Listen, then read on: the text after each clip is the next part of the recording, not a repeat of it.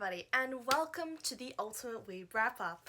This being a mega compilation of all of my Weeb Wrap Ups and Otaku reviews from the last 11 months. I can't say 12 because December's is coming out December 31st to January 1st because I made an oopsie and I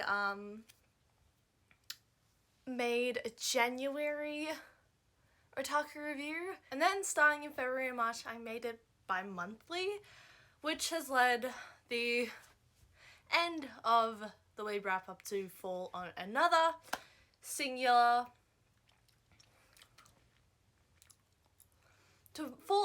month that is singular, which you will see in this video, as I did also read quite a bit in January, which is where we'll start this video. Today I am the queen of cows.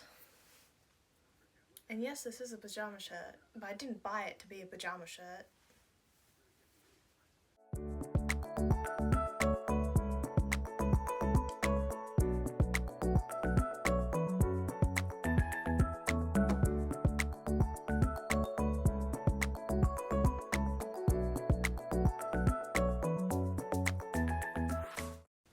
Hello everybody, my name is Brooklyn, otherwise known as the Dramatic Otaku, and today we are once again going through this. If you are new to my channel, you would not know that in the past I have done two videos on me rearranging my manga shelves. I did two different types of manga shelf rearranging videos. One of them was an actual manga review and the other one was me testing out a microphone. Now, why are we here today? Well, today is also technically a manga review, but that is because in the month of January, I have read so much fucking manga and I want to talk about it because, as you can see, I have no space in parts of my shelves. I've bought new manga and they're much bigger, thicker manga than all my other stuff. They are comparable to my Junji Ito novels, so I want to rearrange my manga shelves. I also want to rearrange this shelf down here, which is all DVDs that I haven't actually touched really.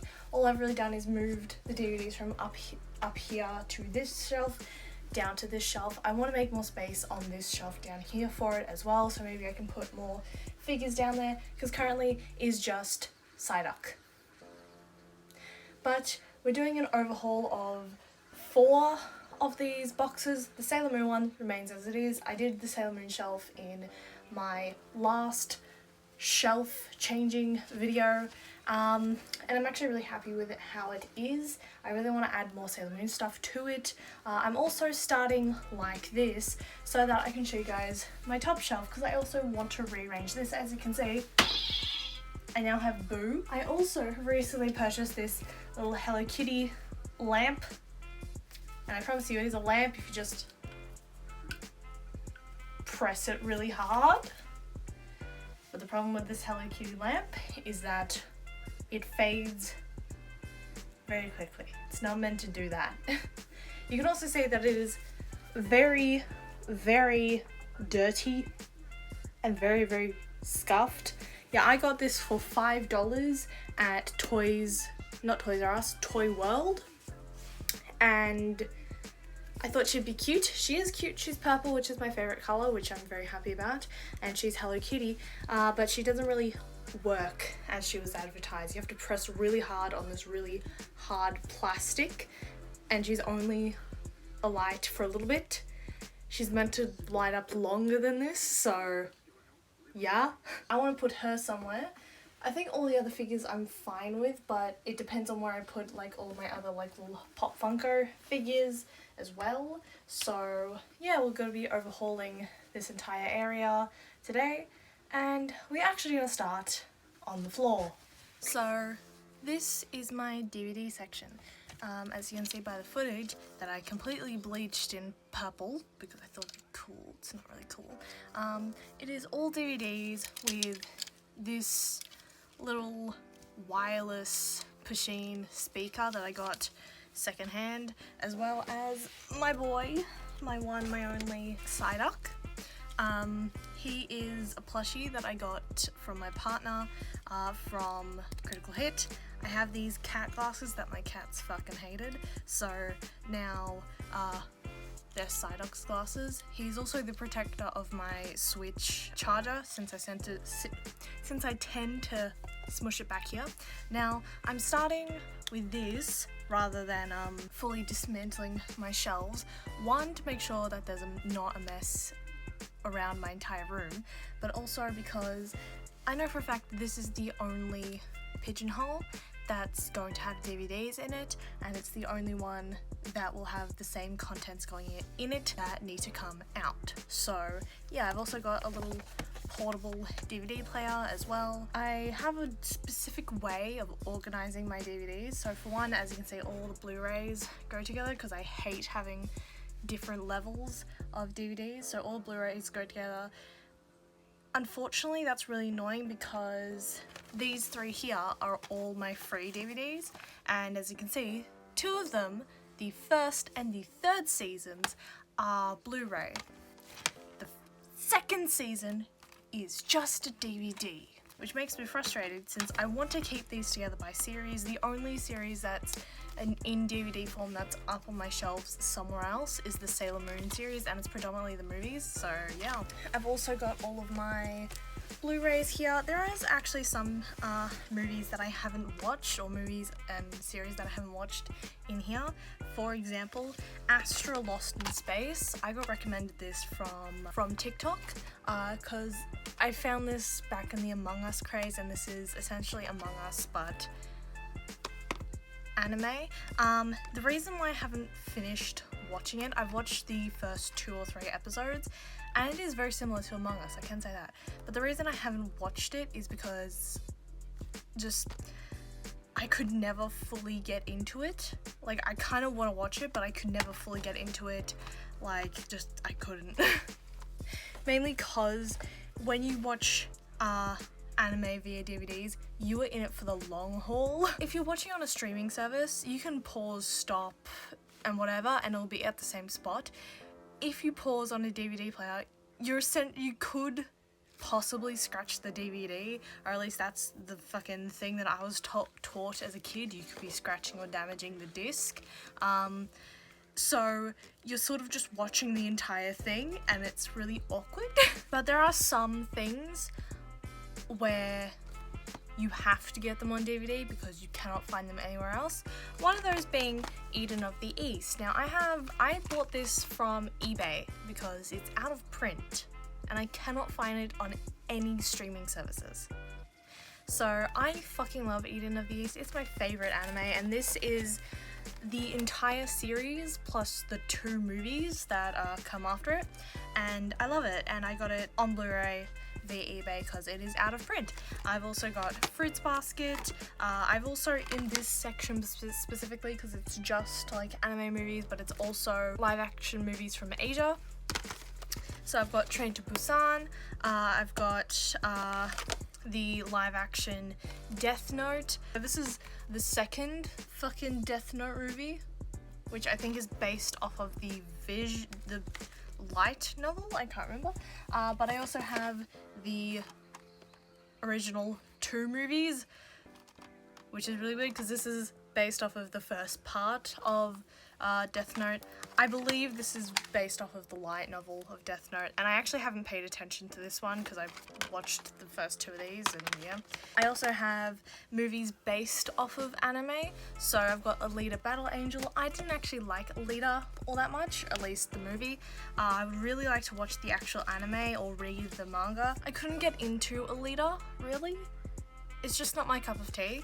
I also have Garden of Words, as well as Kiss Him Not Me. I have made a small review about Kiss Him Not Me.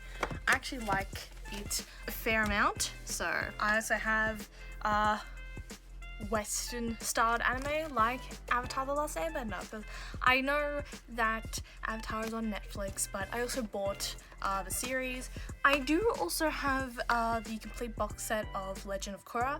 I personally do not like Legend of Korra at all. I couldn't get into it. It is nothing like Avatar: The Last Airbender. So I also have the 2 My Hero Academia movies. When the third one comes out, I'll inevitably get that one as well. Next, we get into predominantly movies. In fact, the only series that there are is Noragami and My Love Story, because just based on anxiety, if there's something on TV that is making me anxious, and if it's an advertisement, it'll be there for a couple of weeks or a couple of days or something like that, especially if it's for a movie.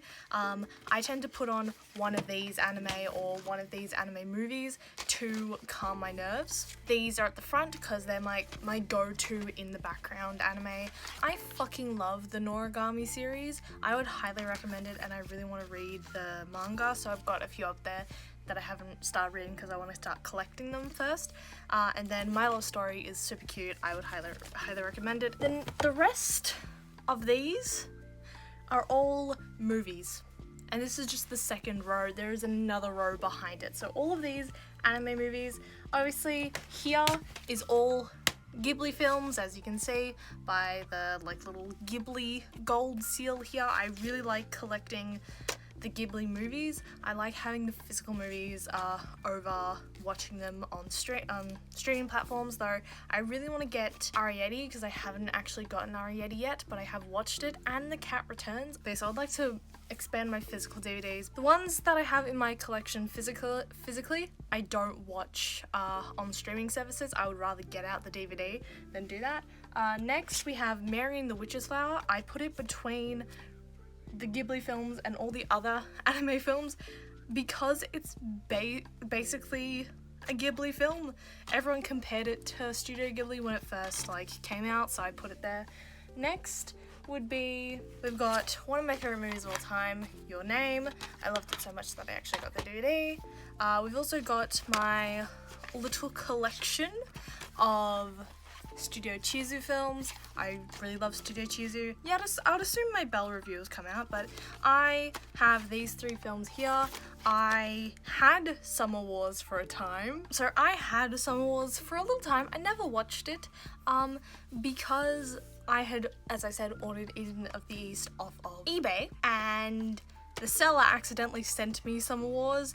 I had to send it back to get Eden of the East, and that's actually how I got Garden of Words, because as an apology for sending the wrong film, they sent me Eden of the East and Garden of Words, so I got a free anime out of it.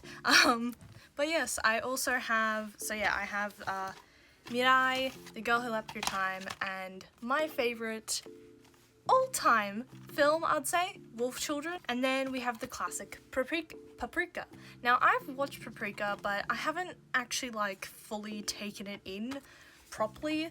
I just haven't been in the right headspace to fully watch it properly. But I have watched a decent amount of it, so yeah. Detective Pikachu, which is obviously based off of a game. And I also have Parasite, which I fucking love this film. It is so good. Next would be my anime adaptions or live actions. We've got Tokyo Ghoul with JoJo's Bizarre Adventure. You have seen this if you are not new to my channel, if you've watched all of my videos for a while, which why would have you? I have watched this. I thought Diamond is Unbreakable is a great it's a good movie.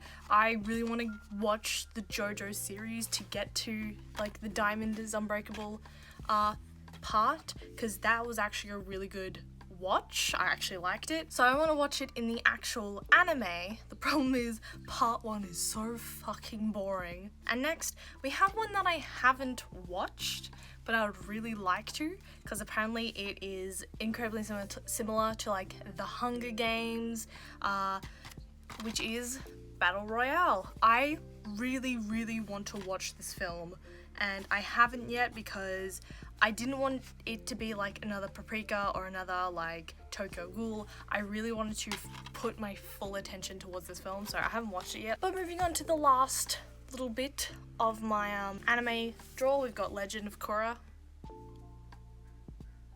Yep, we also have the entire series, almost the entire series. I'm literally missing season 4 and 7 of Hetalia.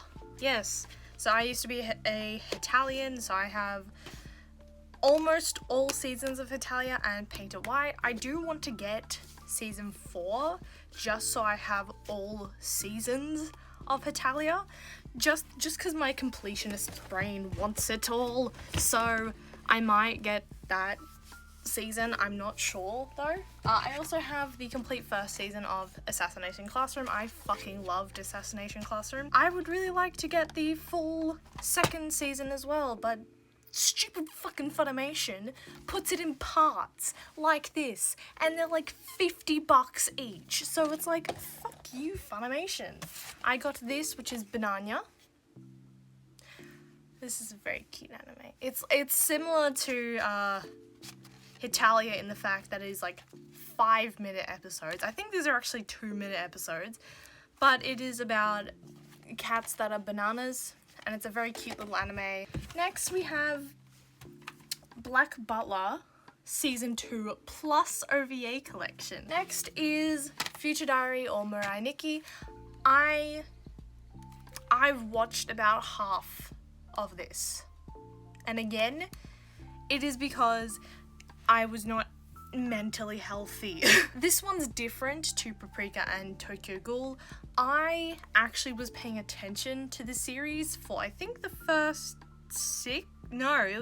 12 episodes I think I was paying attention. However, this was back in year 11 that I started watching this, which was 2018, and the reason I was not mentally healthy is because I was severely stressed. Like, I was stressed to the point of having panic attacks, so my mum forced me to stay home and to watch something, so I started watching Mirai Nikki, and then I switched over to Wolf Children because I was like, fuck this, I want to watch something and cry. Next we also have The Melancholy of Haruhi Suzumiya. Now, so I bought this, it's the full collection of The Melancholy of Haruhi Suzumiya, and I bought it because it has season 1, season 2, and the movie. Now, if you know me and you are not new to this channel, I fucking love the movie because it inspired my favorite anime, The Disappearance of Nagato Yuki. I fucking love this anime so much, and it is essentially a derivative of The Melancholy of Haruhi Suzumiya. It is also derived off of the film, or the arc that the film is based off of, and I loved that film so much as I essentially loved the first season, but I prefer this series because it is incredibly similar to the film. It's the same premise essentially, but it's from Nagato Yuki's not point of view because it is this world's set of characters, but it is incredibly similar essentially. Next is, I have the full first season and second season of Haikyuu on DVD. This is what helped me get back into Haikyuu. Not a lot to say. It's Haikyuu. I fucking love Haikyuu. I love it so much. All the characters are funny. I love it. And the last anime thing is another collection. It is season 1, season 2, and the movie of K-On! Now, I love K-On! It is so very cute. It is essentially one of the first anime that I watched, and it is so weird and wonderful, and I love it. But yes, so we're going to get into restocking this little shelf. Okay, so I'm going to move you guys, and we're going to do this together. So now, as you watch me stack all of my shelves, this including the manga ones, as I didn't exactly record myself dismantling the manga shelves, I will be now doing my manga review for all of the manga that I read in January of 2022, because holy shit, is there a lot of it. First that I read in January was Natsume's Book of Friends, volume 1 through 3. This technically is a reread of the series. I started Natsume's Book of Friends back in high school and only got to the second volume back then. I got the first 3 volumes as well as 9 and 10, so I need 4 through 8, and decided to finally read them. It's a really good series. It's kind of like Noragami, if Noragami was a slice of life anime instead of like an action comedy. But yeah, I think it's really cool. I really want to get the rest of the series, and I totally recommend it. Kaguya-sama Lover's War, volume 20. Now, I don't need to say anything about Kaguya-sama. I did just release 2 videos about the series, so I ordered volume 20 and 21, 20 arrived, I smashed through it, and I need volume 21 now. Whisper Me a Love Song, volume 1. So I noticed this in Dimmix and picked it up seeing that it looked super cute. I mean, who wouldn't want to read a girl's love story?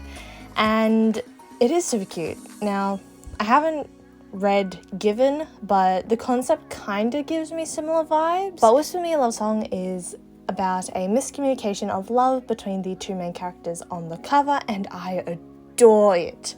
I would highly recommend and intend on picking up the second volume. Yakuza Lover. Why is it spicy? Now, the last thing I expected from the series was for it to be smutty, but holy shit is it. So I bought volume 2, because I couldn't help myself and I may buy volume 3 as well. I don't know. It was a welcomed surprise, certainly. There isn't a whole lot plot-wise, personally. Yuri is a very headstrong girl who has her romantic and sexual awakening when she meets Oya, the Yakuza boss, and things escalate from there. There is a plot point of Yuri being terrified that this meeting between her and Oya will be their last, but not gonna lie, I don't know why I'm still reading the series. I am oddly drawn to it, probably because this is the first manga that I've read with straight smut in it, and it intrigues me. Inuyasha Big Volume 1. Finishing the Mermaid Saga series really kicked my ass into gear for wanting to read more Rumiko Takahashi books, especially Inuyasha. Now, the only way I can read Inuyasha easily is through these big volumes, which are like $30 to $40 each. So I won't be getting them all immediately, but I am really excited and really want to continue to read the series, because the first 3 volumes, which are in this big volume, fucking slap.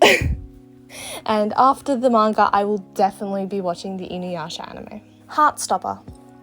Okay, not a manga technically, but a graphic novel, so it still counts. Heartstopper is so fucking cute, and I desperately want to read the next 3 volumes. Apparently it's also getting turned into a Netflix show, so I can't wait for that. It's just a cute and fluffy romance story that I absolutely fucking adore. So yeah, Attack on Titan Volume 2 and 3. Again, I don't really need to say anything or expand on my love for AOT, but I wanted to read the manga this year, so that's what I'm doing. Dekoboko Sugar Days. This one is actually a long-awaited purchase for me.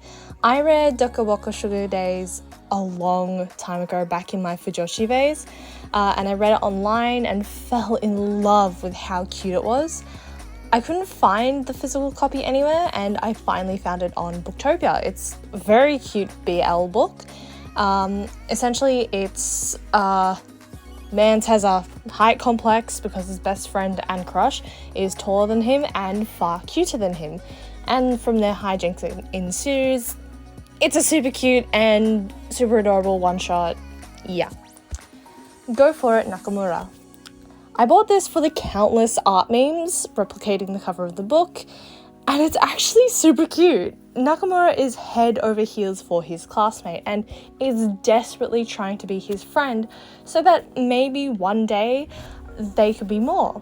It's a super cute little story, and it's mainly Nakamura trying to be friends with his classmate. I definitely recommend this for those who are interested in the art meme. But yeah, it's super adorable. Revolutionary Girl Utena, the box set, and After the Revolution. Initially, I bought After the Revolution first because it had caught my eye. I'd wanted to read Utena for a while, and when I noticed the After the Revolution book in store, I decided to get it. That is then when I realized it was not a volume of the main manga, and that it was actually a conclusion novel, and so I had to actually go and buy the actual series. Personally, I really liked it. It's definitely not what I expected, and I want to say I could do without the sexual tension between Anthe and her brother. Why? Like, I get he's not actually, but he also is at the same time, and it's like, that ending really confused me. But even in the confusing as fuck side stories or conclusion stories that had an altered universe, I could do without the sexual tension part. Also, the ending of Utena, the main plot, fucking ripped out my heart. But the side stories and alternate universe stories and after the revolution really confused me because it doesn't seem like it fits into the main plot of Revolutionary Girl Utena, and yeah, that is my main gripe with this series, but the main plot is actually pretty cool.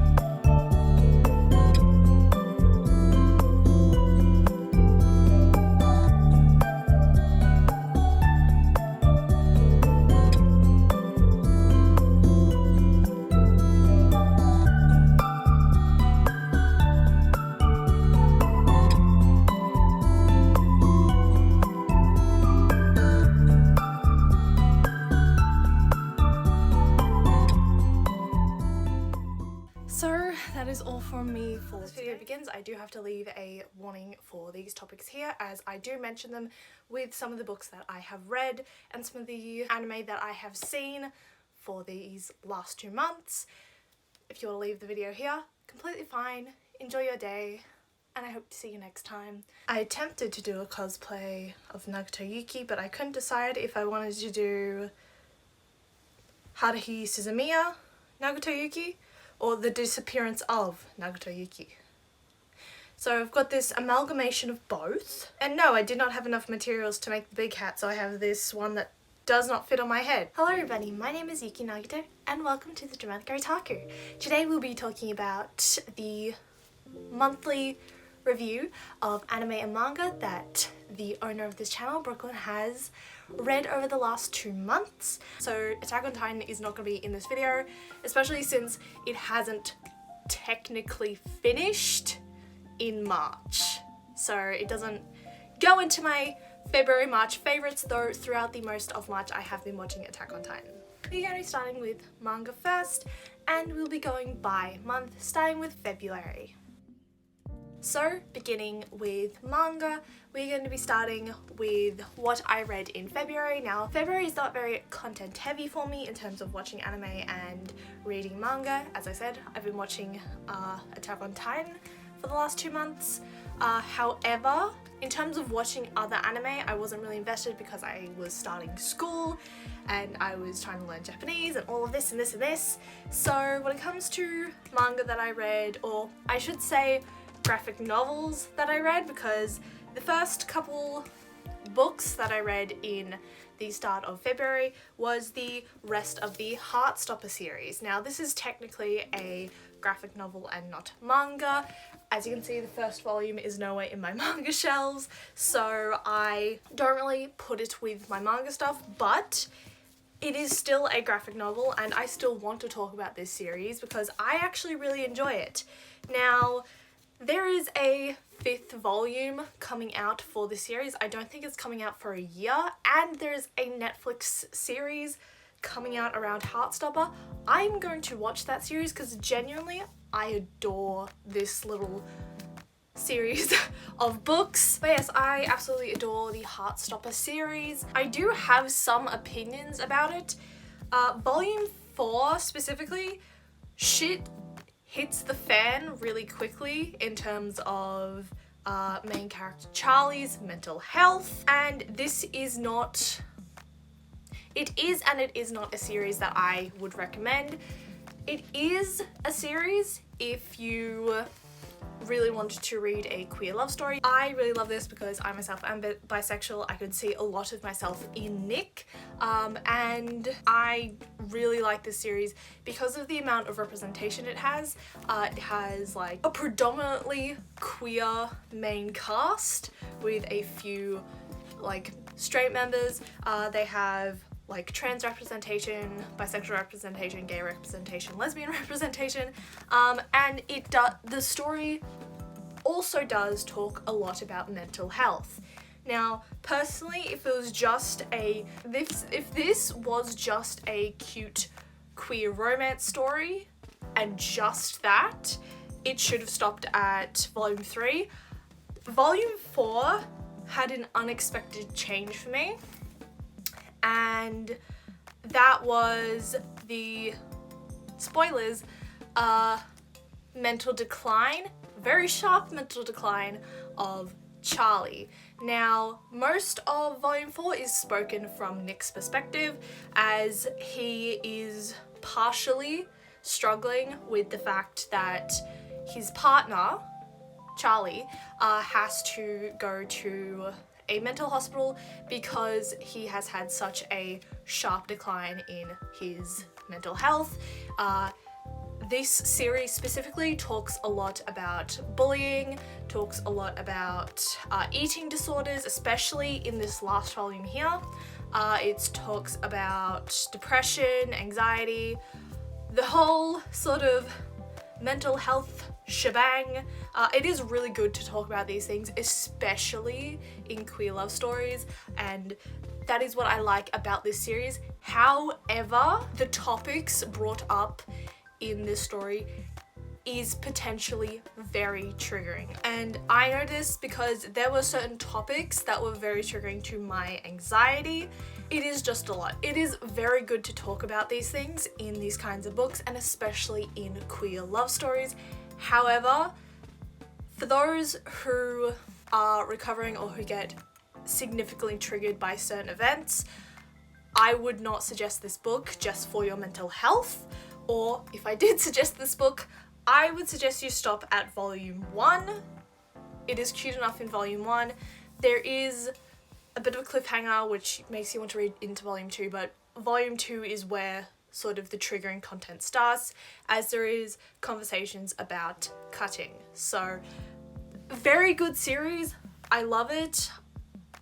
If it's just for the romance element, I really wish it had stopped at volume 3, but I can understand that the author's intentions in trying to talk about mental health in a queer love story and how that's actually really good.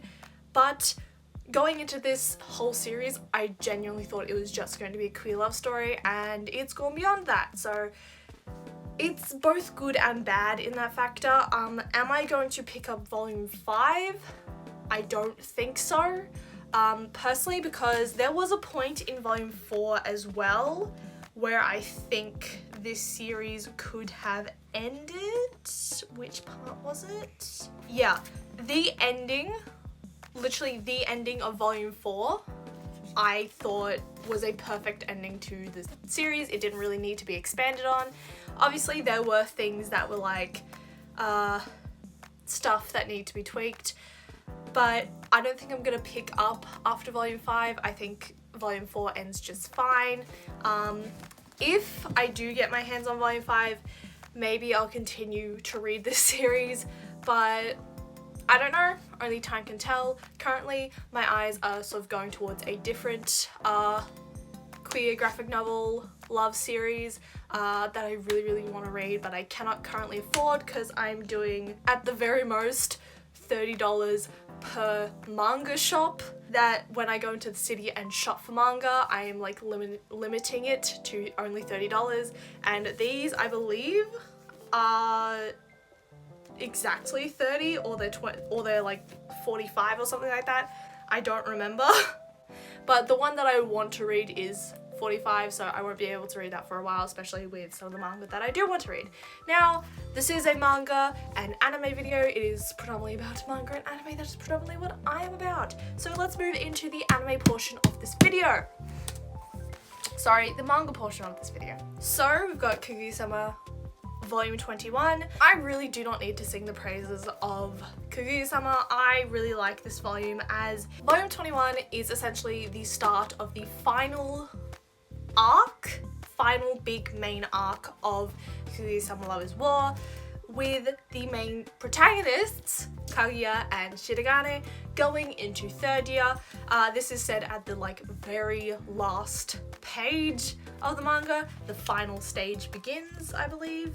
Yeah, it says, and now the story enters the final stage with the entrance of a new character, which it feels a bit late to be bringing in a new character, but I guess that's what they wanted to do. This volume specifically finishes up the story of the last third years. It finishes Ishigami's romance with Tsubame. Spoilers! Tsubame rejects Ishigami, and there is a pretty funny chapter where Ishigami is just all over the place because of it. I really like this volume. It is a bit lackluster compared to volumes past, but it's the end of a big character arc and the start of a new character arc. I think the last main arc of the series that will conclude the series is going to have Miko confess to Ishigami, with Shirogane having to fight this other guy that's appeared at the end. I really don't know why they brought in a new character this late into the manga, to be quite honest. I'll get volume 22. I am particularly just reading this volume by volume that comes out. I may, not gonna lie, start trying to read from this point onwards online instead of via the manga, just because it feels too long between volumes releasing for me to actively want to wait that long. So I may start reading this online and from there just collect the rest of the volumes. So yeah, and speaking of collecting, as you guys may or may not know, I am an avid fan of Junji Ito, and I talked about this book avidly over the last several months, over the last several videos, that being Deserter. Now, as I've mentioned in earlier videos, Deserter is another of the Junji Ito short story collection by Viz Media. It has some of Junji Ito's best works. This one apparently has some of his earlier works in it. And I fucking love this. I don't like it as much as, say, Shiver Smashed, Frankenstein, but I like this a lot more than, say, Love Sickness or Censor. Now, as I said, this was supposed to come out either before Love Sickness or before Censor, and there is a lot in here that stands out compared to those two.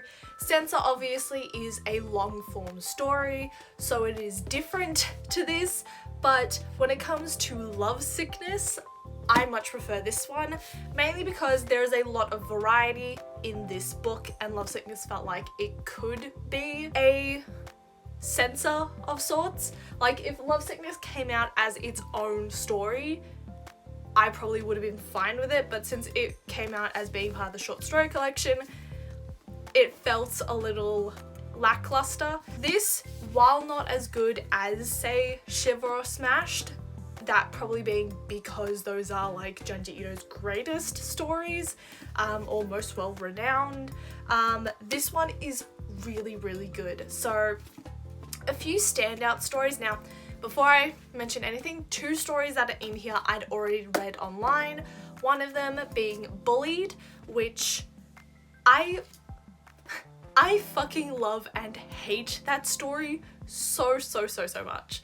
So it is creepy, it is more so unsettling, especially the last panel, as is with most Junji Ito stories. Yeah, it's insane. Bullied feels more like domestic horror than with more of his other works, with some sort of mental instability in the Molly character. But yeah, I love Bullied from this story. Another story that I had actually read beforehand was Scripted Love. Scripted Love isn't as powerful as Bullied. They've put more of the powerful stories towards the end, but Scripted Love is still a bit sinister in a way. Like, this girl is head over heels for this guy that she likes who's an actor. She finds a tape of him acting out lines, I think for her or something like that, and she communicates to that version of him to the point where something happens to him where she can save him from dying, and she chooses not to and falls in love with the version of him on the TV instead. So it is very sinister, that story, and I really, really like it. But out of all the stories in this book, 3 in particular stood out to me, 4 if you include Bullied, that being Where the Sandman Lives, which, wow, that one freaked me out. The Village of the Siren, which is a bit of a trip, personally. I kind of would have liked to see Village of the Siren expanded, but I guess the Village of the Siren expanded would kind of be Uzumaki in a way. They kind of have similar vibes. I didn't like it as much as the rest of the story, but it is a bit of a trip. That's why I sort of ranked it higher up. And the last one that I really, really liked, obviously, is the namesake of this story, Deserter. The twist is very cliche, but worked in such a really good way.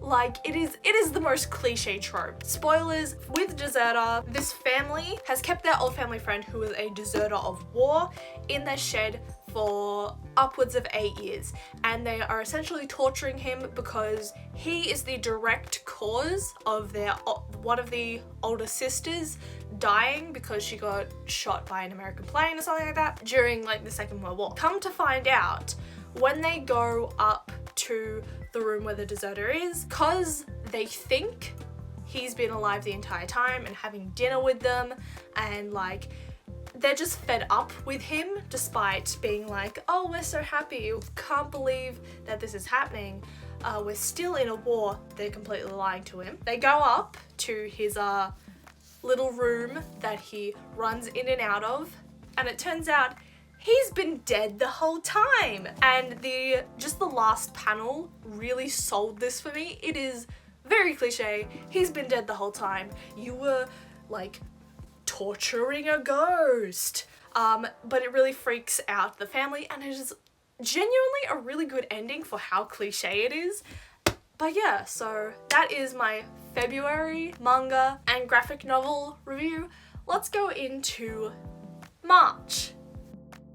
So when it came to March, I sort of had 2 phases.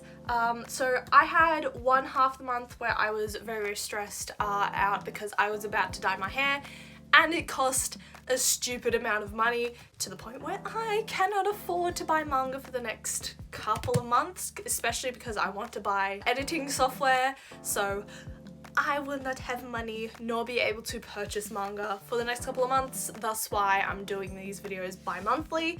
The first half of this month was when I was not spending money and was just reading manga that I hadn't read in my library previously. So to start off is Idle Dreams. Now,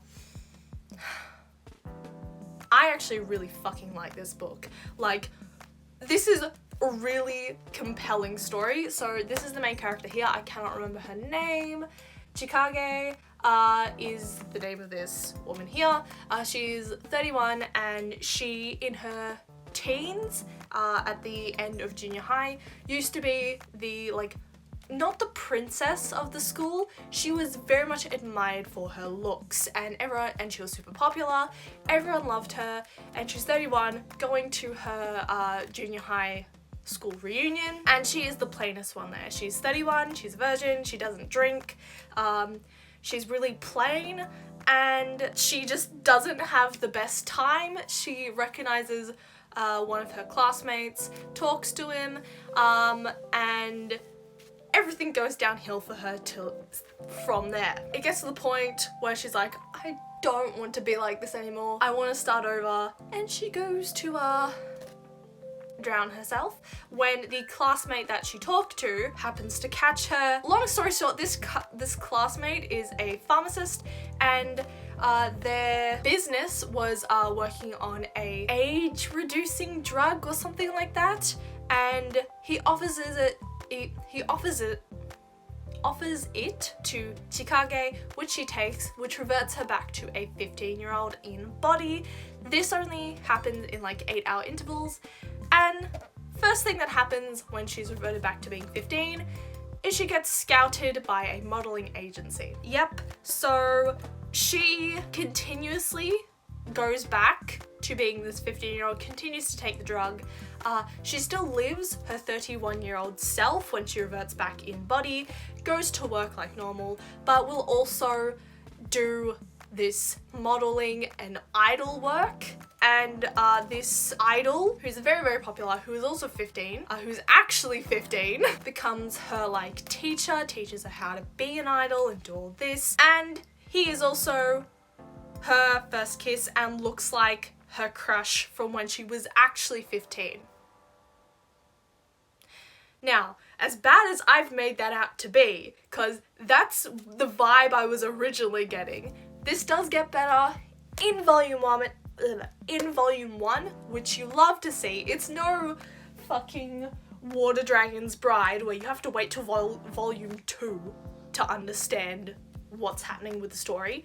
From the vibe that I'm getting from this book, it seems that the 15-year-old idol is going to fall in love with Chikage, yet Chikage is going to fall in love with her her childhood friend that she met at the thing.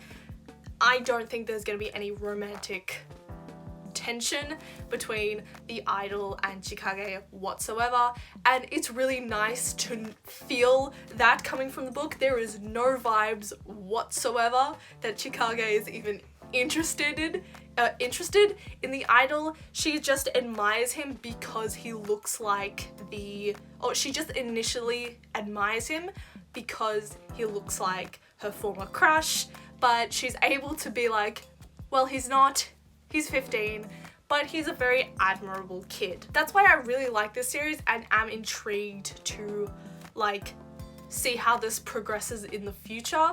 I really want to get the next couple of volumes of Idle Dreams. It seems genuinely like a really good series, and yeah, it is super weird, don't get me wrong, it is super weird, but I like how they've taken the approach of Chikage. Next is Sakura Hime. I'm not all that interested in this book. Now, it very much has the early 2000s art style, like 2008 kind of art style, late 90s, early 2000s, big eyes, very intricate looking eyes, lots of lines in the hair kind of art style. This takes place in, I don't know what period, Heian era. That's when this takes place. Personally, I'm not the biggest fan of this book.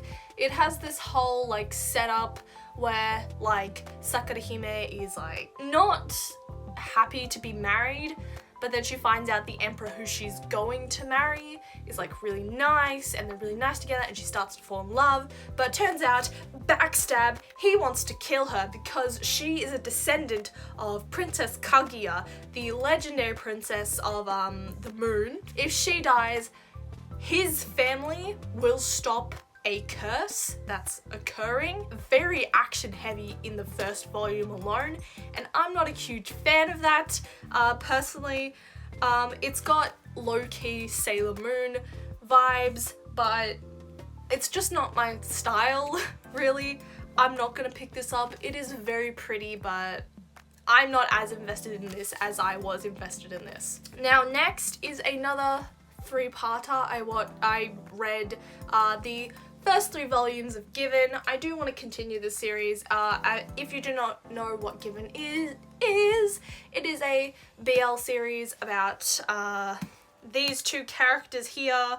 They are in a band together, and it is quite dramatic. It is very slice of lifey. But yeah, I do like this series. I want to continue reading it. Really difficult to get into. The first couple of like chapters were really boring, but the more I got into it, I was more interested. Yeah, there's not a lot to say about Given, because Given is a super popular like story. So going into this second half of March, this is all new manga that I bought, mainly because this is post me dyeing my hair, but also because I sort of needed to read new manga at this point. I was not having good mental health times during this latter half of the month, and reading manga has actually been really helpful for me, so I bought new manga, and we're just gonna start off with Love Me, Love Me Not, Volume 11. This is where the story should have fucking ended. So both couples are now together in the story. So Love Me, Love Me Not as a series is very cute. It is not as good as this author's previous works, such as Our Haru Ride. Our Haru Ride is far superior than this book. This series is really good. The main consensus that like I felt and my friends who have read this story have felt is that by volume 6 there is a lull, like there's a really big lull in the story, and even with the adapted movie, there is a movie, Love Me, Love Me Not, that I have yet to watch but have wanted to watch. It doesn't look as nice as the manga, but I still want to watch it, and I've gotten this consensus across the board that as of volume 6, when the first couple, that being Rio and Yuna, get together, that for most people is where the story should end, because it's really exciting up until that point. There is a huge lull in the series after that point, and that's when the sort of arc of where Akari and Kazu are having their arc of getting together, and there's a lot of like miscommunication. There's a bit about like Akari and Rio's parents possibly getting a divorce, and that meaning, well, will Akari have to move away? Will Rio stay? Who knows? There's a lot of that in the latter half of the series, and yeah, across the board, friends that I've talked with who are into the series have said after Rio and Yuna got together, it's very boring. The movie is apparently very, very similar, where after Rio and Yuna get together, there is a huge lull because they're trying to wrap up Akari and Kazu's love story. And in volume 11, Akari and Kazu get together. This should be the volume where it fucking ends. There is a to be continued because there's the threat that Akari and Rio have to move. They fully, in this volume alone, solve Akari and Rio's parents' dispute with each other, so they're not getting a divorce. Akari and Kazu get together, so happy ending for all. Oh, except because Akari's father is working, they may have to move, and thus there is another fucking volume coming out. And I'm not even stressing this because this says to be continued. The fucking series should have ended with this book. This would have been just a satisfying ending. But no, they have to continue this series. Why? Why does the series have to continue? This is a fine enough ending. This is my problem with Heartstopper, like, amplified. Like, I was just a little off with how Heartstopper is continuing when I think it should have ended. Whereas with this, like, but with Heartstopper, I can see why it is continually going. They're talking more about mental health and queer relationships.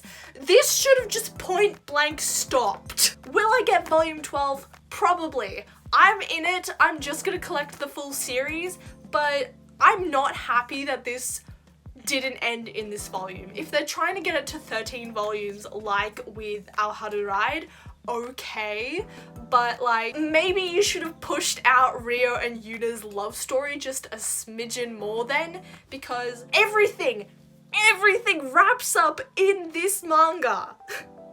Why do we need more volumes? Why do we need another plot? that is my census on Love Me Not volume 11. It should have ended at volume 11. That is it. So My Love Mix-Up volume 1.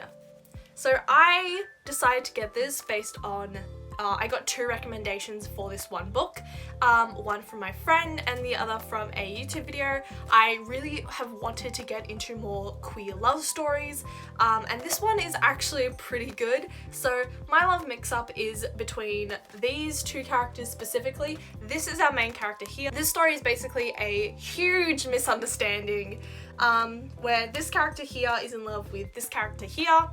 And during a test, she lends him a eraser that has a name on it. Now, he thinks the name on it is his name. Later we find out that she has actually had a different name on the eraser, but because she's been using the eraser, the first letter was rubbed out. To put it this way, she lends him the eraser, he lends him the eraser, he thinks he's in love with him, when in actuality he's in love with her. He thinks she's in love with him and that they would be a really good couple. He's open to the idea of falling in love with him. And over the course of him trying to get her to fall in love with him, he starts to fall in love with him. And by the end of the volume, we find out that, spoilers, she is not actually in love with him, whereas he is. We don't get to see what his emotions are for this book, but she is actually in love with his friend who has a very similar name. So this is a very cute, very funny love story, and I really want to continue this. It is really good. It is such an adorable story, and yeah, it's not BL in the traditional sense. Like this has got the shoujo beat tag. It's not by Sublime, and it doesn't have a BL tag on it. It's just genuinely a really cute little story. Highly recommend this. I'd say this, out of all of the manga that I've got today, I would recommend this out of all of them. The recommendations I got for this series, spot on. I love this little book, and I can't wait to continue the rest of this series in particular. Yakuza Lover Volume 3. It's still spicy. This book is just my, like, guilty pleasure book, really. That's what Yakuza Lover is for me. Not a lot to say. I would suggest watching my January review for Yakuza Lover to, like, understand what I think about this book. Volume 1 of Urusei Yatsura. Yes, I found where I can get this book. And I genuinely really like this book. It is difficult to start on. Like the first couple of chapters are really difficult to read. It's a very repetitive series.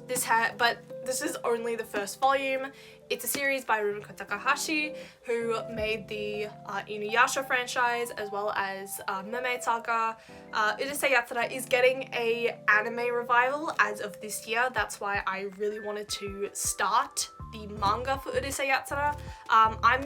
No matter what, I'm going to watch the anime. I'm not going to wait till I've got the full series of Urusei Yatsura to watch the anime. I'm going to watch the anime regardless, but I thought it'd be just a good idea to actually start Urusei Yatsura. You may see a lot more of this in my next few reviews for the next couple of months, as this costs like $28, which is cheap compared to the likes of fucking Inuyasha, which is like $40 for something the same fucking size. Then again, this is in less demand and also was like from the 70s, so it's a slightly less well known despite it being one of Rumiko Takahashi's biggest works. This is the story that essentially launched Rumiko Takahashi into stardom as a mangaka. So yeah, I really like this series, especially towards the end of the book as the stories begin to get more convoluted. It is essentially a lot of like little short stories threaded together by one plotline. So Ataru Moroboshi is extremely unlucky. He was born on an unlucky day under an unlucky star and just has the worst luck humanly possible. And on a specific day, he is chosen to be a representative of Earth in a battle of tag, because if he loses, the Earth will belong to the ogre race of whatever planet the ogres are from. Lum is an ogre, and he has to go up against Lum. This battle of tag goes for several days, and on the just before the last day of tag, Moriboshi's girlfriend says, "If you win, I will marry you." Moriboshi is then super excited because he's like, yes, I'm gonna marry my girlfriend. My girlfriend's gonna stay by me forever, despite the fact that he is an insane womanizer. But he goes through that entire day shouting marriage, because that is all on his mind. At the end, when he does actually catch Lum, shouts once again, "I'm getting married," or marriage.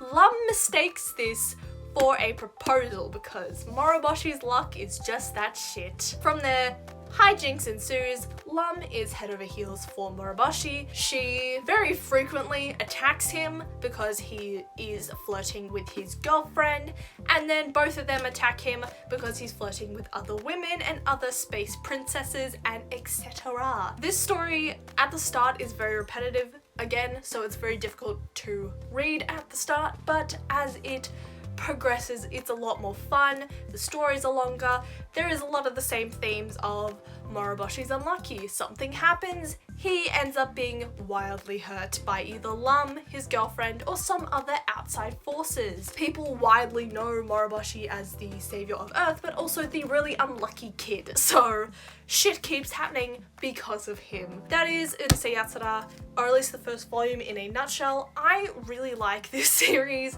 and can't wait for the anime and cannot wait to get my hands on more volumes. So yeah, I forgot one!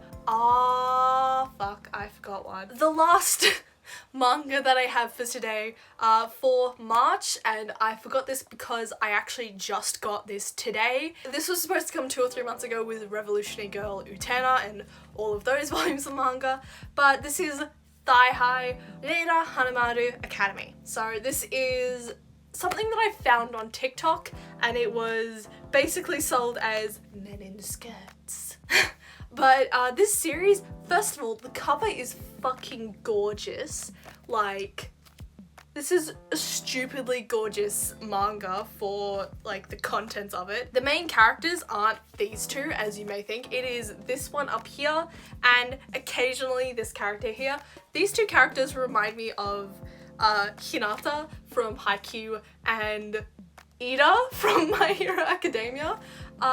But this story is essentially about this character here and how they try to maneuver through school, trying to understand the popularity of certain clothing, how they, as the class representative, are so unpopular. This is a story about an all-boys school, about a bunch of boys who wear skirts to school and wear more feminine clothing. They wear like bras and panties. It's essentially the cliches of teenage girls in anime, but applied to teenage boys. These two are bait. For people who like, want to pick up the book. It's barely about these two here.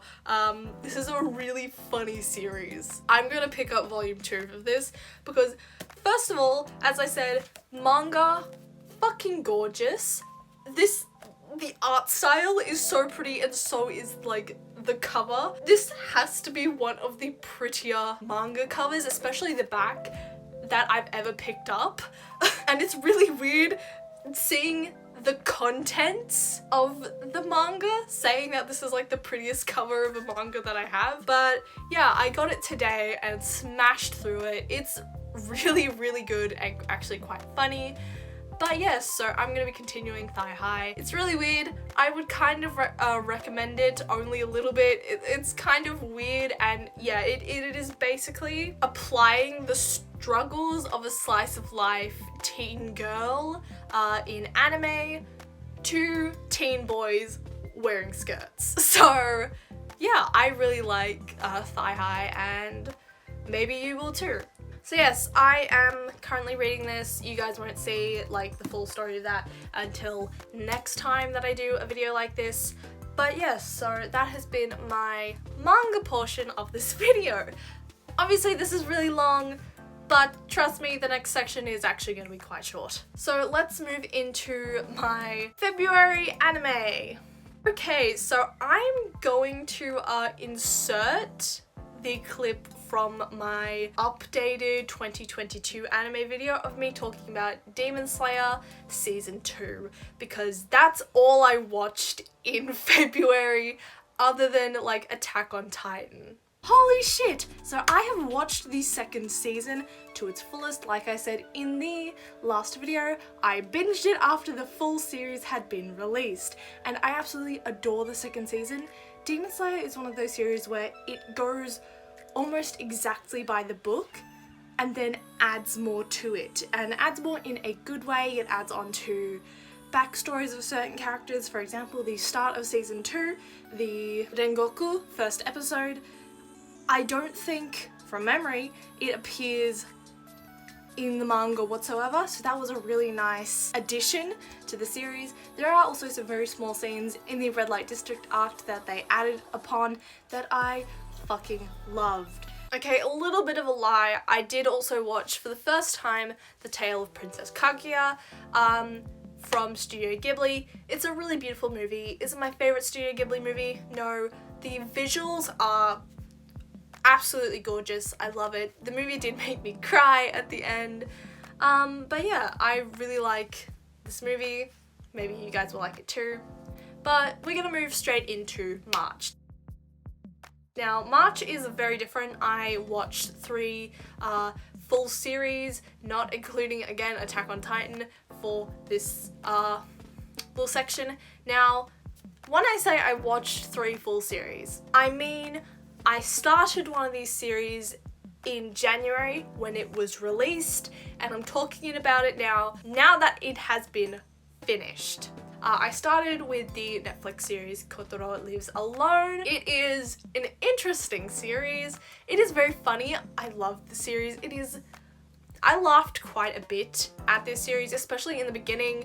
It is about this young boy who's probably no older than 5, Kotoro, and as the title states, he lives alone. And the story goes through hijinks of him living alone, trying to be an adult, despite being only 4 or 5 years old. Now, this series does talk about abusive parents. It talks about a child having been put in a foster home or a care home because his mother has passed away and his father is abusive, to the point where he has a restraining order where he cannot see his son. It is that bad in the series. It gets very heavy towards the end of the series, but it makes the story that much more interesting and compelling. I binged this series in 3 days, and as much as there are light-hearted portions, there are also very depressing portions and semi-triggering portions in this anime. Yeah, I would partially recommend it, partially not. Sleepy Princess in the Demon Castle. So this was another recommendation from TikTok. I fucking love this series. It is a comedy series. I binged it in a day because I was doing assignment work, so I just needed to do it. Again, this was around the time where I was having a really tough time mentally, and this anime made me feel so much better because it is so fucking funny. I love it. There is, as with all sort of slice of life comedy anime that has got a fantasy twist on it, there is a bit of a lull towards the end of the series. I really wish they'd ended the series a little differently, and I kind of wish there was a romance element to this series. Realistically, it doesn't need it. It is very, very funny, very, very cute. The main character is so adorable. I love her. I would highly recommend Sleepy Princess in the Demon Castle. So I watched Sleepy Princess in the Demon Castle on Crunchyroll. It had just been moved over from Funimation, and the thing with Sleepy Princess in the Demon Castle, because I was doing an assignment, I watched most of it in English and watched 3 or 4 episodes in Japanese. Honestly, the English dub is just fucking fantastic. Half of the lines sound improv and it works in the favor of the English dub. Like I read the subtitles for the Japanese version and it didn't hit as hard as the English dub does in terms of comedy. So if you're going to watch this series and you're an English speaker, watch the English dub. It is so fucking funny. It is fantastic. So I really love the series. I would highly, highly, highly recommend it. It is so fucking funny. And if you're an English speaker, I would highly recommend watching this in the English dub. It is genuinely really funny. Now, speaking on parody of the fantasy and like video game genre and the saving a princess from a tower genre, we are going to talk about a anime that I had been interested in my original 2022 upcoming anime video, that being Fantasy Bishoujo Juriku Oji-san to, or Boring Bitch turns into a total fantasy knockout featuring old but hot man who has issues with women and they're transported into a fantasy world. That's not the actual title, but I am too lazy to remember what the English title is. This is definitely meant to be a parody of the genre, but it takes itself a little too seriously towards the end of the series.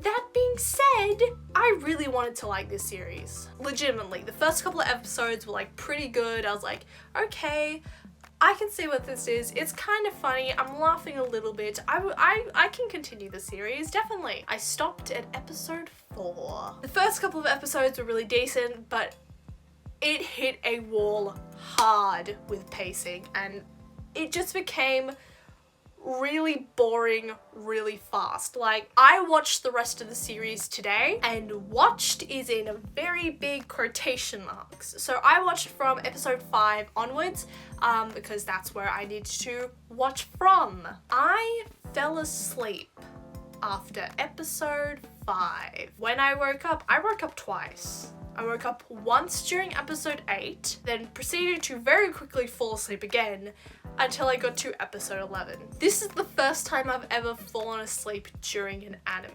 The thing with this anime, I have absolutely no intention of rewatching this anime. I personally didn't enjoy it after episode 4.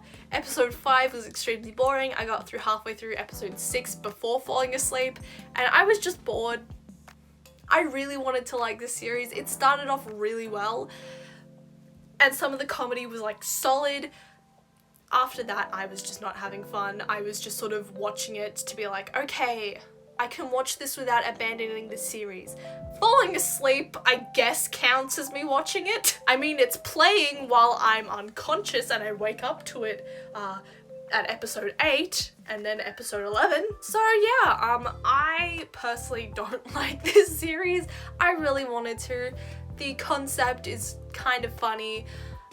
Genuinely, I think it started taking itself a little too seriously. It should have sort of continuously just made fun of itself, personally, because it definitely gives off parody of the traveling into another world genre, and if it wasn't that, then I've clearly misinterpreted the meaning of the anime, and it's meant to just be a fantasy comedy.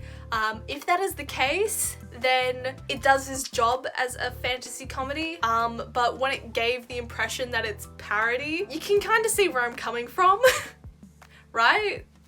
So yeah, I really wanted to like the series, but I just couldn't. It got very boring and mediocre very, very quickly.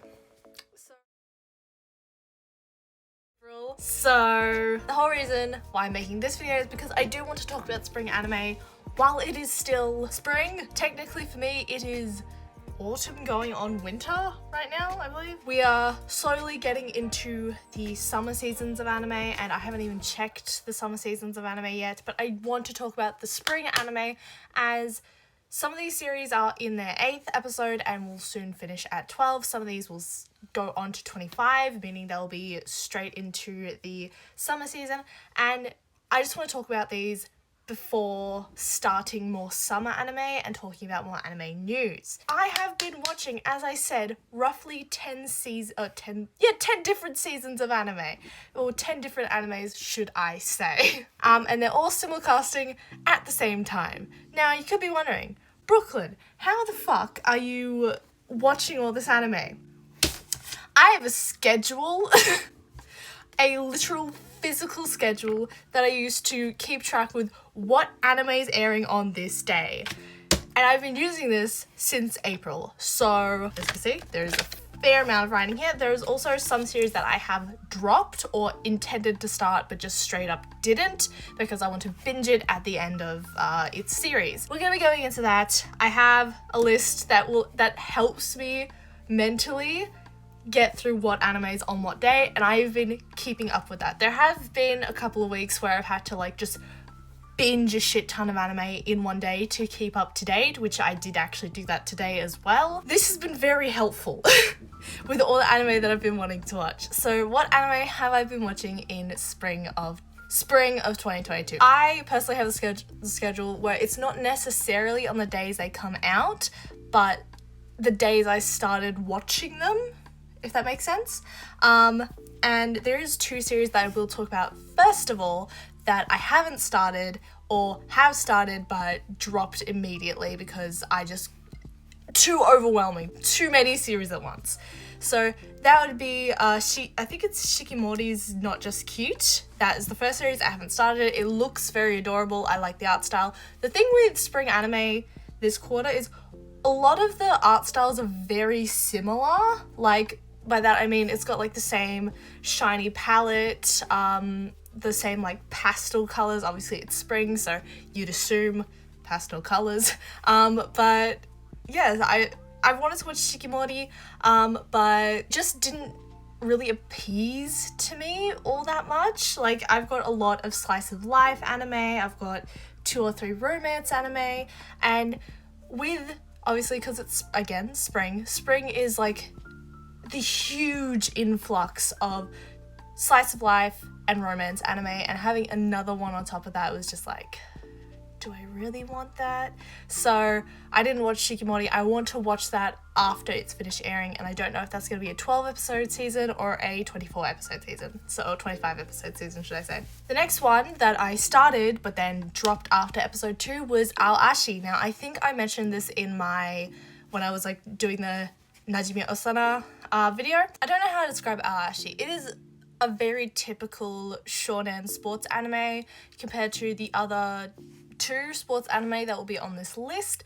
Aoashi it seems to be on like the same level as Haikyuu, but personally for a spring anime, it was too sort of in your face for me. I figured it would be better maybe as a summer anime. I will also talk about how certain animes are doing in regards to each other based on if they would survive outside of spring anime season, but Aoashi I really think could have been a summer anime as well.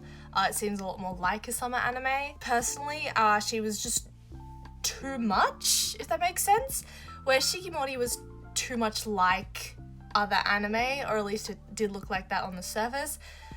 Aoashi was just too much energy for me going into the season. It also started very late into the season, so I didn't want to start really watching it at this point in time, so I dropped it. Now, speaking of anime that started too late into the season, finally Netflix is starting to release Komi-san. Now, I did finally realize why Komi-san started so late into the season, and it was because giving us extra time for the dub to be released as well, alongside the sub for Komi-san. Obviously it's Netflix and I have Australian Netflix, so it's not immediately gonna be released to everyone. It's gonna need to be released with an English dub for it to be released to Australian Netflix, kind of obviously. Especially since it's a Netflix original and not a outsourced from another place and put on Netflix necessarily, if that makes sense. So the reason why Komi-san started so late for me is because it needed the English dub to go with it to be put on Netflix for me. But so I started watching Komi-san. It's great so far. I love it. I'm only on like episode 3 or 4 of season 2. So, and yeah, it started pretty late in the season. It started at the end of April, unlike all of the other anime that I'll be talking about today, which started in the first week of April. So I'm only on episode 3 or 4 of season 2. It's very good so far. An unfortunate side effect of me watching Komi-san, understanding that Najimi Osana is a pun as a name and cosplaying Najimi Osana more than once, is the fact anytime I'm watching fucking Tomodachi Game and I hear childhood friends, which is Najimi Osana, or Osana Najimi should I fucking say, Osana Najimi, I'm just... I cannot unsee that child in my head. I cannot unsee Najimi every time I hear it. And there is a surprising amount of times it is said throughout spring anime in total, but in Tomodachi Game in general, oh my god. So yes, Tomodachi Game. I'm gonna struggle with saying Tomodachi Game as much as I am. Okay, so Tomodachi Game. Now, I do reckon I'm going to get a little bit of hate from the people who are like, diehard, Tomodachi Game is the most underrated anime of this season. It's not. Obviously, with the spring anime season, the top tier, most recognized, well-known, most hyped anime for this season is obviously Spy Family and Kaguya-sama Love is War. Maybe also Shikimori. I've seen Crunchyroll push Shikimori quite a bit, but I've seen this so many times with people saying Tomodachi Game is the underrated anime of this season. It is not. I swear to you God. I've been watching Tomodachi Game. There's apparently a really good manga that goes along with it. I would be interested in reading the Tomodachi Game manga. However, I really just want to get to the end of the season before getting into the manga itself, much like with Spy Family. I will be talking about Spy Family, but not until the end of this video, so you will have to wait until the end of this video to see Spy Family. Anyway, Tomodachi Game. The only reason I bring up the fact that people are saying it's the underrated anime of the season is because I keep somehow finding myself into the highly toxic comments of the Crunchyroll comment section, and just, oh my god. Every single anime that I'm going to talk about has some really toxic people in the comment section. I don't understand why, and I know you guys will probably say, well, why are you in the comments? You don't need to be in the comments. Curiosity killed the cat and satisfaction brought it back. That was my mentality going into the comment section, but there is no satisfaction in the comment section. There was a lot of people saying Tomodachi Game is the underrated anime of the season. Absolutely not. It is one of the biggest anime of the season, from my opinion. Honestly, Tomodachi Game, in general, if you like the likes of, and I know people are gonna get really angry with me if they're really into Tomodachi Game, Squid Game, Danganronpa. If you like those two anime, have liked those two anime, liked the games of Danganronpa, have liked any sort of like group mystery type anime or TV show, give Tomodachi Game a watch, because it really does remind me of that Danganronpa. I would dare even say the Corpse Party games, but not necessarily, not the anime, fuck the Corpse Party anime. The games, maybe, but it does give me that group of, it does give me that kind of vibe that you've been thrown into a game, don't know what the fuck is going on. Unlike with Danganronpa, Corpse Party, and Squid Game, nobody dies thus far from what I know. I'm currently in episode, I believe, 8 of this series. It is very interesting. Honestly, Tomodachi Game is an anime that I really look forward to watching every single week. It's got lots of like twists and turns and mindfucks a lot. Mindfucks aplenty. Personally, I really like this anime. It is very similar to those. If you like those shows, anime, once again, I would give this a watch. It is not underrated whatsoever. I think it's getting the amount of hype that it deserves. It maybe needs a little more hype. I'm sure in like a couple months or a couple years when it's fully released and people are like, oh yeah, I want to watch this. This is a pretty good anime. It will get the hype that it deserves. Honestly, it does feel very similar to, as I mentioned, the shows before, but in a good way. Again, there's no death, there's no gore. There is very suggestive themes in this anime. There is very gratefully a trigger warning at the beginning of one of the episodes. I can't remember which episode it is. There's a lot to this anime. It follows this one guy, Yuichi, and he, along with 4 of his friends, has been dropped in the Tomodachi game. They have to, in this Tomodachi game, eliminate a debt that they've all been given. I think it's 20 million yen from memory. And they have to go through these games, be best friends, trust each other. Obviously that doesn't end up happening, but they have to trust each other, get through the games, and if they win the Tomodachi game, their debt is like completely paid off or something like that. Thus far in the series, they're currently going into the 3rd game, they're halfway through the 3rd game, and Yuichi is not a character you would necessarily expect. Future Diary, that is another anime that is very similar to Tomodachi game in the terms of like the twist, and you don't know the backgrounds of these characters, and everyone's a little bit darker than they seem to be. That's the kind of vibe that's you got going into this anime, right? And Tomodachi game, Yuichi as a character is very interesting because you can tell there's something very fucked about this character.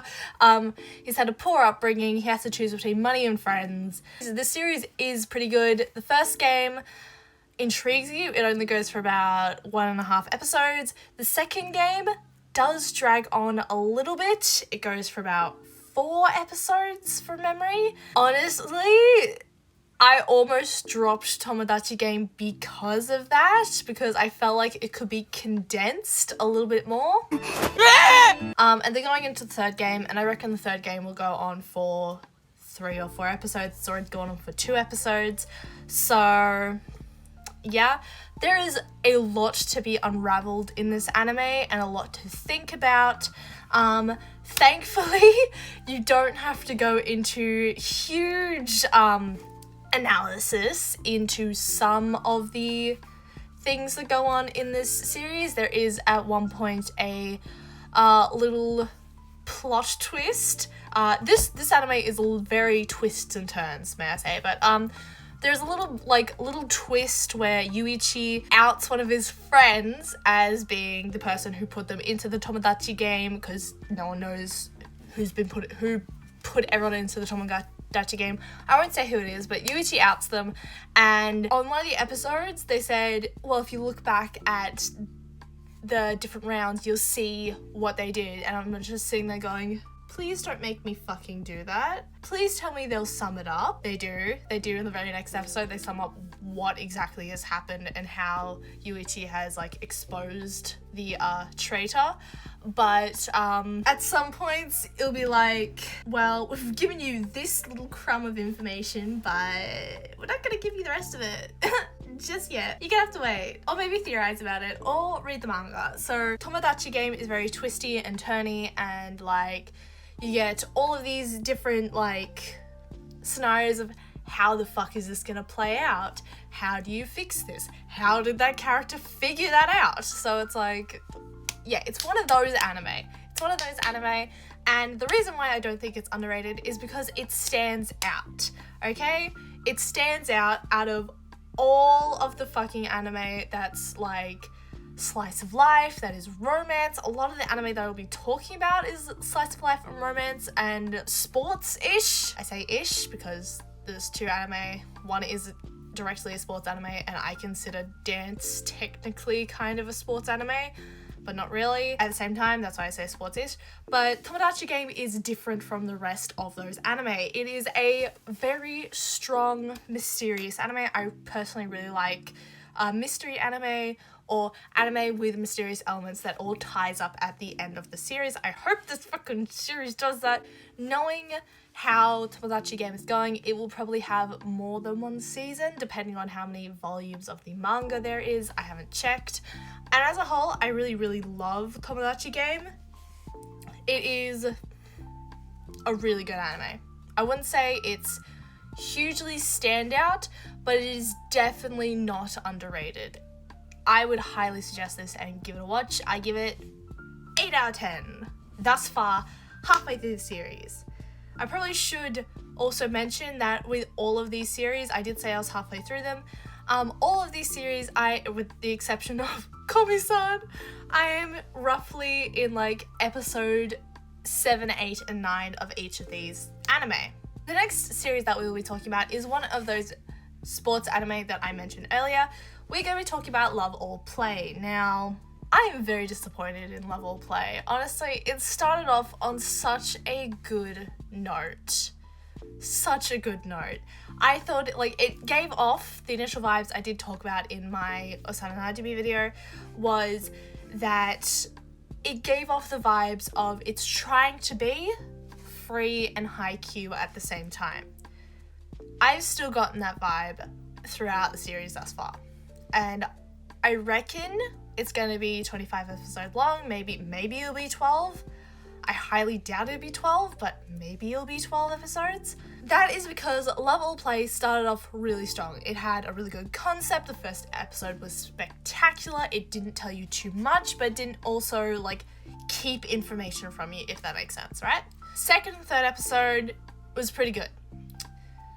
Fourth to 8th episode. Okay, especially the last 2 episodes, being the 8th and the 7th episode, there has just been too many repeating shots and too many repeating scenes. A lot of the action is very freeze.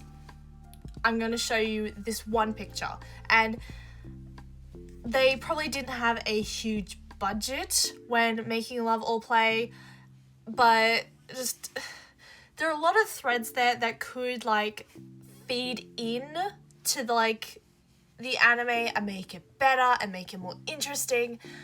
However, there are too many threads and it's getting all tied up in a knot, and it's really, really confusing at some points. There isn't a whole lot where you're meeting the main character.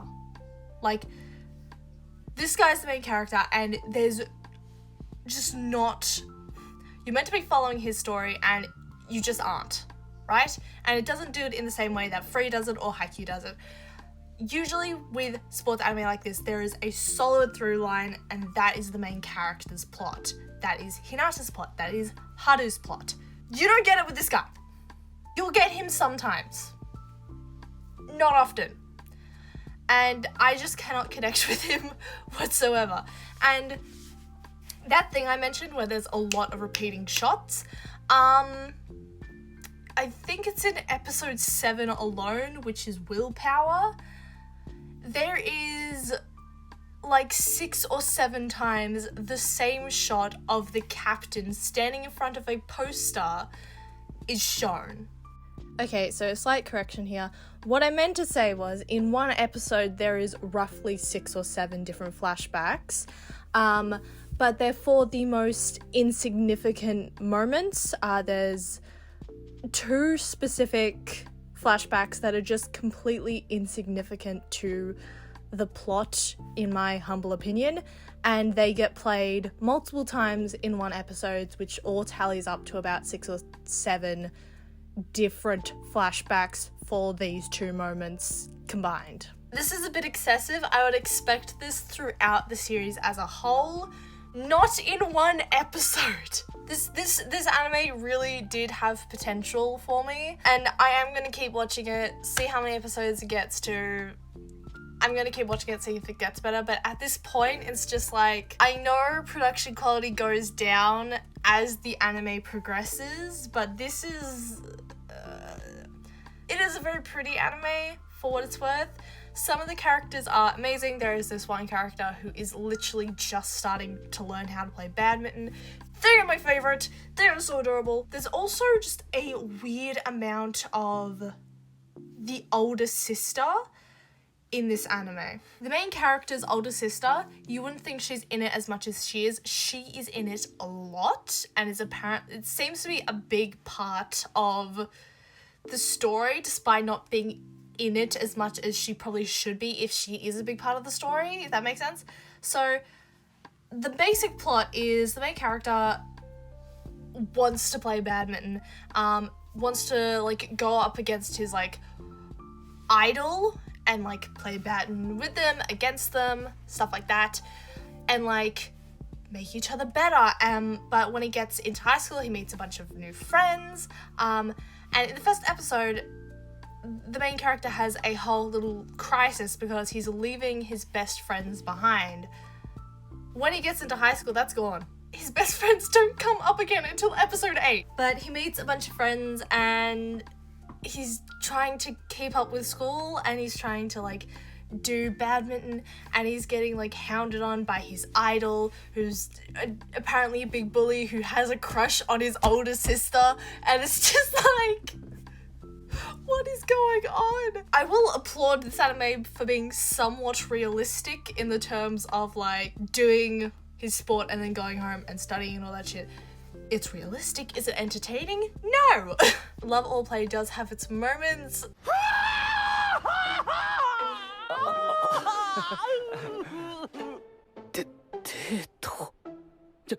じゃあユサさんが泣いてたのってもしかして When it comes to plot-wise, as I said, it's trying to be haiku and free at the same time. It's trying to be free in, I think, like, Haru and Rin's, like, dynamic. One makes the other better. But I'm seeing, like, it's sort of trying to be the Rin Haru kind of dynamic, and it's just not. Like, they're really, really trying to make it Yusa is pushing the main character into, like, being the best he can be. It's not doing that well. The series is not doing that well. Especially when you have another character who's like, hey, I'm here too. I'm good too. Push me forward too. And it's just like, it's too conflicting. Like, I can see how this dynamic would work and can work really well. I've seen it in other sports anime. It's not working that well in this sports anime. If the sports anime goes to 25 episodes, maybe this will be brought on more, but Love All Play is quite disappointing for me. I can see all the threads of a good sports anime there. Truly, it is trying to be free and haiku, and it cannot mesh that dynamic because free is a lot more slice of life based, and haiku is a lot more I will be the best based, right? And it's leaning more onto the side of free, but it still wants to be haiku at the same time. And I will compare it to these two anime because that is the vibe that I'm getting from these two anime. It's not being like Yuri on Ice, it's not being Kuroko no Basket. It's trying to be free and it's trying to be haiku at the same time, and it's just not. Honestly, Love All Play is very, very disappointing, and if I had to give it a score, I'd probably give it a 5 out of 10. It does have its moments where it makes me laugh, and when it does, it's pretty good. I'm not gonna lie. It's pretty good when it makes me laugh. Moving forward with sports anime, since I did talk about Love All Play, maybe I should also talk about this next anime, which I partially consider sports anime as like, because, you know, ballet technically can be considered a form of art or sport. It's physical exercise. I don't know why I consider it a sports anime. It just gives me that vibe in a little bit of a sense. But Dance Dance Dancer really surprised me. If anything, out of all of these, Dance Dance Dancer truly is the underdog of the season, because I always find it difficult to get into Dance Dance Dancer, but when I watch the episode, it's just like, I need more. Like, it's surprisingly really good. Like, it is, I didn't think a show about ballet would be this interesting. And I've done ballet, so I have like slight prior experience to doing dance, and I didn't think Dance Dance Dancer would be all that interesting.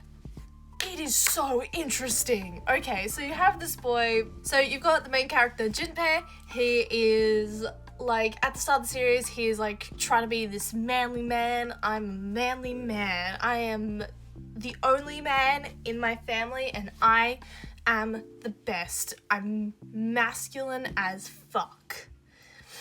And then, some events occur. Apparently, Junpei has always loved ballet and he wanted to be a ballerina, but then his father died and he's like, I have to be the man of the house. I am a man. And Junpei has not been able to connect to him doing ballet and doing stuff like that. It's when this girl, Miyako, who in the start of the series just plays the piano, when she sees Junpei do a flying kick, because he does a martial arts, she sees him do a flying kick and goes, hey, that's a ballet move. Do you want to come dance at my mum's ballet studio? And Junpei at first is like, no, fuck no, absolutely not. But then Miyako's really cute, and Junpei has a big crush on Miyako. So Junpei ends up at the ballet studio. He starts to do dancing in secret, and that's when a competitor comes in, Mori Luo. Luo is Miyako's cousin, and Miyako loves watching Luo dance, and Junpei, super jealous. Okay, so the series as a whole is essentially Junpei and Luo kind of competing to be the best dancer, because as the series progresses, it's no longer Junpei wanting to dance because he wants to impress Miyako.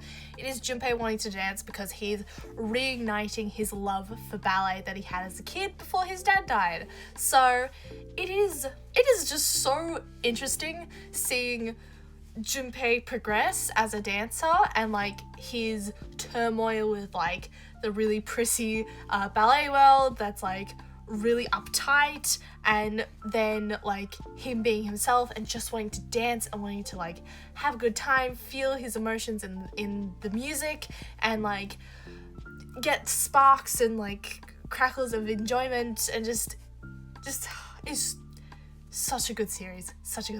And it's something that I love that's been happening in the last couple of episodes is Luo is starting to get more competitive. He started off as this really like uptight, really reserved character, kind of quiet. He was a bit bullied.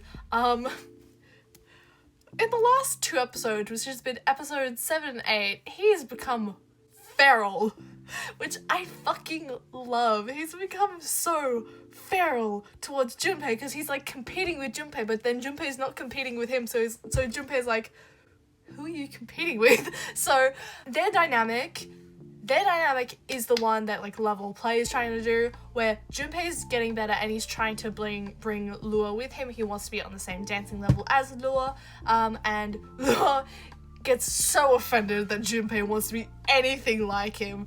It is so funny. And Miyako is a background character who is very important to the plot. She's not necessarily a main character, though she kind of is at the same time, but she's really, really important. So, like, my anime list says that Miyako is one of the main characters. I think she's more so a supporting character that's really, really important. I wouldn't really call her a main character, but she may become more important as the series progressed. In the first couple of episodes, yeah, sure, she was probably a main character, but as they're going into this arc where they're at a summer dance festival, because Junpei fucked up, and now essentially Junpei fucked up.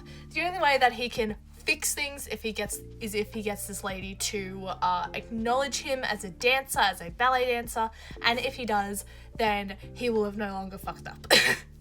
And Luo is there for the ride, and Junpei is starting to get more friends in dance, and it's really fun and it's really exciting, and he's so just, oh my god, I love him. Honestly, Dance Dance Dancer is phenomenal. Honestly, yeah, Dance Dance Dancer is probably my underrated anime of the season. I'm sure a lot of people have their eyes on it because it's by Mappa, but honestly, Dance Dance Dancer is probably one of, if not the, underrated anime of the season. I wouldn't say it's one of the underrated anime of the season because it does slot really well into the spring anime slot. It's a slice of life anime. It has to do with the arts. I wouldn't say it's like Your Lie in April. It's got very similar aesthetics, but it's absolutely not the same whatsoever. Literally what you're doing in Dance Dance Dancer is putting a soccer kid into dance. And it's really funny to see him progress as a dancer. So I would highly suggest Dance Dance Dancer. It is genuinely an engaging anime, and I would highly suggest it, especially if you do sort of like Yuri on Ice and maybe Haikyuu as well. I would give it a watch then. Maybe also if you like Your Lie in April, though it has the same aesthetics, not the same themes as Your Lie in April. But yeah, I really enjoy Dance Dance Dancer, and I think you guys will too. Daimon Recipe for Happiness. I'm not sure how I feel about the anime. It is like the definition of slice of life, and it's very quaint. It's also pretty boring at some points. It can be really boring. Like, you do get entangled into the lives of these characters, but the problem is it's not hugely engaging unless you really like slice of life anime. I got interested in it mainly because it looked like an anime where you'd be making wagashi sweets, which you do. I don't know why, but I thought it'd be like a Food Wars kind of thing. Don't know why I thought that. No, it is fully a slice of life anime. It does have a huge emphasis on sweets, as the main characters work in a wagashi sweet shop, and you detail the mysteries about the character Itsuka. She was abandoned essentially at the store, and one of the other main characters, Nagomu, who abandoned the store because he's the child of the owners of the store. He comes back, meets Itsuka, and he's essentially now trying to be her father figure and trying to get along with her. Everyone's disappointed in Nagomu because he left for 10 years. And everyone kind of shits on Nagomu because of it. I mean, understandable, but still. This show is very wholesome. I would absolutely recommend it for people who like wholesome slice of life anime. There is a little bit of a mystery going on with who Itsuka's father is, and her trying to get back to her father because her father is the one who abandoned her. We have yet to meet Itsuka's father, but it is heavily implied, or at least I think it is, that Itsuka's father is Nagomu's senpai who taught Nagomu how to play guitar, and that's meant to be some sort of through line, and that's how Itsuka sees Nagomu low-key as her father as well. I wouldn't say I really love this series. It can be very boring. Personally, I wouldn't binge this series. I do like this series. Personally, I would give it probably a 7 out of 10 just because it's not my favorite. It's very refreshing. And I really like learning the little tidbits about wagashi sweets and getting to see them animated. There is an art style thing where every shot has a little bit of a white border because everything's sort of been watercolor painted in the background. That irritates me a lot. I don't know why. I just find myself looking at it a lot, and that's a problem because I shouldn't be. I think you'll like Daimon if you watch Fruits Basket. Personally, it is that very slice of lifey. It's not hugely comedic, but it is very sweet, very refreshing, and you get a lot of insight into wagashi sweets, surprisingly. I'm very interested to see where this goes, especially with Itsuka's father, and with the relationship between Nagomu and his ex. Daimon's pretty boring if you're not into slice of life anime. Would I binge it? Not necessarily. If you're into Fruits Basket and that kind of anime, just without the romance, I would suggest it.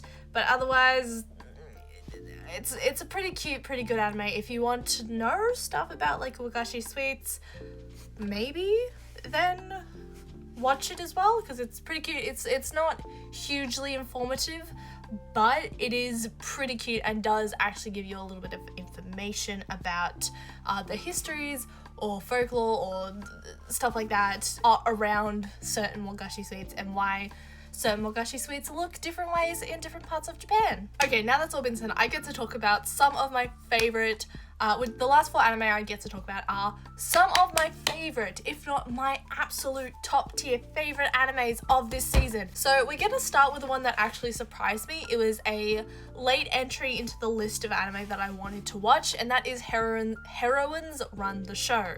Now, this is a very stereotypical romance anime. This it's very like Cinderella story. This like meh looking girl moves to Tokyo to do running, to do track, to do hurdles for what she wants to do, because she's a country bumpkin, so she like no high schools in her area like had track teams that could go to nationals, and her dream is to go to nationals and win nationals and stuff like that. So she moves to Tokyo. She lives in Tokyo, but soon she's unable to like support herself because her family can't keep sending her money because her dad has hurt his back. So she needs to find a job. She does with this company that is an idol company, and she is their manager in training. It just so happens that the idols that she's the manager in training for is the 2 guys sitting in front and behind her who were total assholes to her on her first day of school. Heroines Run the Show is very, very cute. It is a very, very cute, wholesome, slice of life romance. Hiyori as a main character is very, very fun, and she's adorable, and I love her, and she is like my favorite character in general. I feel her on a spiritual level, and she is fantastic. Hiyori is very naive and also very like blunt. She is also very hardworking and motivated, and that is what makes her such a endearing main character. At first, she hates idols because Yujiro and Aizo are big dicks to her, and when she becomes their manager, that doesn't change. So Yujiro and Aizo slowly, very slowly, start to fall in love with Hiyori, and you can see that change happen around episode 5, I want to say, when Hiyori's friend Nagisa comes into play, and you can slowly start to see them fall in love with Hiyori. I hope they don't really go into too deep into the romance anime aspect. I'm hoping they more so go into the... I hope they sort of stay on the track of Yujiro and Aizo being friends and becoming friends and better friends to Hiyori. I don't think there'll be any confessions in this season. There's only going to be 12 episodes, and I don't think this is the kind of anime that will have a second season, unfortunately. But it's really fun, and this is a really fun and funny anime. This is another anime where I absolutely cannot wait to watch it. I honestly keep forgetting that it's going to be on Fridays. I keep thinking it's going to be up on Wednesdays for some reason, or on Thursdays. I get so excited for this anime. It is such a fun anime, and it does have that like leaning in aspect of typical like idol anime, but not as huge.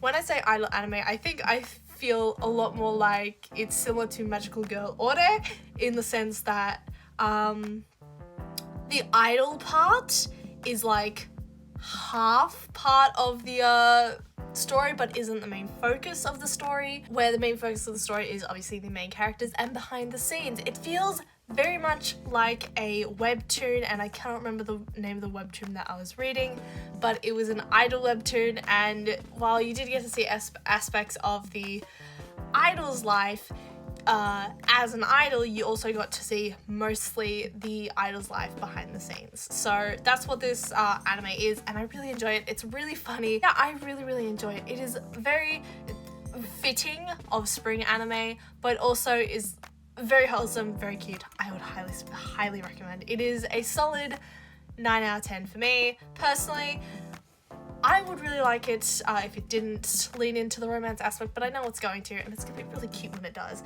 But still, next one, possibly like one of my favorite of the entire anime season, is Aharen-san wa Hakarenai. I love this anime. Okay, so personally, Aharen-san can get quite boring and repetitive, similar to Diamond. However, Aharen-san is just, it's wonderful. The first time I watched it, I struggled to keep my laughter in because I was on the train.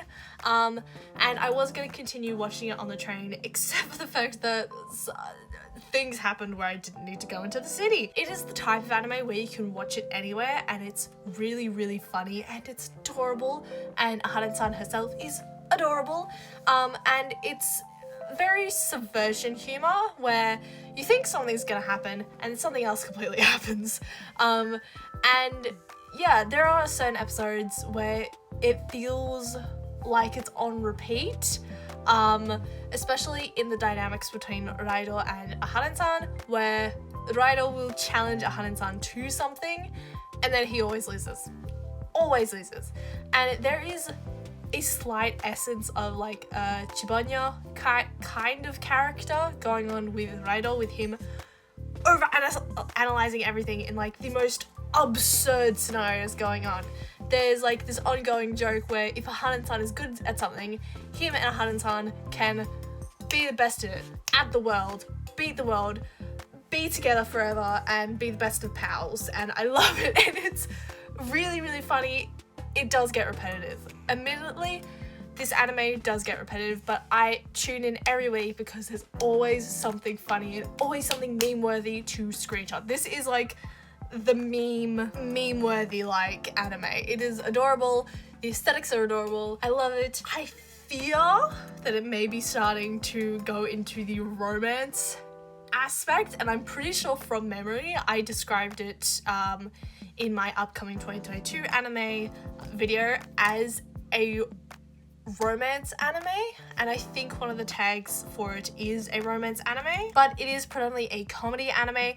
And personally, if you like Komi-san Can't Communicate, this is the perfect anime for you. It's got enough quirky characters, or quirky character traits from the two main characters themselves to fill half the cast of Komi-san Can't Communicate. Aharen-san wa Hakarenai is a really, really good anime. I would highly suggest it. The two main characters are so quirky and fun and amazing, and it's a really good comedy anime, to be quite honest. A really good slice of life comedy anime. It's very cute. I have so many screenshots from the series, and honestly, this teacher character is me. 毎日この二人であらゆるシチュを想定しているのよ。あ、これやばい。ちょっとやりすぎた。意識が。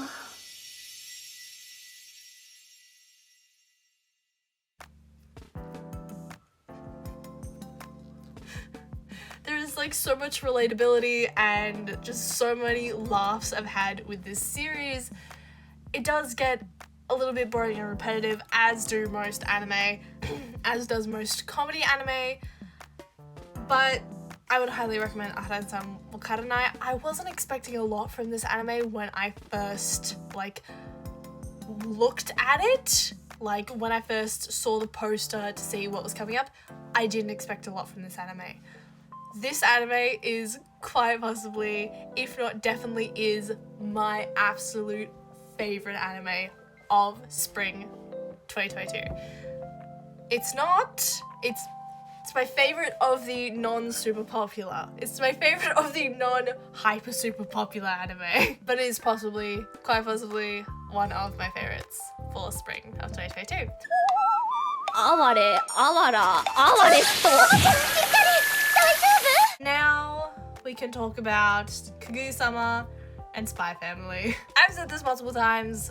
I don't need to go into depth about how much I love Kaguya-sama Lover's War, and I believe Kaguya-sama Lover's War Season 3 is going to be having 12 episodes, much like its two predecessors.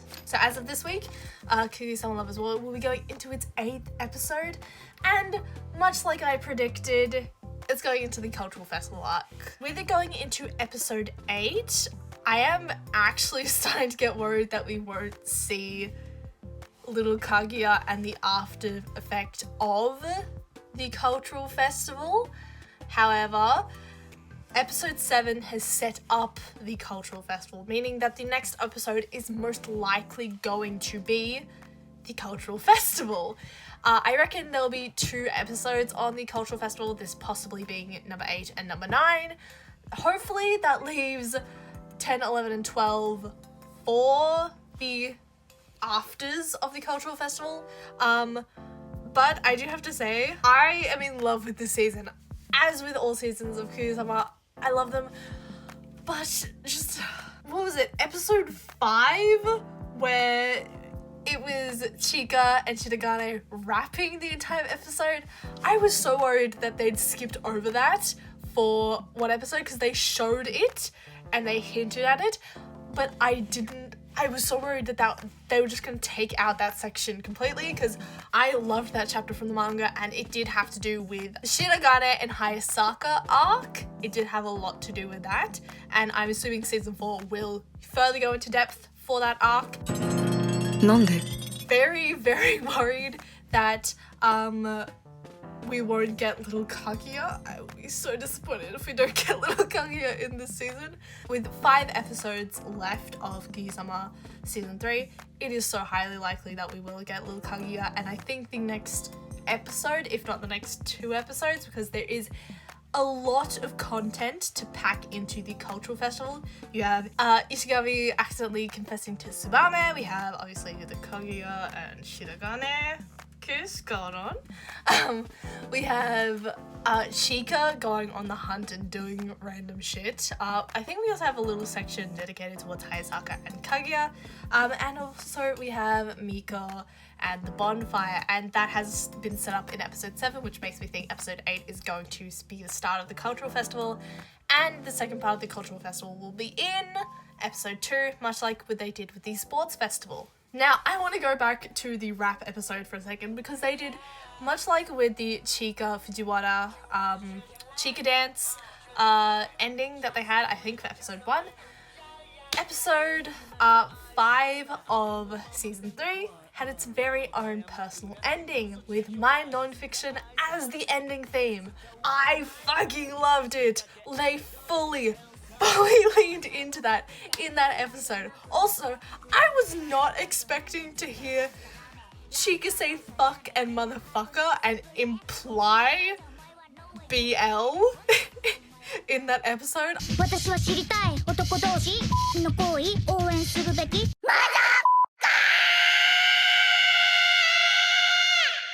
I completely forgot she does that, but like, just hearing her say that just threw me through a loop. And I think, what did Shirogane say? Shirogane says something about blue balls or something like that.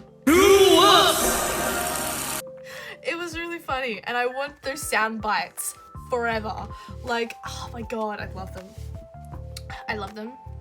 I love them. So yeah, Kaguya-sama Love is War this season is fucking awesome. I love my non-fiction. I love how they slightly changed up the art style for my non-fiction.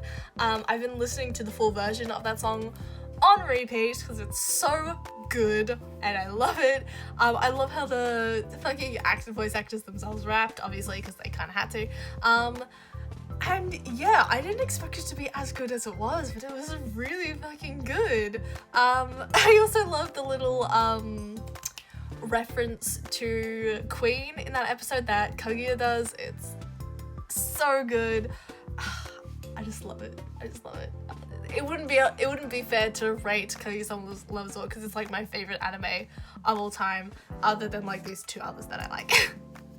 But speaking of possibly the best anime of the season, where Kaguya-sama Love is War fits in to the typical spring anime block, that being like romance, slice of life, all that stuff, we have Spy Family. Now, I've talked about how Spy Family is so super popular with my friends, and personally, I think Spy Family being released in the spring block has made it significantly more popular than it probably would have been if it was put in, say, the winter block, because Spy Family doesn't really fit into the spring block in its conventional sense, the same with like Tomodachi Game. I think the reason those two are like as popular as they are is because they've been put into a block that doesn't really fit the typical genres that like most anime fans expect in the spring for the spring block. And that's not to say that Spy Family isn't a good series. Obviously, Spy Family has had huge praise for its manga and how funny its manga is, similar to Kaguya-sama. But unlike with Kaguya-sama, where Kaguya-sama fully fits into the spring slot, Spy Family doesn't. I would describe Spy Family as more of a winter or autumn anime, but putting it in spring is such a smart decision. Obviously, everyone knows that the biggest anime of winter was Attack on Titan. You don't really want your anime to be put in the same block as Attack on Titan, right? So putting it into spring, where its only competitor is like Kaguya-sama, which will be a juggernaut in itself because it's going into its third season. Having your first season of Spy Family in this block is just so smart in a business sense, and honestly, because it's so different and also because it's so well renowned in its manga, putting it in this slot is just so smart to do. But again, that's not to say that Spy Family isn't a good anime. Spy Family is fucking fantastic and I love it so much, like so many of you at home. Fucking Spy Family is so good! I would die for Yor and Lloyd Forza, and especially Anya. Honestly, I fucking love Spy Family. The like peak humor, the fast pacing of the show that's not too fast, but it's like, it's fast paced in like obviously a comedy spy action thriller thing. I think I would probably put the comedy at the same level as the 2006 Pink Panther movie, honestly. Like, or in a similar vein in terms of pacing. It's fast paced, it's funny, and it's good to watch. That's what it reminds me of, honestly, the 2006 Pink Panther movie, but in terms of writing, I think obviously Spy Family is a lot better.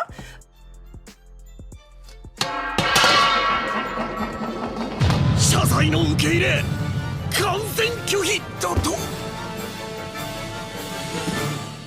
プラン B 積んだ Lloyd's character is so awesome. I would die for that man. I love like how he keeps going, I have to do this for the country and the safety of the world, but also this is my daughter. And he doesn't yet like fully comprehend that this is his daughter, but they're gonna, by the end of the series, come on, they're gonna be an actual family by the end of the series. I know it. And I don't mean the anime series, I mean the manga series. But yeah, I'm currently on episode 7 going into episode 8. I can't wait to meet the brother. My friend reads Spy Family, so apparently the brother's really funny. And they've been like anticipating his arrival into the series for a long time, so yeah, I really love Spy Family. So yeah, I fucking love Spy Family. It's the same with Kaguya-sama. I don't really have a lot bad to say about it, and I'm very excited for this series. And I will 100% be reading the manga once the anime series is finished. So yeah, that has been all the anime that I have been watching in spring of 2022. Hello everybody, my name is Brooklyn, otherwise known as the Dramatic Otaku, your resident parrot, clearly. And welcome to the By Otaku monthly manga anime review by the By Otaku. Today we'll be going over my favorite anime and manga. We'll be going through all the anime and manga that I read, watched, and enjoyed in April and May of this year. I have filmed this section into 2 parts, one that I filmed at the end of April, and now obviously this one, which you are seeing.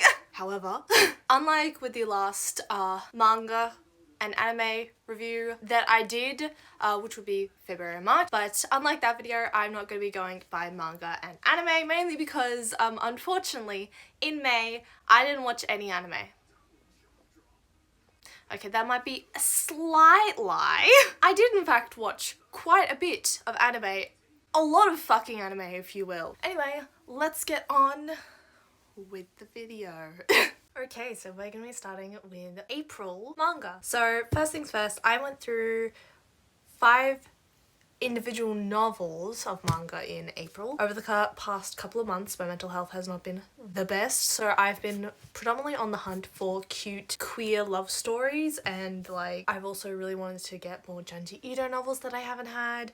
One that I've been really trying to get is The Drifting Classroom, and as a result of me trying to get The Drifting Classroom, I, by accident, bought The Dissolving Classroom. Now, I know Drifting Classroom is not by Junji Ito. I may have misspoken there. I was trying to get The Drifting Classroom because, like, it is in the horror section with Junji Ito, and I have been eyeing that out, but my eyes drifted to The Dissolving Classroom by Junji Ito. This book, first of all, I hate that it's not hardcover, unlike almost all of the other fucking Junji Ito books that I have.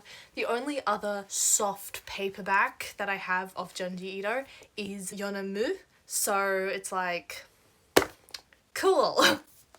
I do have another one of these, which is nice. I like having the like soft Junji Ito novels instead of having massive hardcover novels. However, having seen that most of my novels are hardcover is really frustrating.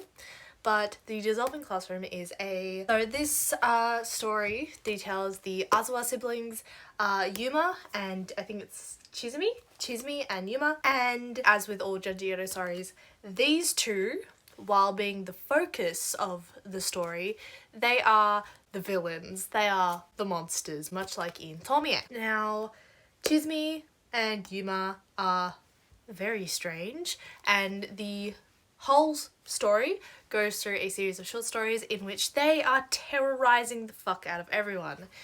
Yuma is melting people by giving them compliments and apologizing to them. He's giving compliments to people he's dating, horribly disfiguring them in the process, and melting people's brains by apologizing to them. And this little bitch sucks up the brains. Or not just the brains, as you can see, they're just melting in general. But she drinks them. He also, despite appearing well, nice and good, he worships Satan. Icon. But, Dissolving Classroom, it's not the worst Junji Ito story. I personally like this more than Censor. But it's not the best. It's not, obviously, Tomie Uzumaki, high bars to fucking jump across. This is one of his smaller works, obviously. Granted, this feels a very similar size to Censor, so I guess maybe this was published before they started doing short hardcover books. Maybe they'll do a hardcover version of this in the future, I don't know. But personally, I want to say I think I like the first story, which is obviously the one named Dissolving Classroom, a lot better than sort of the rest of them. I do like the thread of the spoilers, the girl, not this girl, but the main girl, the main like protagonist girl, how her brain gets partially melted. And that she appears later in the book. I do really like that. In true Junji Ito fashion, they do have 2 extra stories at the end of this book that are usually paired with these stories.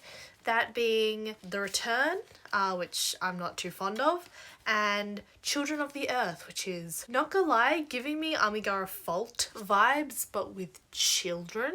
Personally, Dissolving Classroom, again, I like a lot more than Censor, mainly because I think Censor is more cosmic, which is why I'm sort of staying away from Hellstar Remina.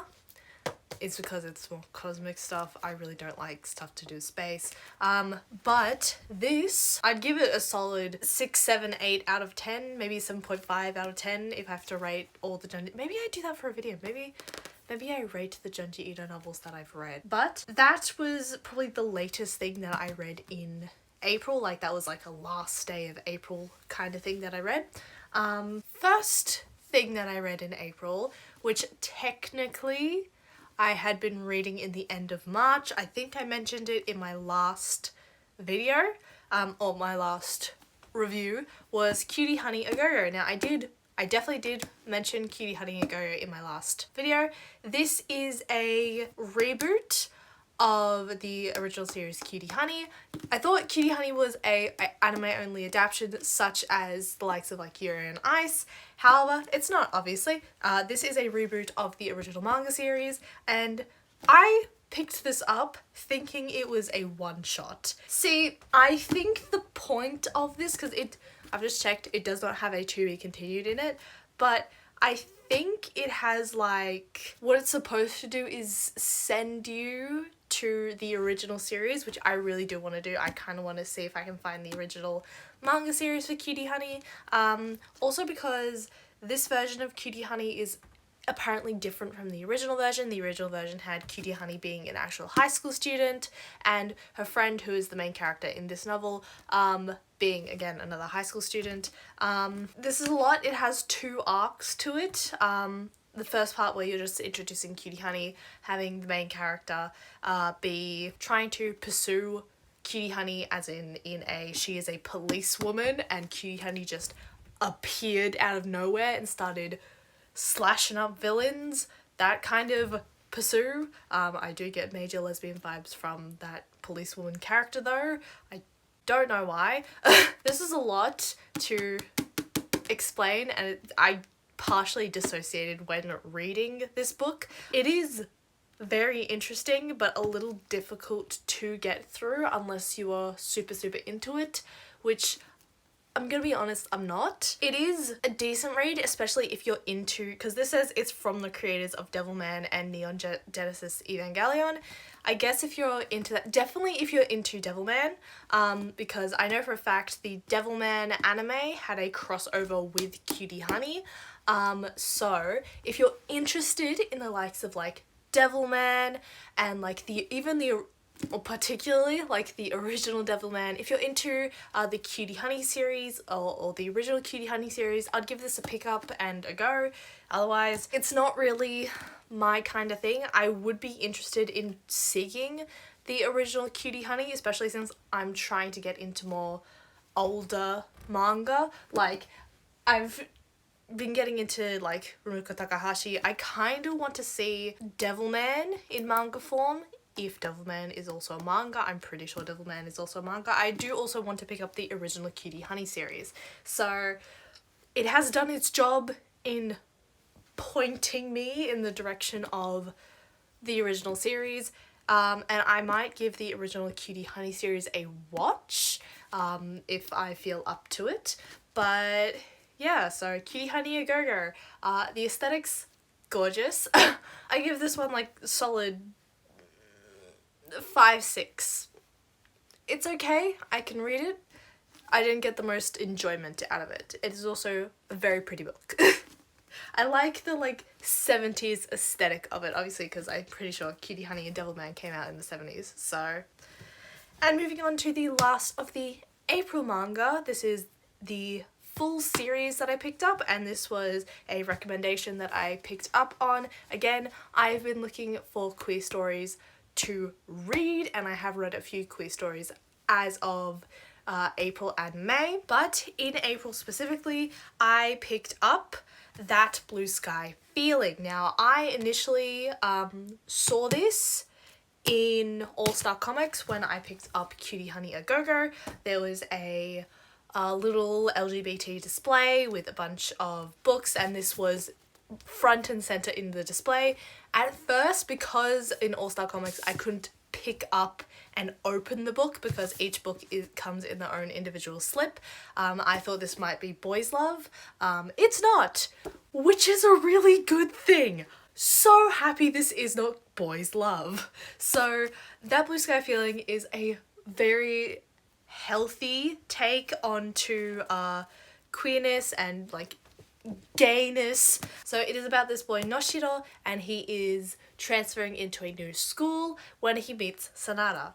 Now secret about Sanada, he is gay, and people bully him for it, though they're not actually sure if he is gay, and it's all very complicated, and Noshiro gets swept up in that complicatedness. Over the course of these books, Noshiro becomes friends with Sanada, and eventually Sanada and Noshiro develop a bond. It is not explicitly shown to be love. Sanada, like, clearly does love Noshiro, but it is not explicitly romantic love, and especially on the side of Noshiro, by the end, they develop a very strong bond throughout this series, and at the end of the series, it is sort of left up in the air as to whether it is platonic love or romantic love.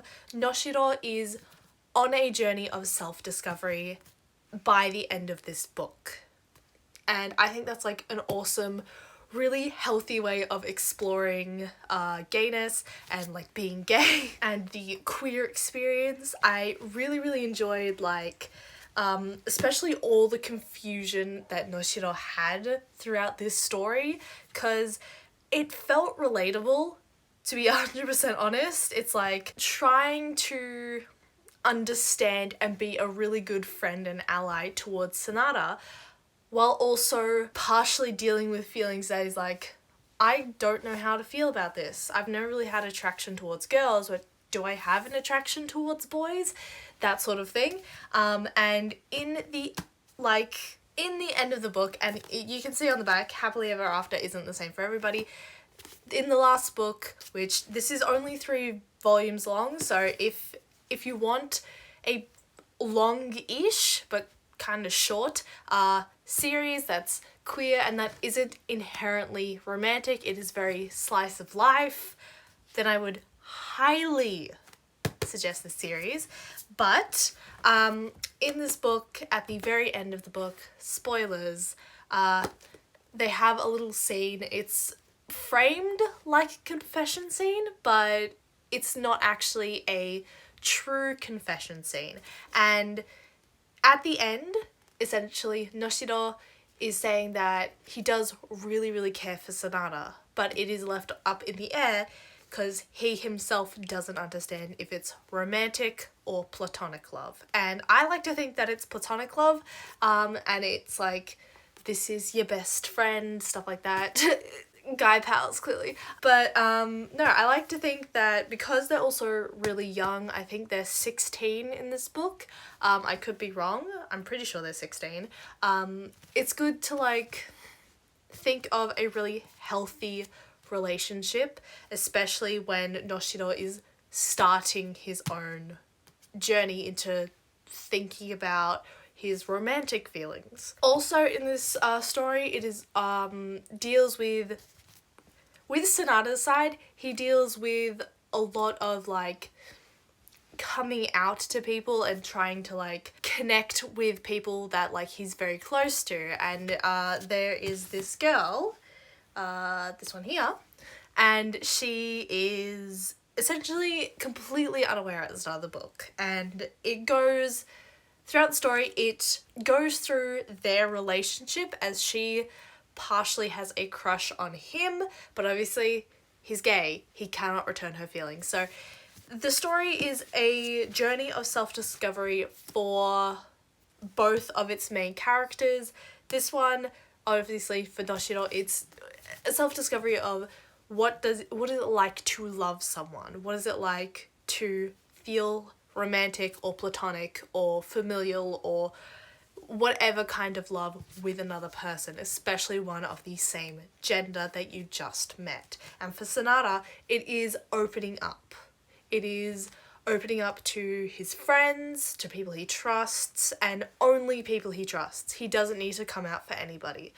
That's what this whole story is about, and I love it, and it's adorable, and such a good read, because it's not solely romantic. There is elements of romance, but this is very much a slice of life, coming of age, sort of finding oneself story, and I really adore it because of that. Would I have liked romance? Yes. but I really like the open ending. Personally, I would like to think that these two, in the future, maybe when they're older and Noshiro has discovered himself more, maybe they do get together. But I like to think that they stay together, even if it is just as friends. And that's what I really like about this book. It is a very open ending, but they very clearly care about each other. And that's important to have as a queer person, having these relationships where you just feel so connected to someone else, even if they're not gay themselves. So I love it. I love it for that reason. I love it for so many other reasons. It is very, like, you get one drama after another, but I guess it kind of makes sense as to why it is like that. Obviously, it's only 3 volumes. Also, because the whole process of understanding someone else's emotions that you don't understand is very dramatic. And so is, like, trying to come out. It is a long and very, I would say it is dramatic. It's a lot of pressure. A lot of pressure coming on at once. That's what it is. So I can understand why it is this way. And yeah, I really, really enjoyed it. Honestly, I'd probably also give this story 7.5 to 8 and 8.5, I think. In terms of enjoyment, I think I actually enjoyed Dissolving Classroom the most, though I did really enjoy this series to the point where I bought the full series within a month. So out of all these 3, I think the one that I personally enjoyed the most was Dissolving Classroom. The one that I connected to most was That Blue Sky Feeling. Really love That Blue Sky Feeling, not gonna lie. Enjoyment wise, I think it was more just refreshing, but because throughout April I started so many slice of life anime, it was probably a bad time to start a slice of life manga as well. If I had maybe started this in winter, or even in, I say in winter, I mean in the anime seasons, if I'd started this in maybe summer of the anime seasons, then this would be more of a, like, refreshing read. But because I'm watching so many slice of life anime, reading a slice of life novel wasn't that enjoyable. Any other time, probably this would be enjoyable to read. In terms of Cutie Honey, very much piqued my interest in the, like, mystery department, and like the I want to read the old Cutie Honey thing. But in terms of everything else, it's, like, not my favorite out of these 3, like, series that I've read for April. So yeah, April anime. So obviously, to start off with April anime, I did promise that this one would have the ultimate of anime for 2022, Attack on Titan Season 4 Part 2. This fucking season gave me so much anxiety because at the 6-week mark, the 6-episode mark, I looked at the episodes and the fucking rest of the series. There was no way we were gonna fucking finish Attack on Titan in 6 episodes without cutting some needed arcs. So it turns out we're getting a part 3. Now, I've already spoken my piece on part 3. I am very happy we are getting another season instead of a movie. So fucking happy we're getting a season instead of a movie. Personally, it would have been just more of a pain to wait for a film than wait for a series. If I am being 100% honest, waiting for a movie is just really frustrating, especially if you cannot fucking make it to the movie. I'm really happy we're getting a part 3. Honestly, we're gonna get the most content out of a part 3, but I've already said my piece on that. So what do I think of part 2? Honestly, I loved part 2 so much. So much. The whole Connie thing kind of threw me about a bit. I didn't know how to feel about it, especially because it did feel like we were crawling along a little bit. I felt like it could have been cut out a little bit, but then again, if it had been cut out, you'd be thinking, well, what the fuck happened to Connie's mum, etc, etc. So it's good that they kept it for like that reason, because Attack on Titan does something really well and ties all its loose ends. But I really, really liked the series as a whole. Like, I mean the season as a whole. Season, part 2. Honestly, the whole like build up, the animation, though throughout its runtime, so much fucking anxiety. So much. That is my point for season 4 part 2. Anxiety.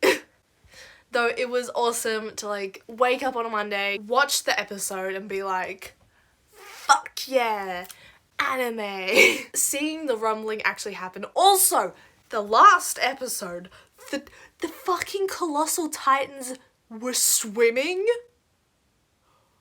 They were swimming. That put a primal fear in me, like, primal. Cause like, bro, I thought they were walking across the floor of the ocean, okay? To find out they were swimming.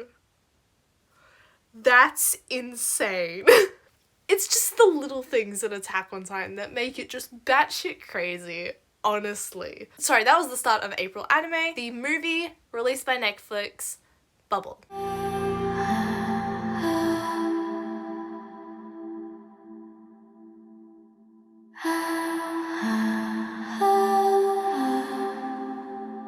The OST! The OST gives me life.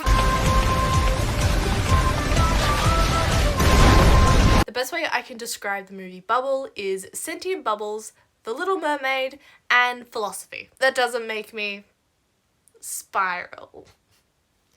If you watch the movie, you'll get that joke. Towards the end of April, I got COVID, and Bubble was one of the things that I watched during the time that I had COVID to like make me feel better. I watched that. I also watched the Netflix Heartstopper series. So good. So good. It was one of the series that I was watching when I had COVID, and I did film myself during that time. It was like a period of 5 to 7 days. No, it was a period of like 7 days. I didn't record 7 or 8 because I was just like getting over it. I felt a lot better. But during the period of time that I had COVID, I watched Bubble, and I was just looking for something, just anything to watch, because I'd watched just a shit ton of YouTube. I didn't want to watch YouTube anymore. I wanted to watch anime, but all the anime that I was watching was like updating weekly. I'd already watched all of that week's anime. Yeah, it's one of my little COVID watch things. Just busted open Netflix to watch it. And in all honesty, Bubble is one of those films where the animation, fucking beautiful, spectacular even. The story, it was stale. It's just not exciting, to be quite honest.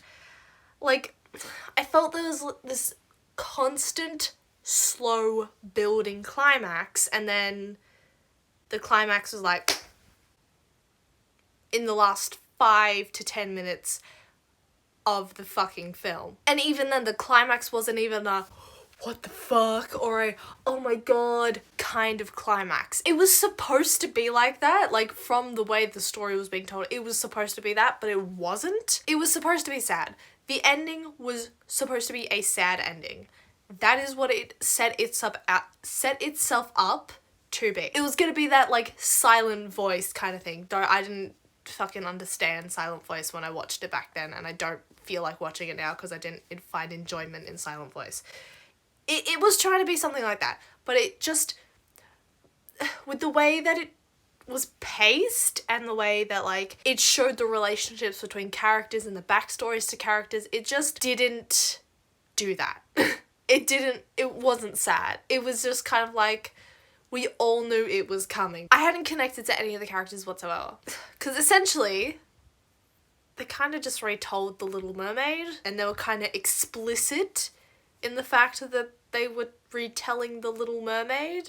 Like, literally, the main character, Uta, who is a sentient bubble mass, references the fucking book of The Little Mermaid. The original Hans Christian Andersen, The Little Mermaid. She references that a fucking shit ton in the movie. And then, would you look at that, she turns into bubbles almost as if she's turning into sea foam. Bubble is very much, very, very fucking similar to The Little Mermaid. It explicitly states that, like, it's referencing little bits of The Little Mermaid, we're gonna be smart. It's not really all that whole thing.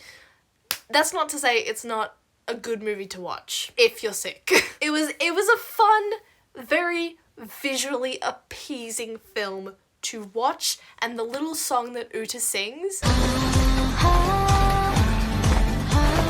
heavenly. The soundtrack is fantastic. I have been listening to the OST of Bubble for ages. The song Parkour is so fucking addicting, and like the little melody that Uta sings, gorgeous. The thing that entrapped me about this film the most was the visuals and the audio, because oh my god, it is a media nerd's dream.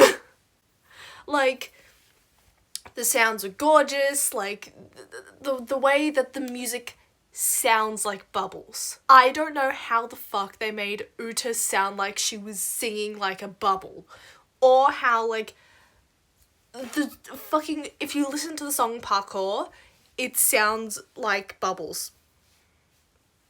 They made the fucking soundtrack sound like bubbles. It's just fantastic. I love it.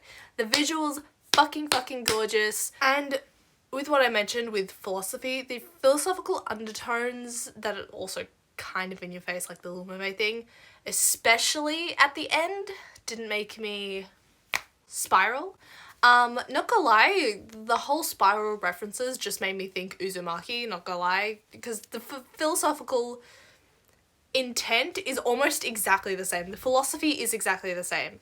And the reason why I bring up the philosophy is because usually if a philosophy is brought up in a film or in a piece of media, I hate it.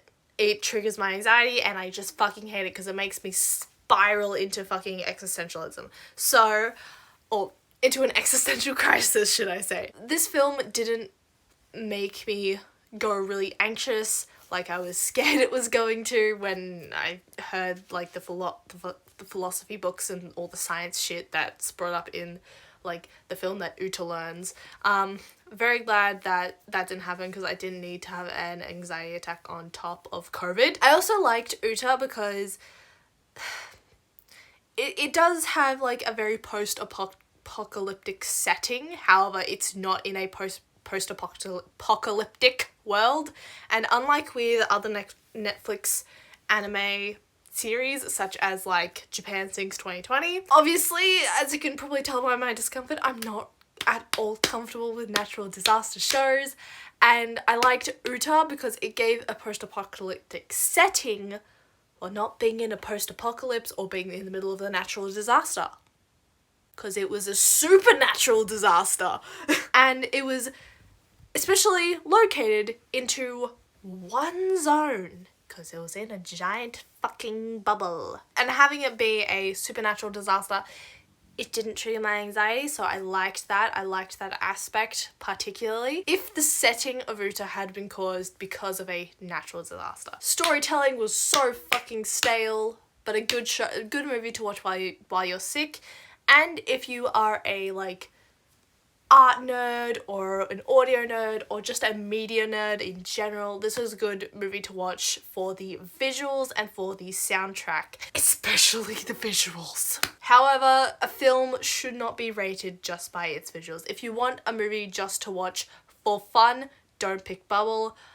If you want to watch it to appreciate the visuals and the music, watch Bubble. Finally, for April, we're going to be talking about a series that I actually abandoned, but I gave a really good shot to. And usually I wouldn't talk about series that I abandoned, because I have abandoned a lot of series in the past, but this is similar to fantasy, shoujo, whatever the fuck, in which I gave it a good hot go, but I just couldn't complete the series. Now, unlike with fantasy shoujo, this series I continued to watch because I wanted to like see if they changed something, which they fucking didn't, and that was Citrus. So I stopped Citrus at episode 8, meaning that I did watch episode 8, but that like I couldn't continue to 9, 10, 11 or 12, and I did try to push myself to watch 9, 10, 11 and 12. I watched the English dub as well, just to help me push myself that way. I couldn't. I absolutely just could not with this series. I thought I could push past the ore emo undertones. What is it with this whole marrying your fucking sibling and kissing your fucking sibling? Fucking your fucking sibling. Why? Really, I thought it was going to be a cute lesbian anime. That's what I thought this series was. As I said, in manga form, I've been trying to find cute anime that's gay. I thought that's what this series would be. It wasn't. It looked like it was going to be a cute lesbian anime with a bunch of twists and turns and plot twists. In episode 1, they had all these plot lines set up and it looked interesting, and they killed all of them in episode 2. By episode 4, it felt like I was watching a completely different anime to episode 1. Just, where's the same drama? Where's the enemies to lovers shit? I see none of that here. I had wanted this to be a cute lesbian show so badly that I was looking past all of the I'm now a sister kind of bullshit. Because I was going to be like, they're going to drop that at some point. They reinforced it every single fucking episode. Every single episode reinforced, I'm a big sister now. But also, I have the hots for my little sister.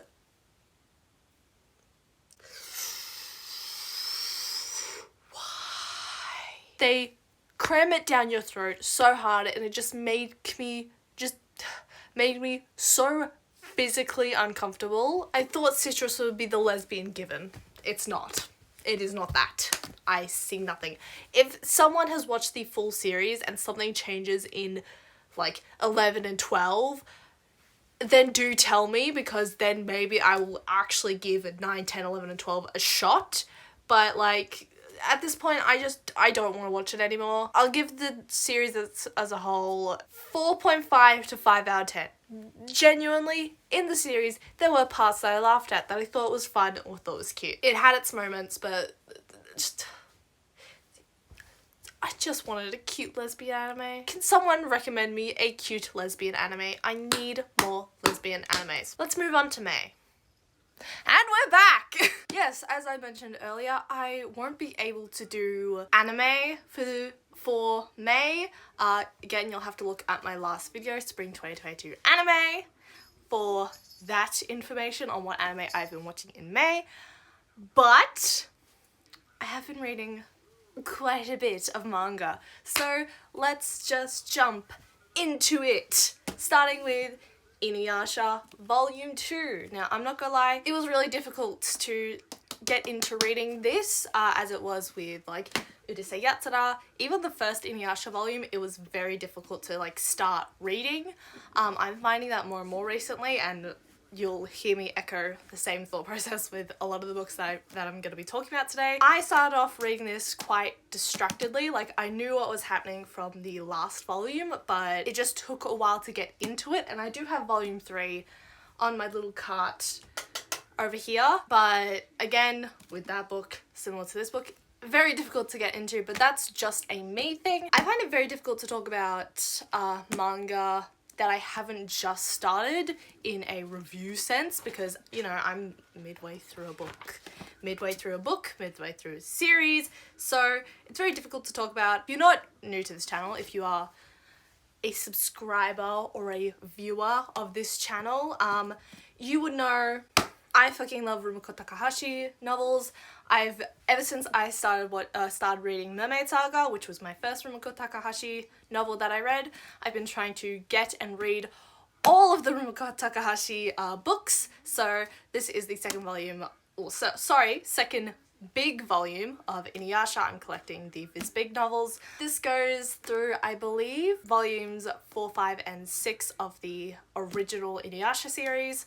And I'm fucking loving this series as it is. You're starting to see more of Inuyasha's backstory. Again, I'm really awkward with explaining certain stories, especially in terms of books that I'm really into, but like don't know how to fully describe, especially also with Rumiko Takahashi novels, and novels that like I haven't just started. So essentially, I'm really enjoying Inuyasha thus far, and thus I picked up the second Viz Big volume, and I'm actually also onto the third Viz Big volume. Like I said earlier, I've been looking for more queer love stories when it comes to manga and anime, and personally, I've also been trying to pick up recommendations from all avenues of MangaTube, and one that I picked up alongside with My Love Mix-Up, for fuck's sake, Pikachu. Pikachu, why? Ruining my shot. But along with My Love Story, My Love Mix-Up, I picked up, was on the search for I Think Our Son Is Gay. This story is essentially the story of Hiroki, a teenage boy who is in the closet. He's gay and he doesn't want his family to know, but he's not very good at hiding his emotions. Essentially, if he feels something, it shows on his face, much like myself. So this is, the story of Hiroki, but it is from the perspective of his mother, Tomoko. And each chapter, it's a very short series thus far. I can't wait to pick up volume 2 for this, but it is essentially Hiroki's story from Tomoko's perspective. And Tomoko, the way it's structured, it seems to be Tomoko writing letters to her husband, but she obviously hasn't told her husband yet, because there is a plot point and a story in this novel where Hiroki's father comes back into the picture because he's always out traveling, and it doesn't give Hiroki confidence to, be himself. Hiroki also has a little brother, and much like with Tomoko, Hiroki's little brother absolutely knows he's gay and he's very, very welcoming about it. So the story is essentially the story of a boy in the closet, but almost everyone can tell that he's gay. Or almost everyone in his family can tell he's gay. And it's a very, very cute story. I absolutely adore this. It's a very nice slice of life novel. I would highly, highly suggest this, especially if you're looking for queer love stories or just queer stories point blank.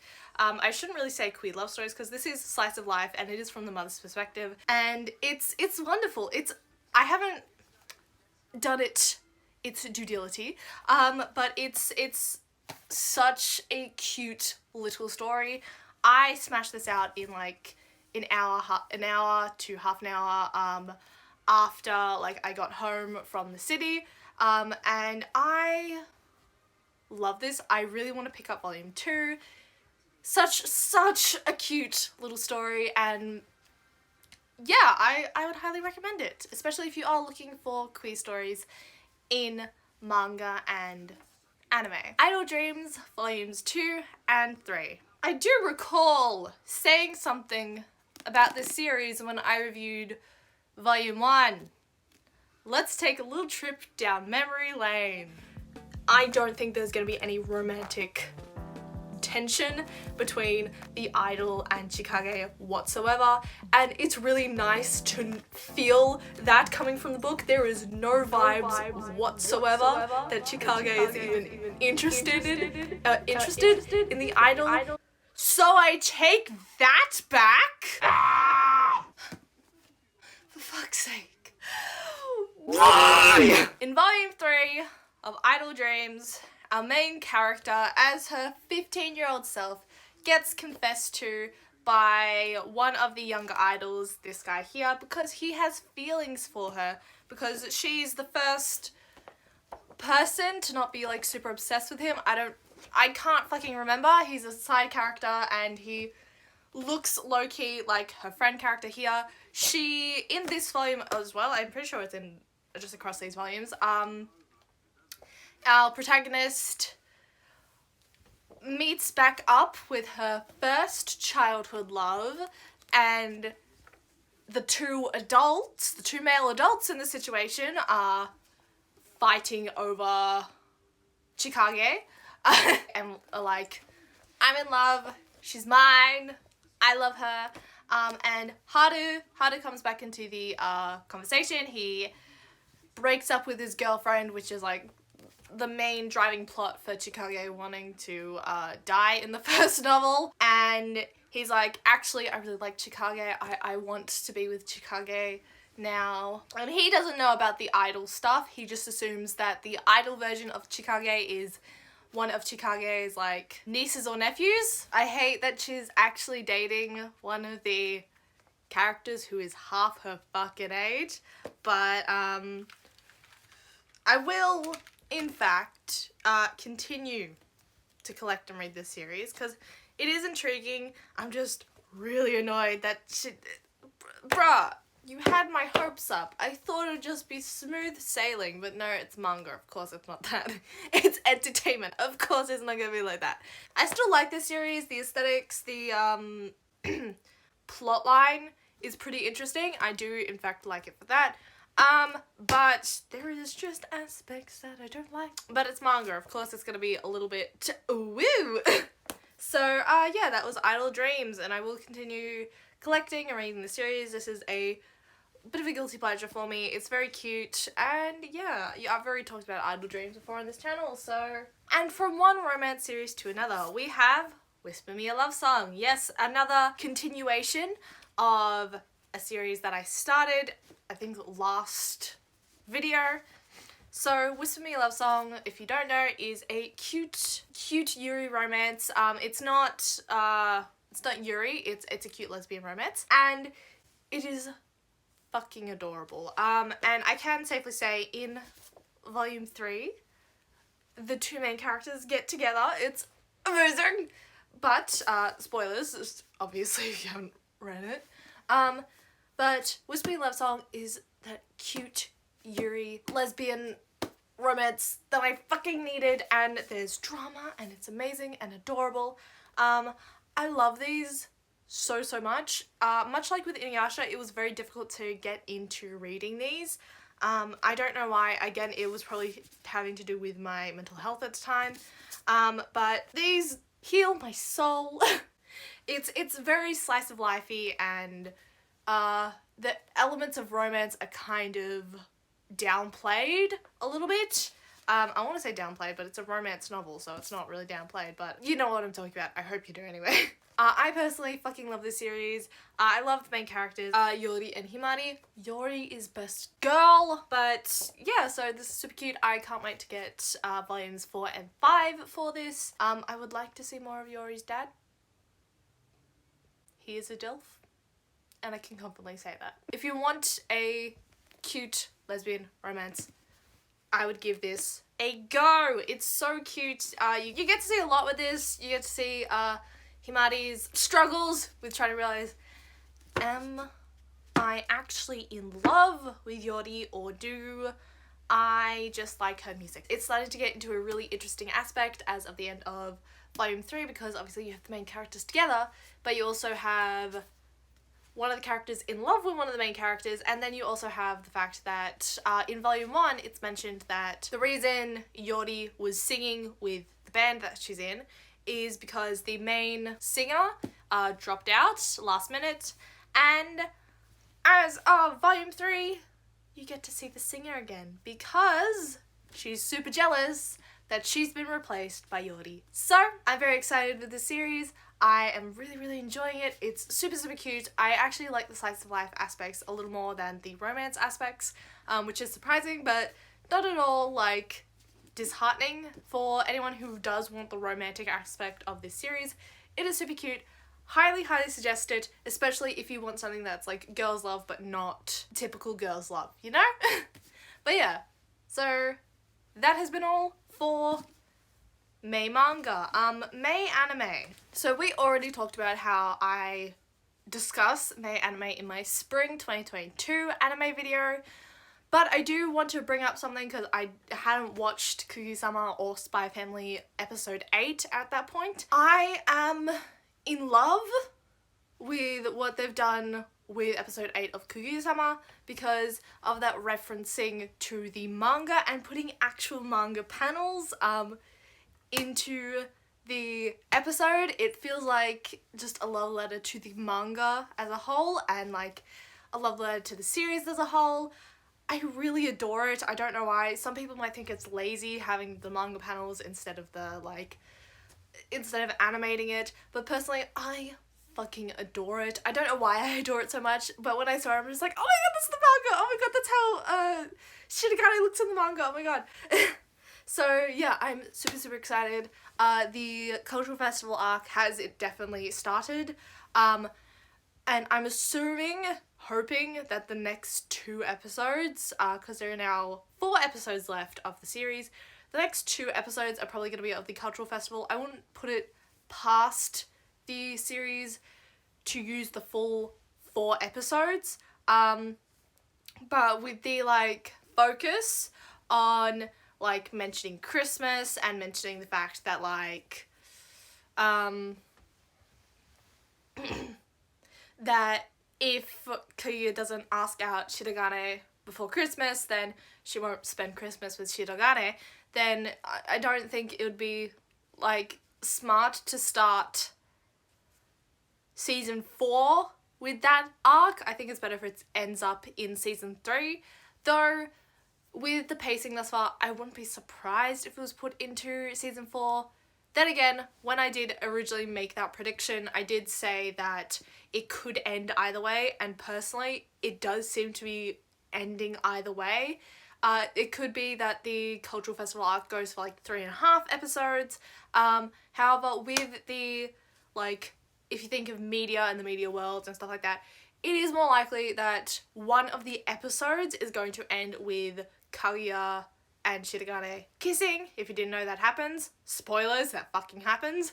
But yeah, I'm really happy with the series thus far, and I just wanted to talk a little more about Kaguya-sama. And I got to watch the new episode of Spy Family. It's great. It's fantastic. I fucking love it. And the new episode of Dance Dance Dancer. Fucking love Dance Dance Dancer. Didn't think I would love it as much as I do. It is now one of like my favorite anime. I have like noticed that Dance Dance Dancer is like, probably because Mappa also like created Yuri on Ice. Dance Dance Dancer and like Yuri on Ice have the same sort of fluid motions, except Dance Dance Dancer is much cleaner. Obviously, clearly Yuri on Ice was the trial round, and then you've got Dance Dance Dancer, which is the proper. We're going to be fantastic. But that does actually give me hope that the animation quality of the Yuri on Ice movie will be spectacular. I fucking want to see the promotional video, an actual trailer and date for Yuri on Ice Adolescence. Thank you very much. And that has been this video. Let's head into June with my recording from June. I am such a scatterbrain that I fucking forgot to do an intro. Okay, so this section is going to be a little bit chopped up as I do have some segments from during the middle of the month when I did film, because there was just some things I needed to talk about that I just didn't want to write down or didn't feel like I could convey properly. Let's move in to June anime. It's Pride Month and I'm your gay mum. So what did I watch in June? Well, most of these, as you can probably tell, is going to be the spring anime that I mentioned in my spring anime video.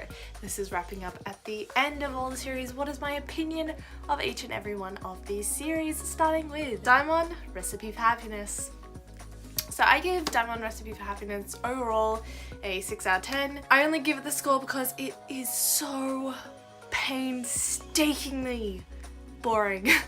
I'm really not a slice of life person, or at least I'm not a slice of life person that I'm not a person who likes slice of life that is strictly slice of life. I prefer having slice of life mystery, slice of life romance.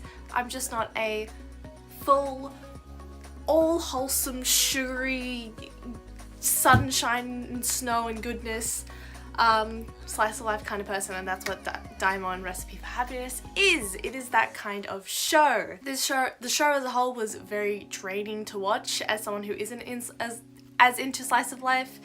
I really stayed in it because I kind of wanted to see where Itsuka goes with if she finds her dad or not. While some series on this list have episodes that feel way too short, Daimon's feels so excruciatingly long. I would wait a period of 2 weeks just to watch 2 episodes in one shot so that I wouldn't have to watch one each week by the end. So that should give you a hint of my disdain for the series. I don't hate the series. It is very visually pleasing. I very much enjoyed the little bits of information you get about wagashi sweets, and overall I can give this show its props. Its story is solid, the threads are all there, and it is very concise and a lovely story. I'm just not the person for this story. The visuals are quaint and pretty, and for a slice of life, it does have a lot of heart. The background art is very beautiful, switching from a solid, typical anime style to a watercolor background, which I find very beautiful. However, with it being a watercolor theme, there is occasionally a big white border around the shots, which absolutely drove me up the wall. And with a series like Daimon, where it's really long, excruciating, and boring, I notice that shit and it just aggravates me for no apparent reason other than it does. This is a good show, but I can't in my heart suggest this for everyone. If you're a slice of life person who just loves the absolute wholesome, loving, warm shows that just have no romantic plot whatsoever, then absolutely go for Daimon Recipe for Happiness, but it just really wasn't for me. Next on the list, this isn't technically an anime, but I do like to talk about this with stuff that I watch, that being anime.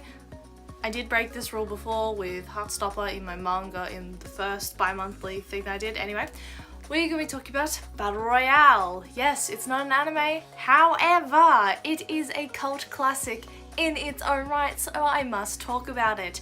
Battle Royale, if you do not know or slightly recognize the name, Battle Royale is the original killing game. Okay, maybe it's not the original, but it is the most prominent. It is the king of killing game media, of all the sort of killing game animes and shows, be this Squid Game, Hunger Games, Tomodachi Game, even the king of kings is Battle Royale. I don't really have a lot to say about this movie, as well, it's a cult classic, it's a death game movie, I liked it. So I had a very, very similar reaction to this film that I did when initially watching Carrie, or however you say it, the Stephen King movie. My initial reaction to that is I thought it'd be more gruesome than it was.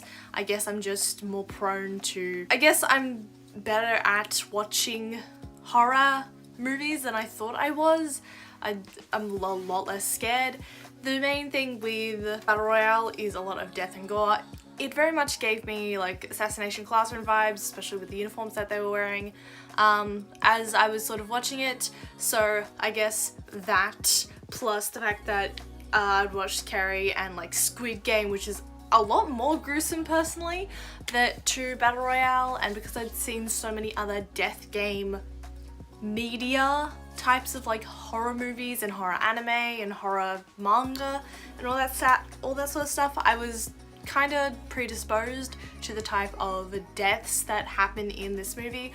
I do have to say, probably my favorite death, the one that absolutely made my partner cringe, was the girl that fucking took an axe to a guy's dick. That... iconic. That was probably my favorite death. I'm not gonna lie. That was kind of awesome. It's a cult classic. I'm gonna have to give it a 10 out of 10. That was pretty fucking cool. Next is Ahanen-san wa Hakarenai. He's hoping for a season 2. That's all I really have to say on it.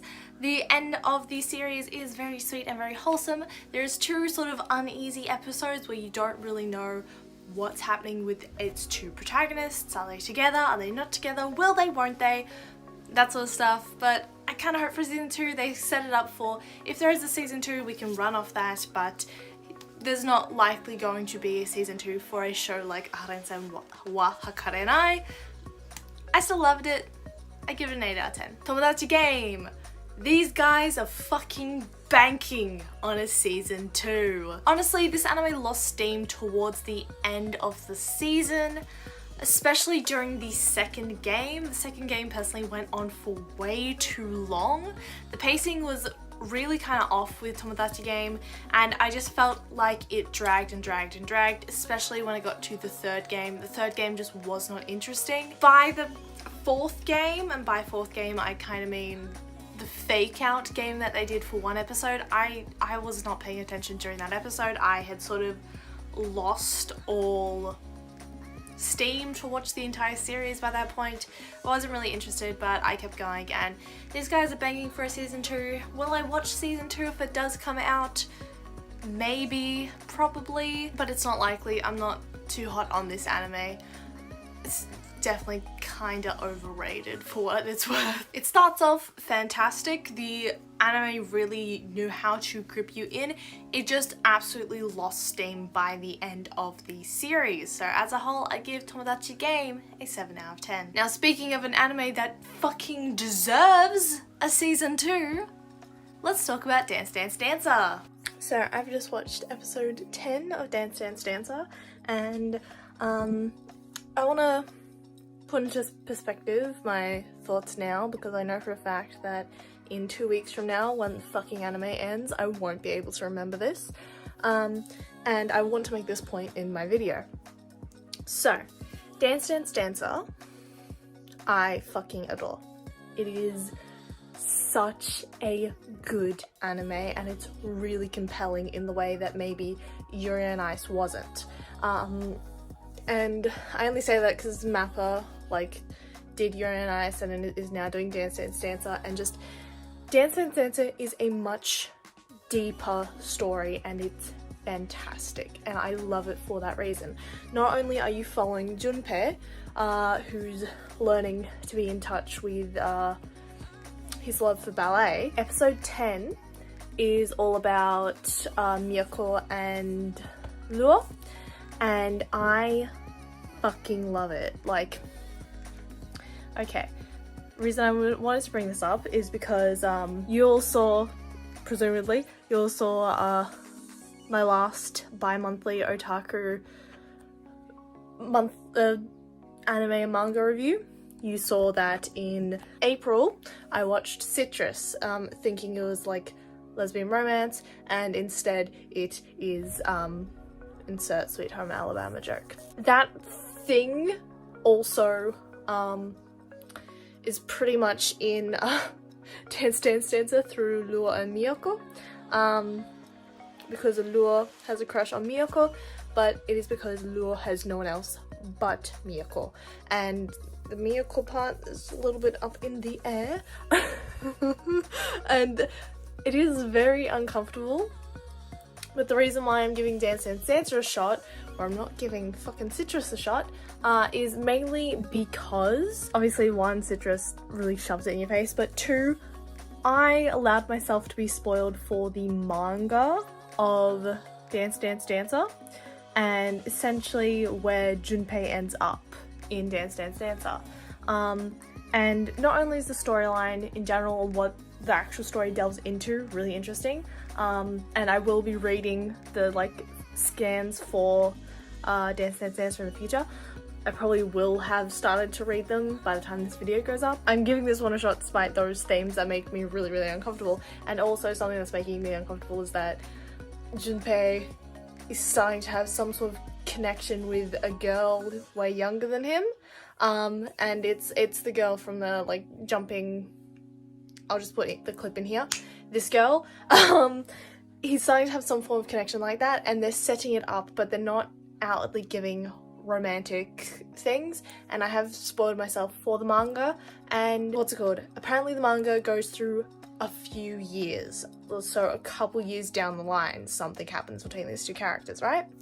And they're setting it up now, and I find that really interesting. I'm very intrigued by Dance Dance Dancer. It is very story heavy, and it's very like throws you through a loop. I didn't expect to like it as much as I am, and I really want a season 2. So yeah, but I am going to be reading the manga after the anime series is done, and obviously you'll probably hear about it in the manga portion of this video, or have heard about it in the manga portion of this video. But yes, I really like it. The story beats are fucking fantastic. Obviously, yes, it has that Lua and Miyako are cousins, and that's fucking weird. But if you look into Lua's backstory, you understand why that is for Lua. Still on Miyako, but still. I really like the story mainly because of its main beats of obviously Junpei and his story, but I do like the intertwining beats of Lua's backstory and how the animes approached Lua's backstory particularly. So yeah, let's go into the full review now that I've finished the series. Okay, so this series gets a 9 out of 10 for me. It absolutely smashed it out of the park. With episode 11 having been released and me knowing what I know about the manga, I can't fucking wait to get a season 2, hopefully. It is so slim of a chance that we get a season 2 of Dance Dance Dancer, but as I mentioned in that clip, the story for Dance Dance Dancer is so fucking rich. I love it. It is so good, and I really want a season 2. It is so very gripping. I give the series a 9 out of 10. I will absolutely be reading the manga for Dance Dance Dancer. Okay, Spy Family. There's not a whole lot to talk about Spy Family. The second half of Spy Family is coming out in fall of this year, the fall anime block. I can't wait for that. I've been reading the manga, spoilers for the manga section, but I fucking love Spy Family. It's so much fun, it's so funny, and I love it. I love Anya. Anya is my favorite character, as she probably is yours too. Your best wife. Love her. I want her to be my wife. And Lloyd Forger. I don't really have a lot to say about Spy Family that hasn't already been said. Highly recommend it. Insanely gripping, fun, fluid animation. I fucking love Spy Family, and I will be talking about it in my manga section. Kaguya-sama Love is War Season 3, I made an entire video on, along with the elements of the manga that I read for this review, so I'm just going to be linking my Kaguya-sama video in the iCard, in the description, and at the end of the video. So if you want to watch that, I highly recommend that you should. If you want to know my opinions on Kaguya-sama in a more broad fashion, other than I don't have to talk about how much I love Kaguya-sama kind of way that I've been giving for the last one of these videos. So yeah, moving forward is finally for June anime. Heroines run the show. I have very mixed feelings about this show. As a whole, I give it like a 8 out of 10. It started off really strong, fucking loved it. However, episode 11 gave me very mixed feelings, and nothing says anything better than this comment right here that I found on the Crunchyroll website for this episode. I think the show is sending a really bad message by having the main character express guilt after being stalked, defamed, and literally punched in the face. Glasses Girl should be punished, but instead she gets pity. What an upsetting episode.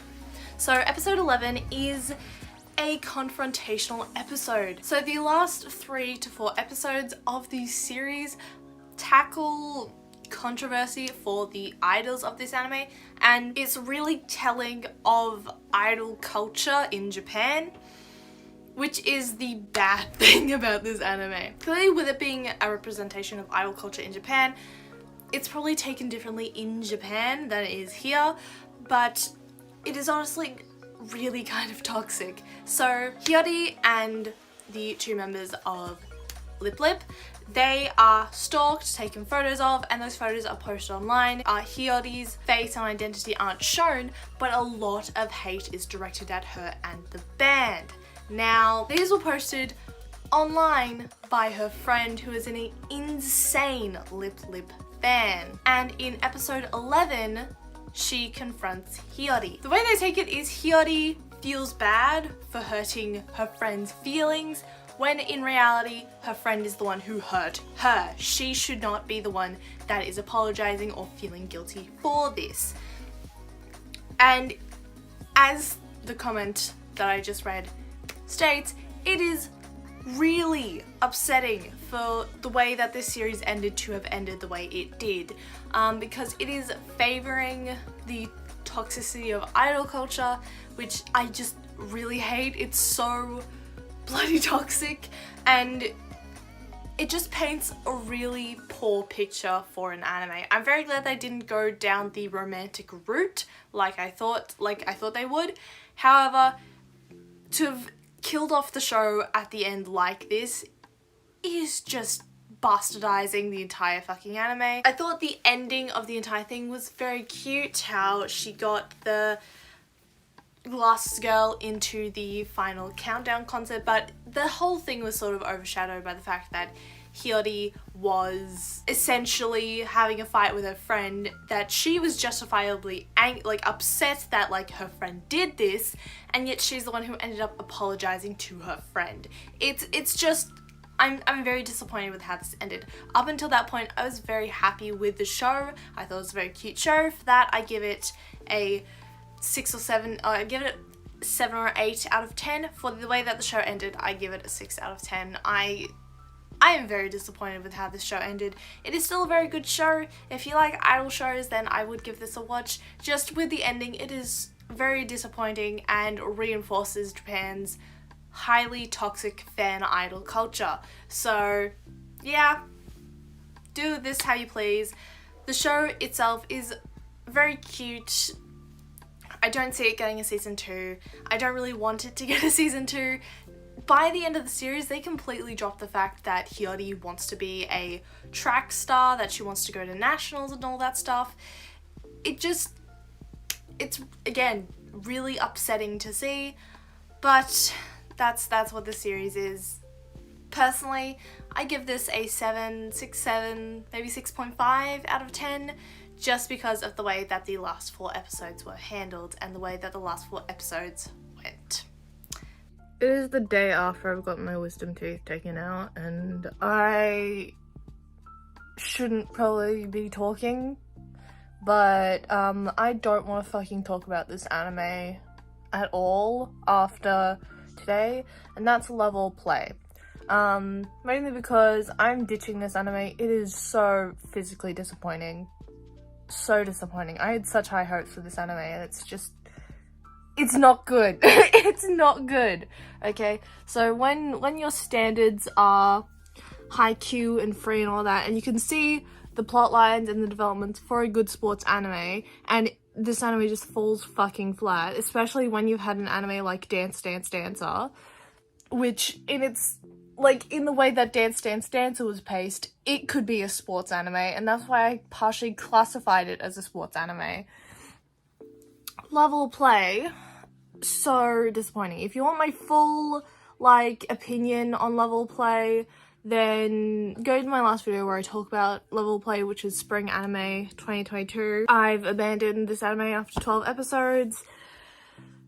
It's so boring at the end, and that's all I'm gonna say. Really, Level Play disappointed me greatly, and it's just not how a sports anime should run. It is paced so fucking weirdly. They set up a tournament then we don't get to see half the fucking tournament. And in anime such as like Free and in Haikyuu, stuff like that usually takes up 2 episodes at least. The build up to the tournament takes up an episode, and then the actual tournament will be 1 or 2 episodes. I have had my, like, admittedly, have had my gripes with, say, Haikyuu's format being too long, but cutting out the fucking tournament in general, what? Like, you only get 1 game, and it's between, I think it's Matsushima and Matsuda, and that's not even a gripping game, because we've been told this is the last game of the entire tournament, and it's between those 2, and I'm so thoroughly disappointed with this series. It's paced weirdly, the story beats aren't there, like, they've set them up and they just cannot follow through with them, and I'm really disappointed in that. And I am giving pain to myself because I've taken out 2 wisdom teeth. That's how much this anime disappointed me, and I'm abandoning it at episode 12. I have not been this heated about an anime that I'm abandoning in a long time. Mainly because, like, yeah, I had a lot of fucking faith in this anime. I thought it would be so good. It's not. It's severely disappointing, and I'm abandoning it because A, most of the anime that I started for the spring anime quarter is finishing up around now, and they're getting like a second part in autumn or in spring, or not in autumn, not in spring, sorry, or in autumn or in summer, maybe even in winter. But just, I cannot continue this anime. Like, trying and waiting it out just isn't worth it.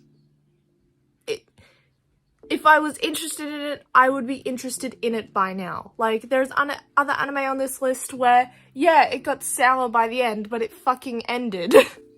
This is just continuing going, and it's so goddamn boring. It's so goddamn disappointing. And that's my piece on level play.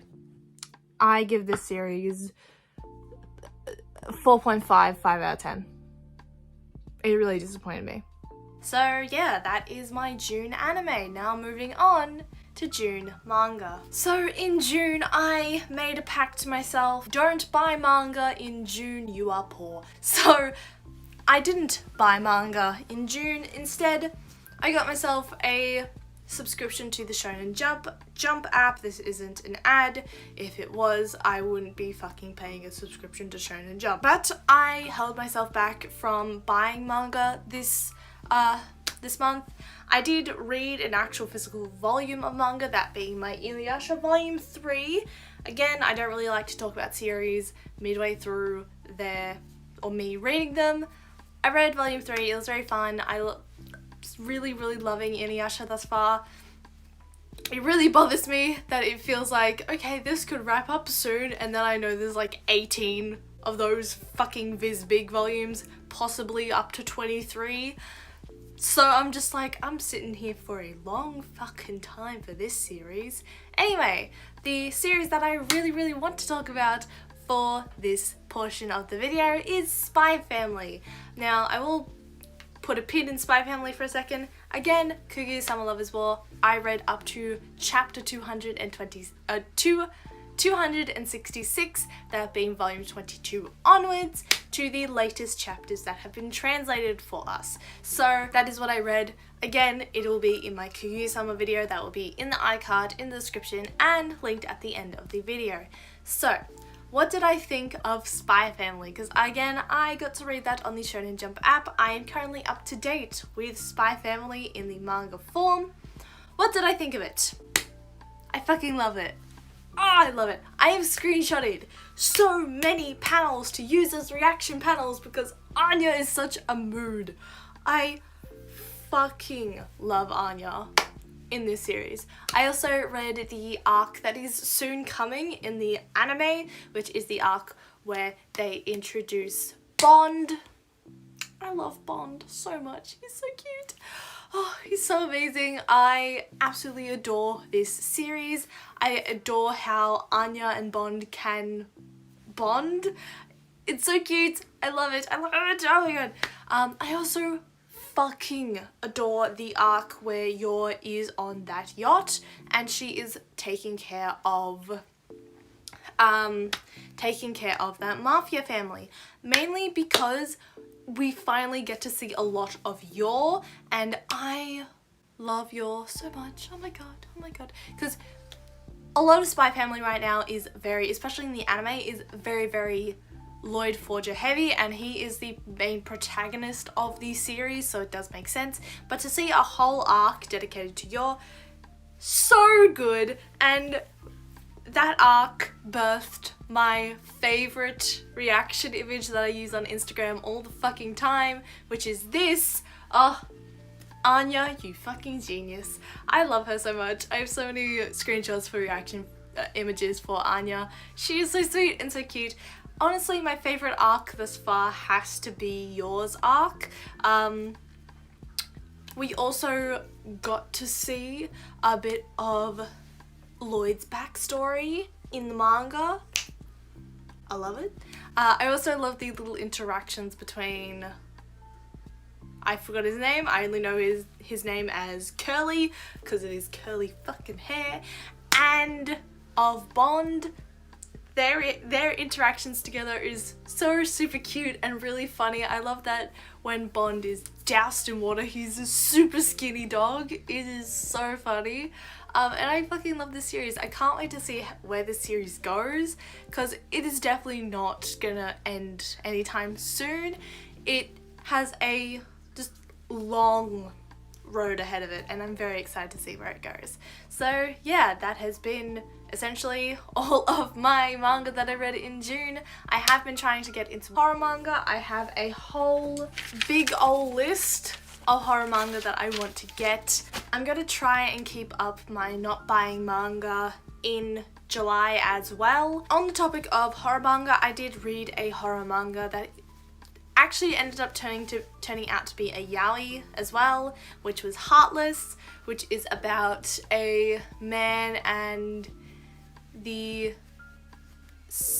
incubi, one of those things that he's with. He's a selective mute, and yeah, it's an interesting read. I didn't really expect it to be a yaoi manga because I just, as I showed, I had a big long list of these. I wasn't really fazed by the fact that it was yaoi. I used to be a Fujo, so it didn't really faze me all that much. I've seen much worse. The horror side I actually did like. It was pretty good. It was a solid horror kind of yaoi novel, but yeah, I thought it was pretty good. It wasn't great. It wasn't entirely sucky, but it's pretty good. I spent a solid hour reading it, and yeah, so that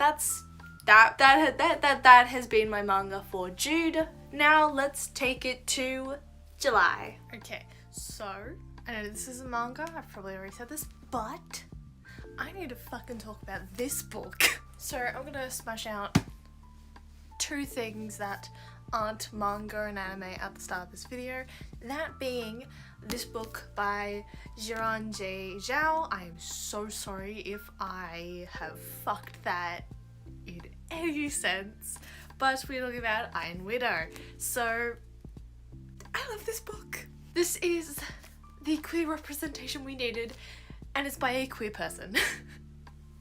So yes, Iron Widow, if you do not know, the author of this book is also a YouTube content creator. I love their videos, especially learning about Chinese traditions and history and the emperors and empresses on their channel. And a couple months ago, they did a very short, like 2-video series on Wu Zetian. Again, sorry if I fucked that up, who inspired the main character of this story. It is a fantasy sci-fi novel that pulls or is inspired by the historical figure of Wu Zetian, and this story is about her. She is the main character. Forgive me for I am not very well versed in her actual story, but I'm pretty sure this just pulls the character and is inspired by the legend, but not actually is the legend, obviously. This is literally everything I could have wanted. I took two notes in this entire book, and spoilers, I would highly recommend this book. First of all, this talks a lot about the protagonist and the ideas of gender, especially towards the end, and the sexism that she's like forced to endure, I guess. It goes through her struggles, and I love it. Now, I took two notes in this entire book, and these are major spoilers for the book, so I would click away to the next part now if you don't want to be spoiled. But I took two notes. Let these guys become a fucking throuple. It became a throuple. Let's fucking go. Love triangle. How about in love triangle? Polyamory rules. I love this book. It isn't a romance book, but it has elements of romance in it, and I love it. I love it for that reason. It's mainly like sci-fi mystery, but has like, or sci-fi fantasy, sorry, but has elements of romance in it, and that's what I love. And the character development of all of the characters, maybe except for Yuji. I'm again hoping that's how you say his name. I'm going to mispronounce so many names. Our two main characters, Zetian and Shimin, Lee Shimin, their character development together and separately is fucking awesome. My only piece of criticism with this is that it feels janky in some chapters. Like, the pace of it as a whole, fantastic, but there are some chapters where it feels out of place, and like the character realizes something at one point, then sort of forgets about it, and then realizes it again just more powerfully. That's my only real criticism. There's a little bit of jankiness in the chapters because of that aspect, but other than that, this is fucking fantastic. I love this so fucking much. It's like the perfect amount of like plot to romance to like sci-fi-ness. It's not like solely sci-fi. It's like like the way that this book is like a book about mechas but isn't at the same time. It's so good. Like, I love it. I don't even like sci-fi books. This is the exception. I fucking adore this. Like, as I said, I can't even say they're a YouTuber because they're an author. I see them more highly as an author than as a YouTuber. But the only person I can really compare like a book like this to in terms of like they had notoriety prior to their releasing of a book is like John Green. And out of the two YouTuber books that are actually fictional books that I've read, this one is the far superior one. This one is so fantastic and such a nice, lovely read, and I love the polyamory. Because at first, the romance is set up like a love triangle-esque type thing, but then it's not. And there's romantic dynamics between all of the characters in the triangle, and they actually make reference to the triangle and make it the triangle is the most powerful shape, and it's perfect. And then they kill one of the characters, which is where a sequel is coming in. Now, they haven't released a sequel. When they do, I will absolutely fucking pre-order it. Hello, of course I will. But this is the start of I'm hoping maybe 3-book series. depending on how the next one goes, like this one was a fantastic read. I could easily tell that this was going to be the start of a series. It's like, it's very gripping. I think now that I've read this, I have a 5-chapter rule. For anime, it's a 3 episode rule, which I'm very, very lenient on. For manga, it's a 1 volume rule, which is actually about 5 chapters. For novels like this, it is a 5-chapter rule or a 100-page rule, because every time I read a book that I fucking love, it gets good at chapter 5. It gets me intrigued by chapter 5. This got me intrigued after chapter 2. So, like, the first chapter was very difficult to get into because, like, I bought this on a whim. And as you can see on the bottom here, I, like, damaged it because I dropped it immediately after it came home. But, like, and you can see I've cracked the spine to shit because I've been reading it for the past 3 days. So I had this before I started reading it. It's been just sitting on my books to read shelf for a while because, like, I've wanted to read this. I absolutely adore and admire the author as a video content creator, but, like, I really was unsure if this was going to be good or not, because typically you think if it's by a YouTuber it's not all that great, but I wanted to put my faith into the creator because they make such, like, compelling and good content. So I did put my faith, and I'm so glad I did because this is fucking fantastic. I don't typically like book series because the last book series that I read hurt me, and I have not finished said series. So I'm actually very, very in love with this series. If anyone's read this series, if anyone's read this book that will soon be a series, I really can't wait to see the second book come out of this. But if anyone's read this and has any suggestions of something like this for me, I would 100% appreciate it because this is so fucking good. It's so fucking good. For a, like, not even for a book that's written by someone who's also a YouTuber, by a person. This is a genuinely really good book, and there was a lot of things that I could relate to the protagonist. There was a lot of things that I could fucking read and go, oh yeah, this author's my type of person, that kind of stuff. Because obviously it takes inspiration from Chinese traditions, but at the same time is insanely fucking modern, and that is what I adore. It is the perfect mix of the two, and it is just fantastic. And the end, okay, little bit salty that you killed my favorite boy, but the absolute killer rampage that Zetian goes on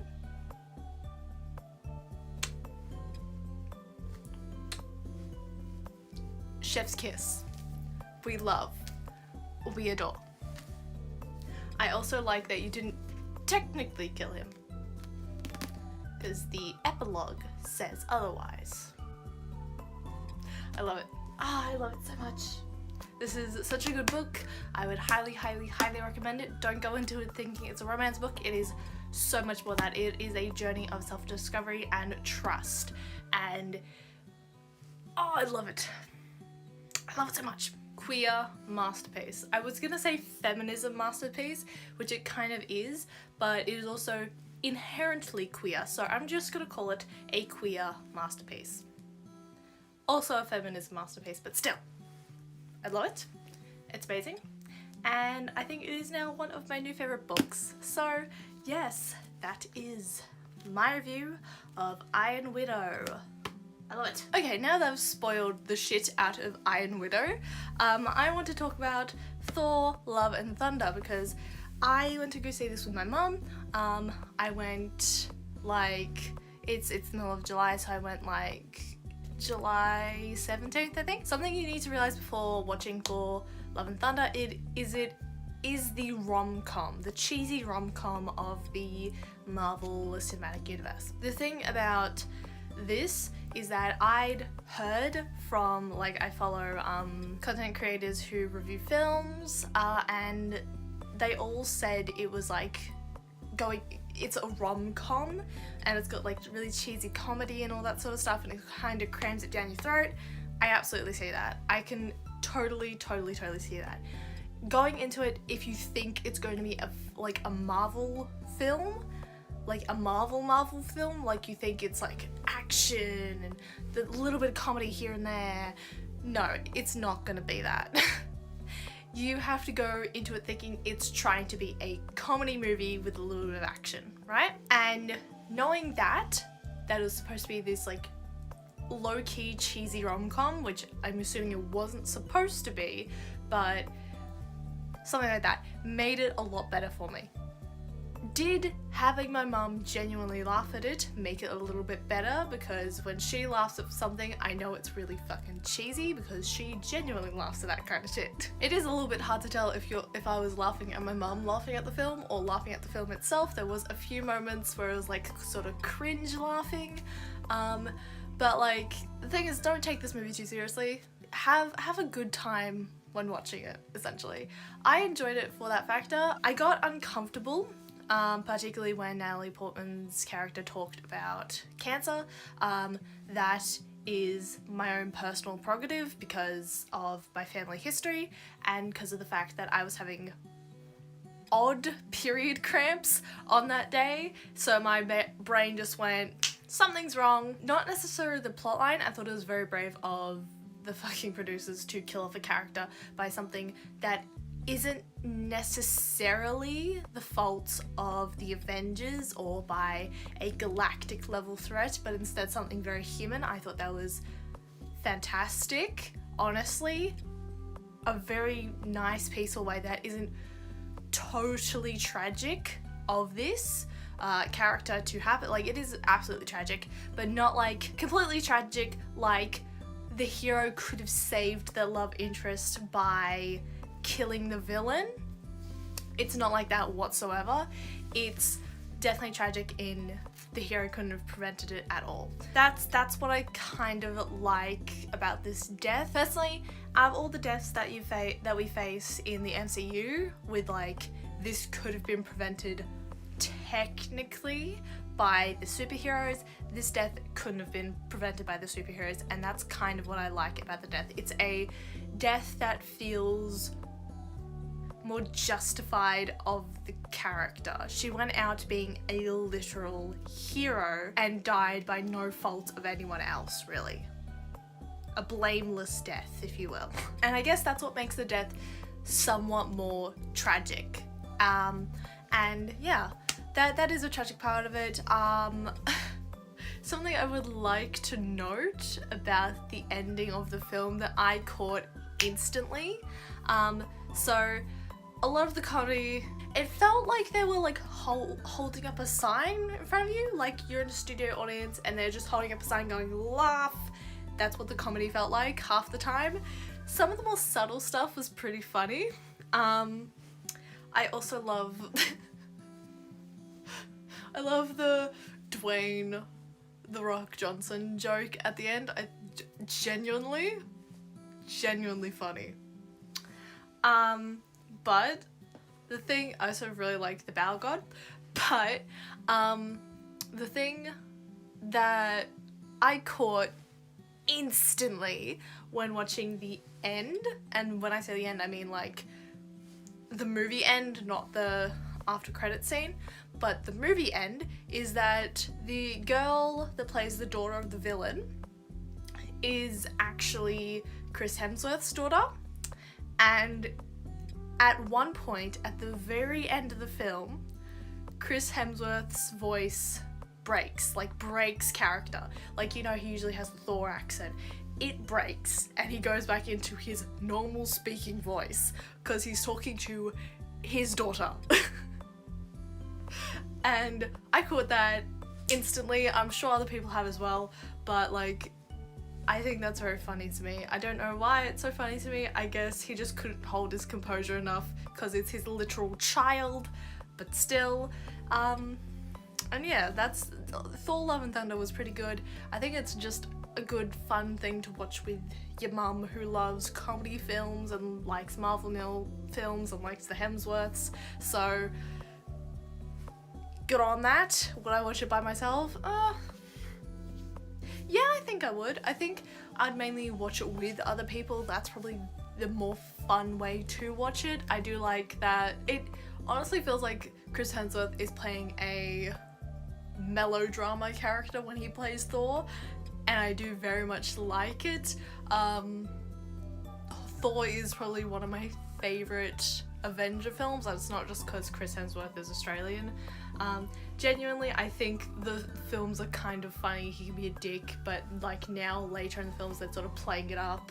He's more melodramatic and all that kind of shit.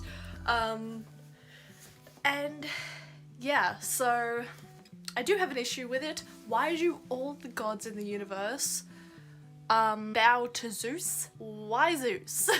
And you're telling me every single god in existence actually exists. Almost all of them. That's the thing that I don't necessarily understand about it, but it's the Marvel Universe.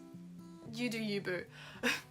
But why specifically Zeus? Of all the people, you chose Zeus. But yeah, so that's my non-anime manga review of the day. Let's get into some anime manga. I finished the cosplay. Don't ask about the hat. The hat's normal color. I stole the hat from the green fuck. It's on brand, on character. And these gloves, stole them from the mouse, bitch. Yes, I finished my Waluigi cosplay, and I am doing what I promised to do and wearing this cosplay in as many videos as physically possible. Now, this sexy Waluigi is here to talk about manga for July of 2022. No, I did not watch anime in July of 2022. I started watching Tokyo Mew Mew, but Tokyo Mew Mew has 52 episodes and I wasn't gonna finish that in the last 3 days of July. So this video is now just manga for July of 2022. Honestly, me watching as many spring anime that I did really wore me out, plus half of the anime that I wanted to watch in July of 2022 was on a completely different streaming platform than Crunchyroll, and I don't have a VPN to see if it actually is on Crunchyroll in other states, or in other countries. So I am stuck with having to wait until it comes, or wait until I have money to watch the anime that I want to watch at some point in time. July 2022 manga. Let's get into it because I decided to go on a horror binge. Yes, I've been trying to get into more horror anime, read more horror manga, and that is reflected in this month.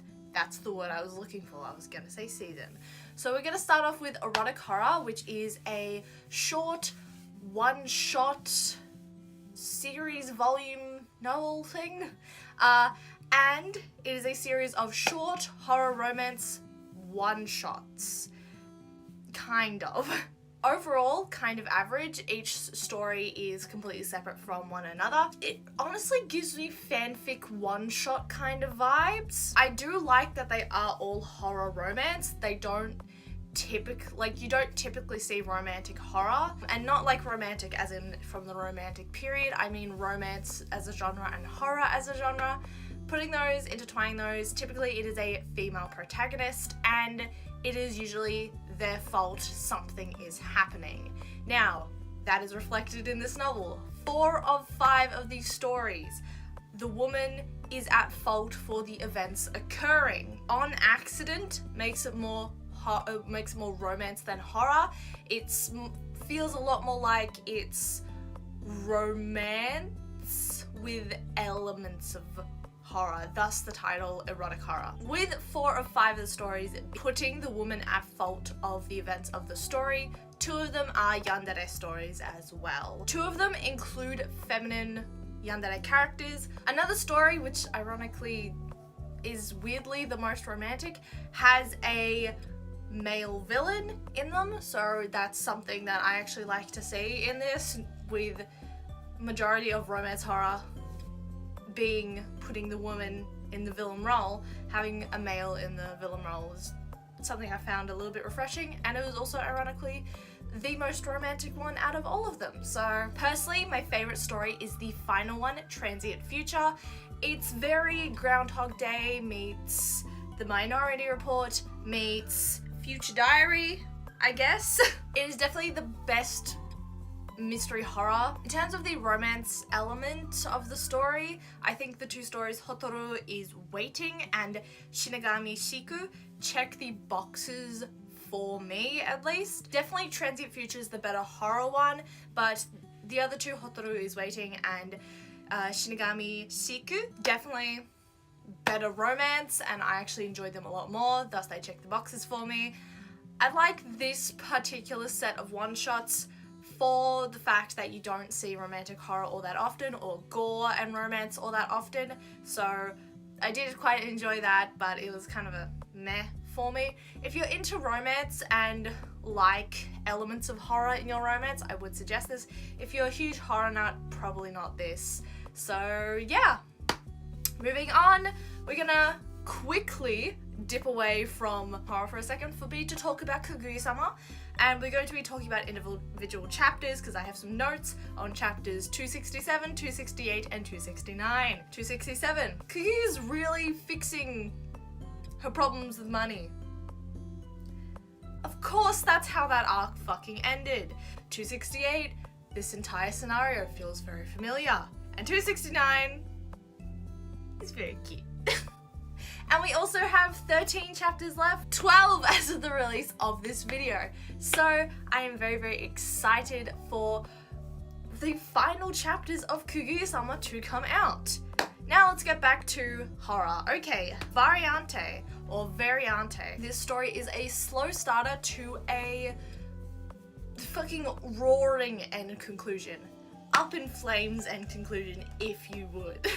So Variante is a story of a girl named Akio who has been mysteriously murdered but came back to life with a new superpower that she just did not have before. An unforeseen power, a giant fucking arm. Insert your jerk off joke here. Now, I'm not gonna spoil too much. I wasn't hugely involved in the story of this story. It was very slow and repetitive at the very start. At the very end, it all kind of just smashes together. So it's a little bit of an up and down roller coaster ride, except you're sort of going up and it's like right like this. You're going up for a long, long fucking time. This story took me 3 days to read, whereas all the other ones took about 4 hours to read. Each individual story. So me having to read Variante over 3 days clearly shows how little interest I had in this story. I wanted to finish this story because I wanted to give it a chance, especially since it is a decently short story. I say decently short, I mean in terms of like comparing it to Demon Slayer or Oran or something like that. It has, I think, about 4 volumes to it. It has a couple of volumes, but it is decently short. Realistically, it probably should have taken me a few hours to read, and it took me 3 days. So that's just an indicator of how uninterested I was in this story. And I was never really gripped into the story until the last volume, which, if you're writing a story, you probably shouldn't be gripping in the audience at the last volume. It probably should be the first one. My reaction to the story is very similar to my reaction to Cutie Honey. I wasn't all that interested until I got to the end of the volume. But even then, Cutie Honey, that gripped me in within a couple of chapters. This gripped me in after about 12 chapters, which is not a good thing. It does also have a similar kind of premise to Cutie Honey in a weird, fucked up kind of way. That being super powered girl meets cop. They become a dependable duo, except the one variation, if you will, between Cutie Honey and Variante is that everyone fucking cocks it at the end of Variante, with exception to Akio. I know I said I wasn't gonna spoil it, but everyone but the main fucking character, who doesn't feel like the main character half the time, cocks it. every single one of them. And the ending is partially left up in the air, but she does survive, and that's all you really need to know. Story beat-wise, I did appreciate the main researcher's ending, as well as Akio's and the explained backstory of Akio's. Aiko. Why did I call it Akio? I wrote this script. Why the fuck did I call her Akio? No, it's too late now. I've already fucking recorded all that. She's gonna be Akio for half this story.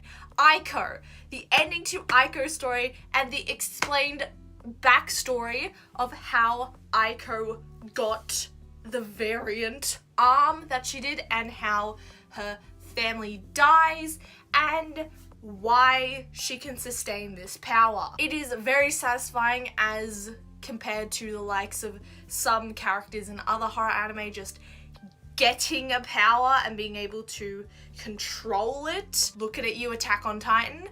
But Aiko's backstory makes a lot of sense, and I do very much like that about this story. It's a little bit far-fetched, but I do like it that way. Something that isn't fully explained in the story that I would like in the backstory a little bit is exactly how Aiko's father actually dies. Again, I won't explain too much, but the death of Aiko's father is a little ambiguous. Like, we're supposed to like get that he dies, but it isn't explained all that well, and unless his mysterious death that is implied means that he doesn't actually die and in the end the one that Aiko is with is him, that would make a lot more sense. However, it's supposed to be implied that he died and we don't know who Aiko ends up with at the end of the story, so it's a little bit of a stretch in that form. And I'm pretty sure Variante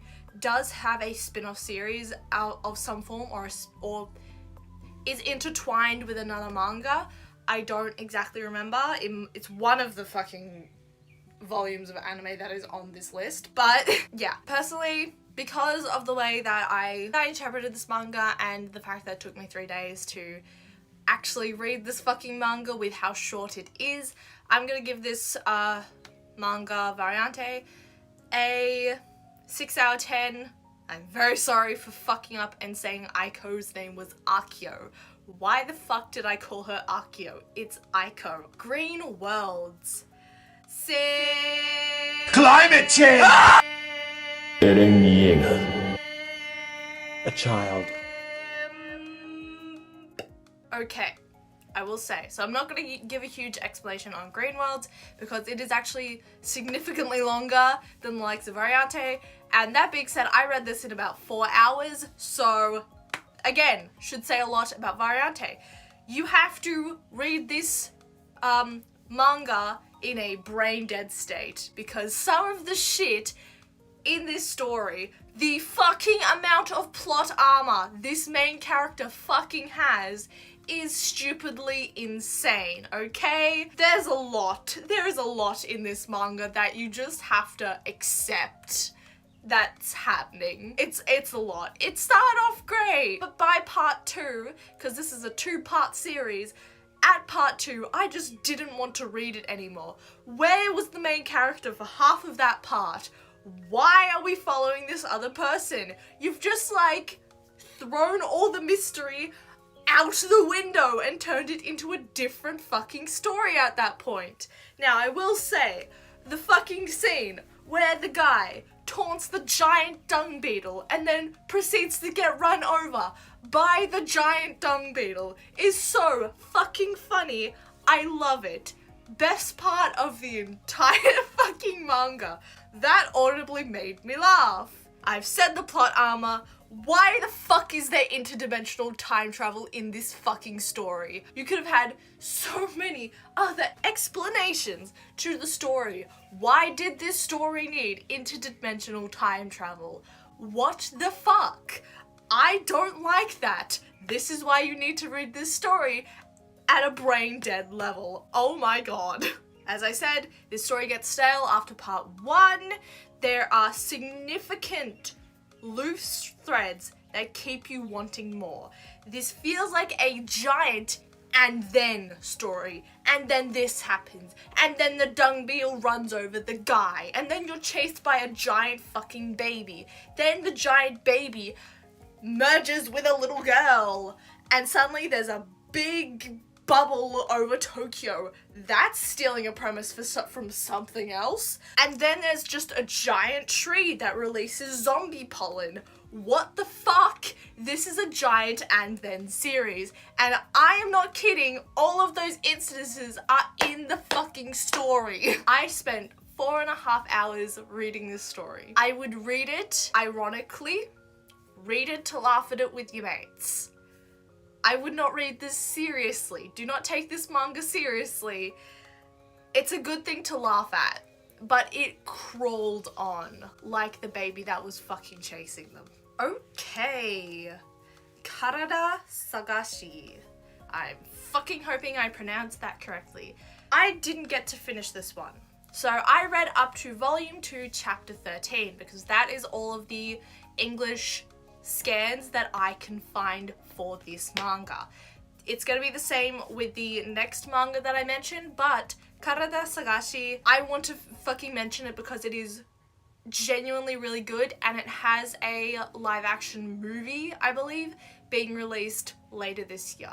It is genuinely a really good manga. Now, according to my anime list, there are 17 volumes and 153 chapters, but there's only 13 chapters translated online from what I could find. Now, also with this series, there is a short online anime. However, this was released solely on Production IG's official app, and because of that, I'm assuming that the app is region locked and that the anime is in full Japanese without subtitles, so I won't be able to watch it. Also, every episode clocks in at 3 minutes, thus I think it would only cover the first couple of chapters because only a few episodes were made. And yes, I will be watching the live action movie that comes out with the film if I can get my hands on it.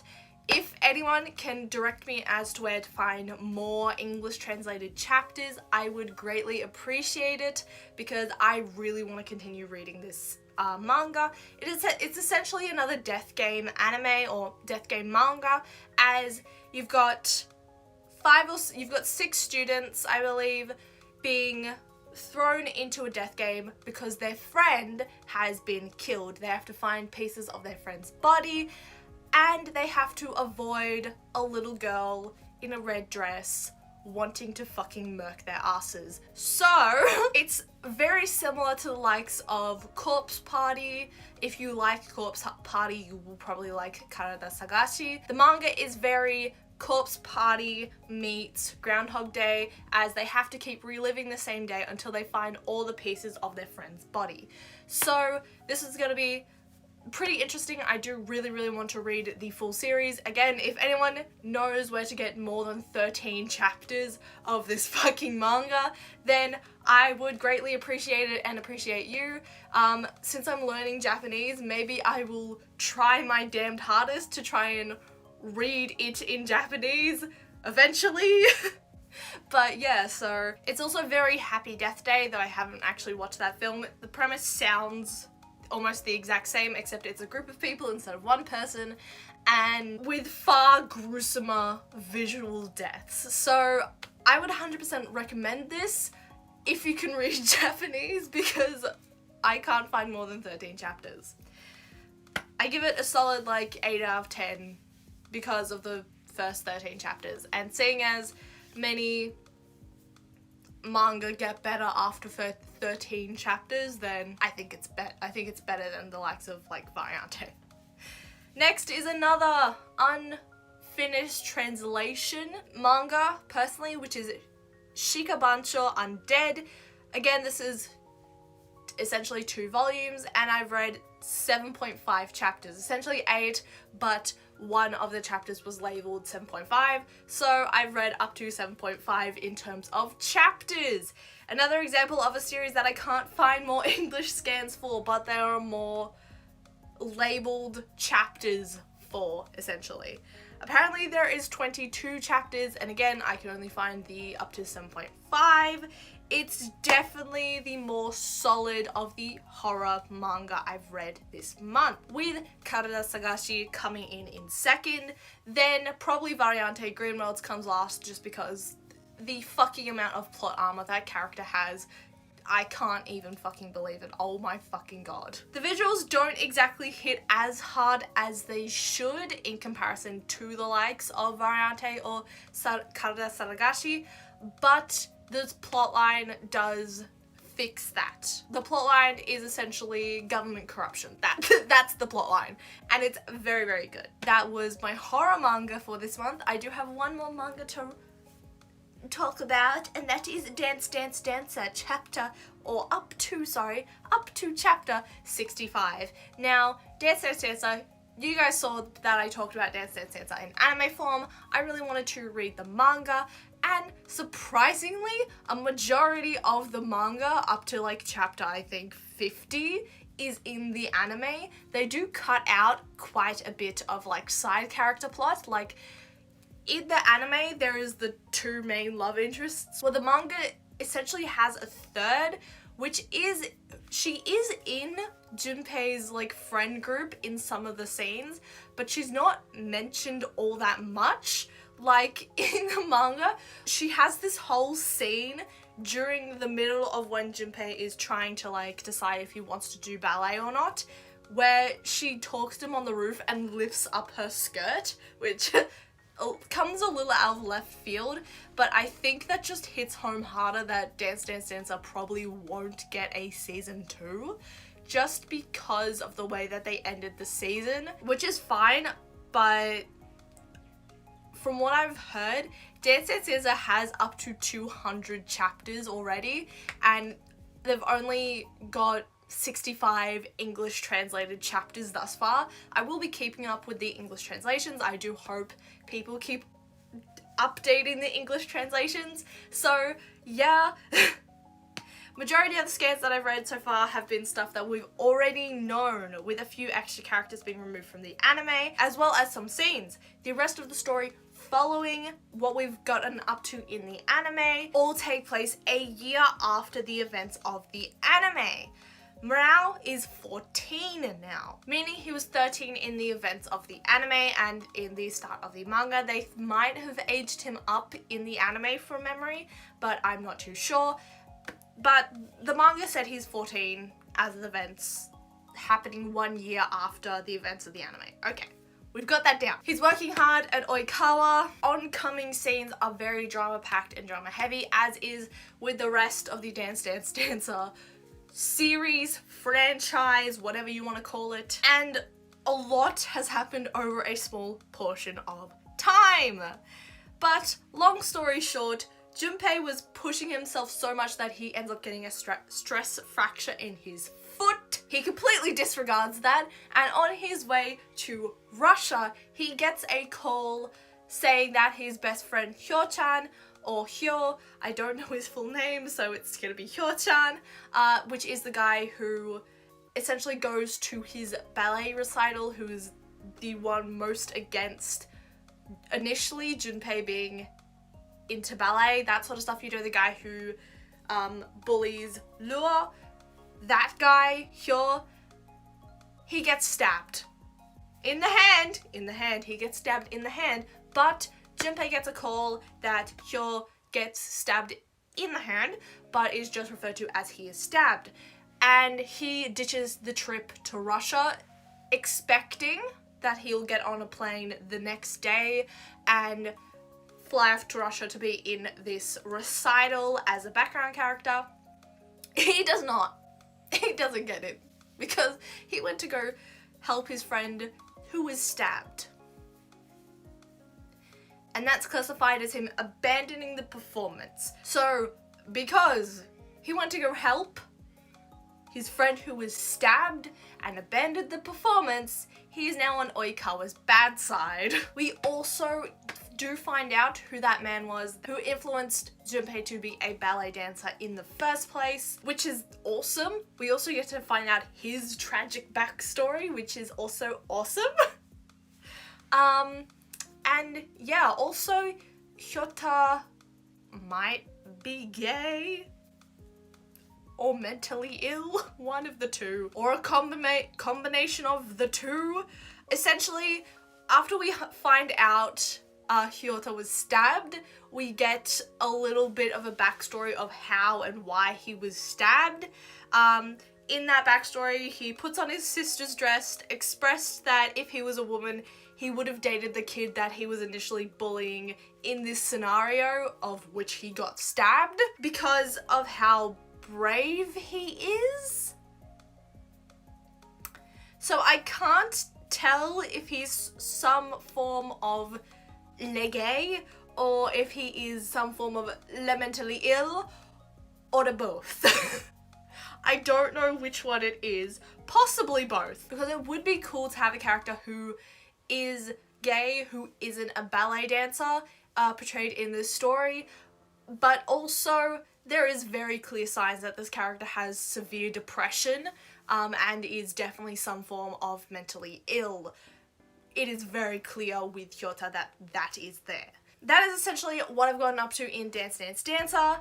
Currently, as of chapter 65, we have gone back to Junpei being on the bad side of Oikawa and his struggle now, having learned that he is on the bad side of Oikawa.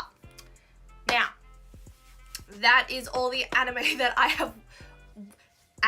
that is all the manga that I have read in July of 2022.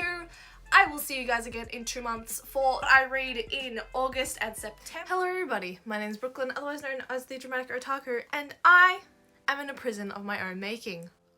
The only snack I have is carrot sticks, like a little bunny. Speaking of bunnies, here's a video of a bunny that I took today. It's a bunny.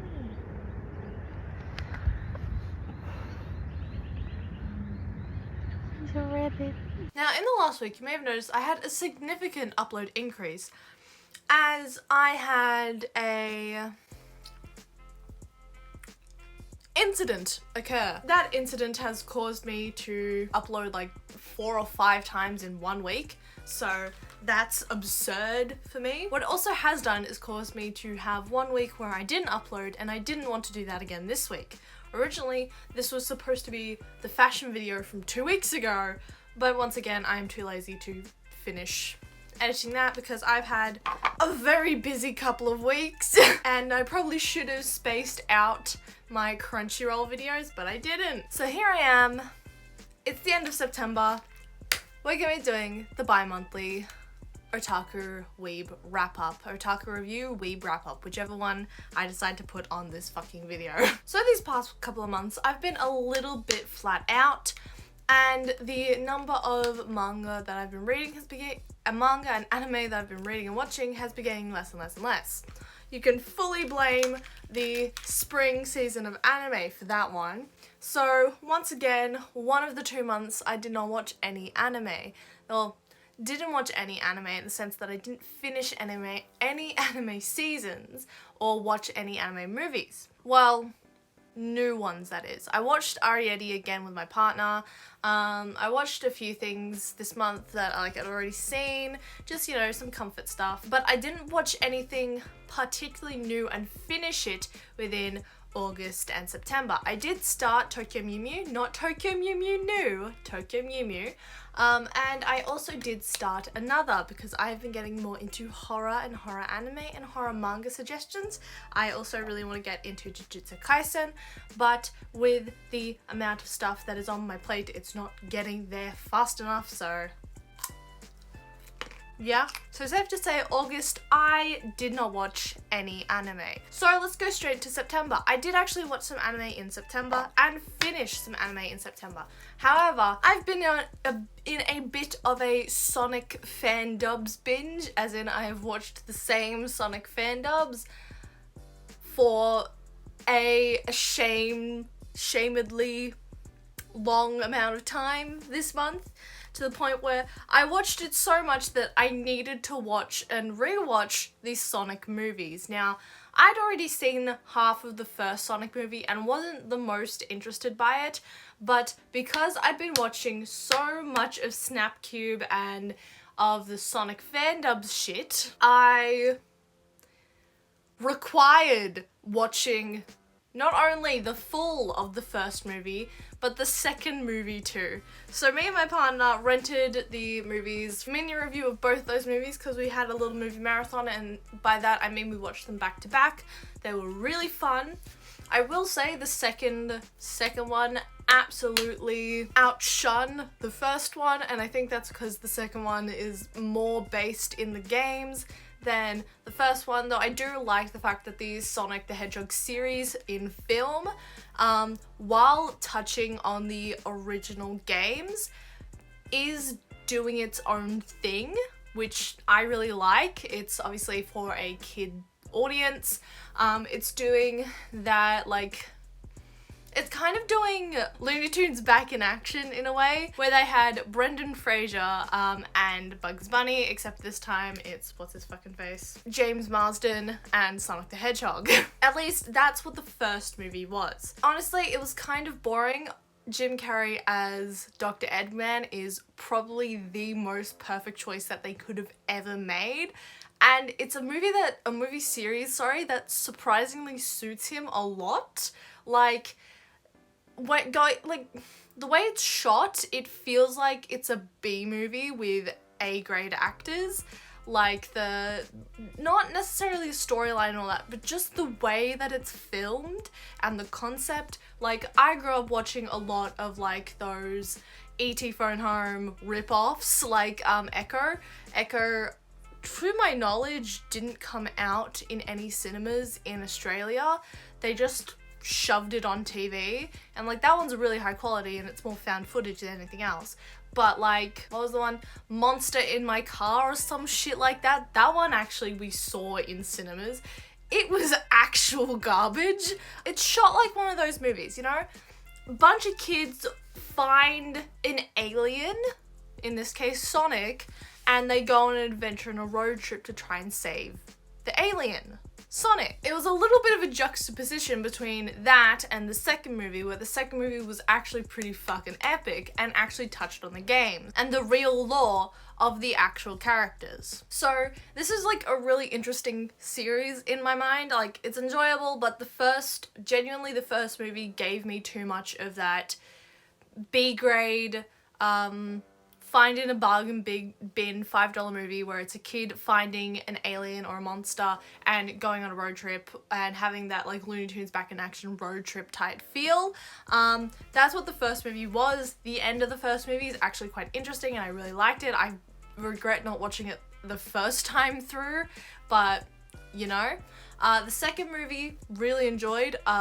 Having Idris Elba as Knuckles was a very good choice because it's just funny hearing him say certain words as Knuckles, because Knuckles is like really blunt and he doesn't quite know human like traits and stuff like that. So there's one moment at like the end of the film where he gets really excited about ice cream or something like that, and hearing Idris Elba say that is really fucking funny to me. And like, also the person that they cast as Tails, really, really good choice, because like, I didn't hear that person, I heard Tails, and even half the time I didn't hear Idris Elba, I heard Knuckles. Granted, I watched Sonic Boom, so the only version of Knuckles I can hear is the really nasally grating one. So, well, that Knuckles and this Knuckles. I'm Knuckles! Fuck you, fuck you, fuck you! Yes, that is my favourite quote from Shadow Goes to Hell. I fucking love it. Moving away from Sonic the Hedgehog, let's actually move into the anime that I watched in September. Now, there's only one to add, as I was going to watch Fruits Basket Prelude this month, or at least I was going to watch the screening of it at Crunchyroll Expo. Obviously, that did not fucking happen. So we can remove Fruits Basket Prelude from my actually watched this month. I don't know when I'll be watching it because the only chance I got to, I couldn't watch it. So the actual thing I watched this month was the last episode of Komi Can't Communicate Season 2. Now, truthfully, I didn't finish the series for two reasons. One, I was super burnt out for watching romance slice of life anime at the end of like July and really wanted a break. Right around that time, Komi-san was releasing its last episodes and I was keeping up to date with it. However, I was like, I'll wait until all the episodes have come out. Come September, it turns out I really should have just waited 1 extra week because the last episode had come out and I didn't fucking realize. So I watched the final episode of Komi-san Can't Communicate today and it was good. Honestly, I'm really burnt out of slice of life romance anime. I would prefer just heavy rom-com anime at this point. It is really annoying that I could have finished the series in July or August and decided to wait until September to do it, but you live and you learn. At this point in the series, I give Komi-san about like a 6 out of 10. Maybe a 7, mainly because I am so heavily burnt out of romance and slice of life anime that probably next year I will just go for the things that really interest me. Hello, I'm here, queer. Ned from Try Guys cheated on his wife for over a year, and I have a few last minute entries for September. So, starting off with not manga, anime. For anime for September, the last little insert that I have for September is Words Bubble Up Like Soda Pop. Yes, I actually got to watch this film with my friend. It is very cute and artsy. I will say the art style definitely caught my eye and made me want to watch the entire thing. Personally, the actual story itself did not grip me in until halfway through, which I guess is good considering the art style is very like in your face, so having it be a little bit dull but have you appreciate the art style at first is pretty good, whereas when you get used to it, so the art style isn't as in your face, having the actual story ramp up and be there is really good. Personally, I actually really liked that. Words Bubble Up Like Soda Pop personally is, I want to say, better than Bubble, in my own humble opinion. I do want to compare it to Bubble because they're both Netflix originals. So Bubble was very stale personally for the storyline, whereas Words Bubble Up Like Soda Pop really shot off in the second half. The ending was a little bit predictable, especially with them trying to find Yamazakura. Honestly to God, I did enjoy the confession scene at the end. However, I would have liked them to actually show the development of the characters, as in their relationship throughout the entire thing, not just bits and pieces. It was a little bit annoying having them just suddenly like each other. That's something that Bubble did as well. It really didn't show off a relationship. It was like, oh, these people are interested in each other, now they're in love, now they have to forced to be apart. That's sort of the thing with Bubble and Words Bubble Up Like Soda Pop that frustrates me. It's a lot of montage and not enough actual connection between the characters. It feels too quick. The concepts, their specific concepts, work really well as a series, not so much a movie. Like, especially Bubble. I think Bubble would work really well as a series instead of a movie. But going back to Words Bubble Up Like Soda Pop movie, that's why I'm comparing it to Bubble, because it's got Bubble in the name. Words Bubble Up Like Soda Pop, genuinely, I really enjoy the visuals. I think this would make a really nice slice of life anime instead of a anime movie, just because there's so many characters that you don't like get a lot of information of, and they're sort of just there. Like, at the end, all characters have their purpose for the movie, which I think is very good. However, they're just kind of there until they serve their purpose, and it's a little bit off-putting. There's like this huge montage in the middle of the film that I really didn't like. I really liked the oversaturated colors of the film. Genuinely, I think we need more series that are oversaturated instead of undersaturated, because the art style for Words Bubble Up Like Soda Pop is genuinely really nice and I adore the color palette that they used. I also like the whole concept of Yamazakura, how there was like only 2 discs ever made, that sort of stuff. I really enjoy that.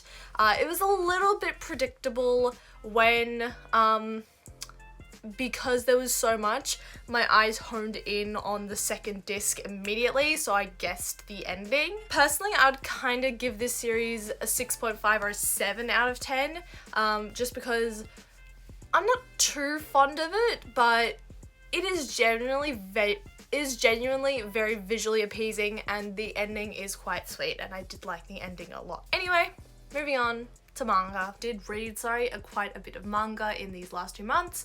More so, I read half a series in the first month, that being in August, and that series being Until Your Bones Rot volumes 1 through 5.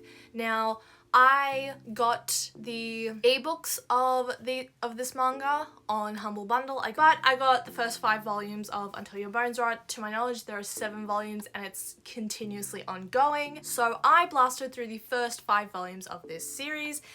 This one is kind of a middle ground kind of horror series. So Until Your Bones Rot is a like horror gore series and a mystery series. This one, compared to a lot of the other horror mysteries that I've read, is kind of mid.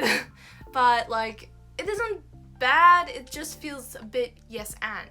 So it's not great, but it's not boring, and I will give a trigger warning that this book series mentions SA, pedophilia, and suicide onto the already gory elements of murder and death that this book title suggests. Long story short, 5 friends murder one of the friend's dad. Every year they have a ritual where they promise to never tell anyone and have always been honest.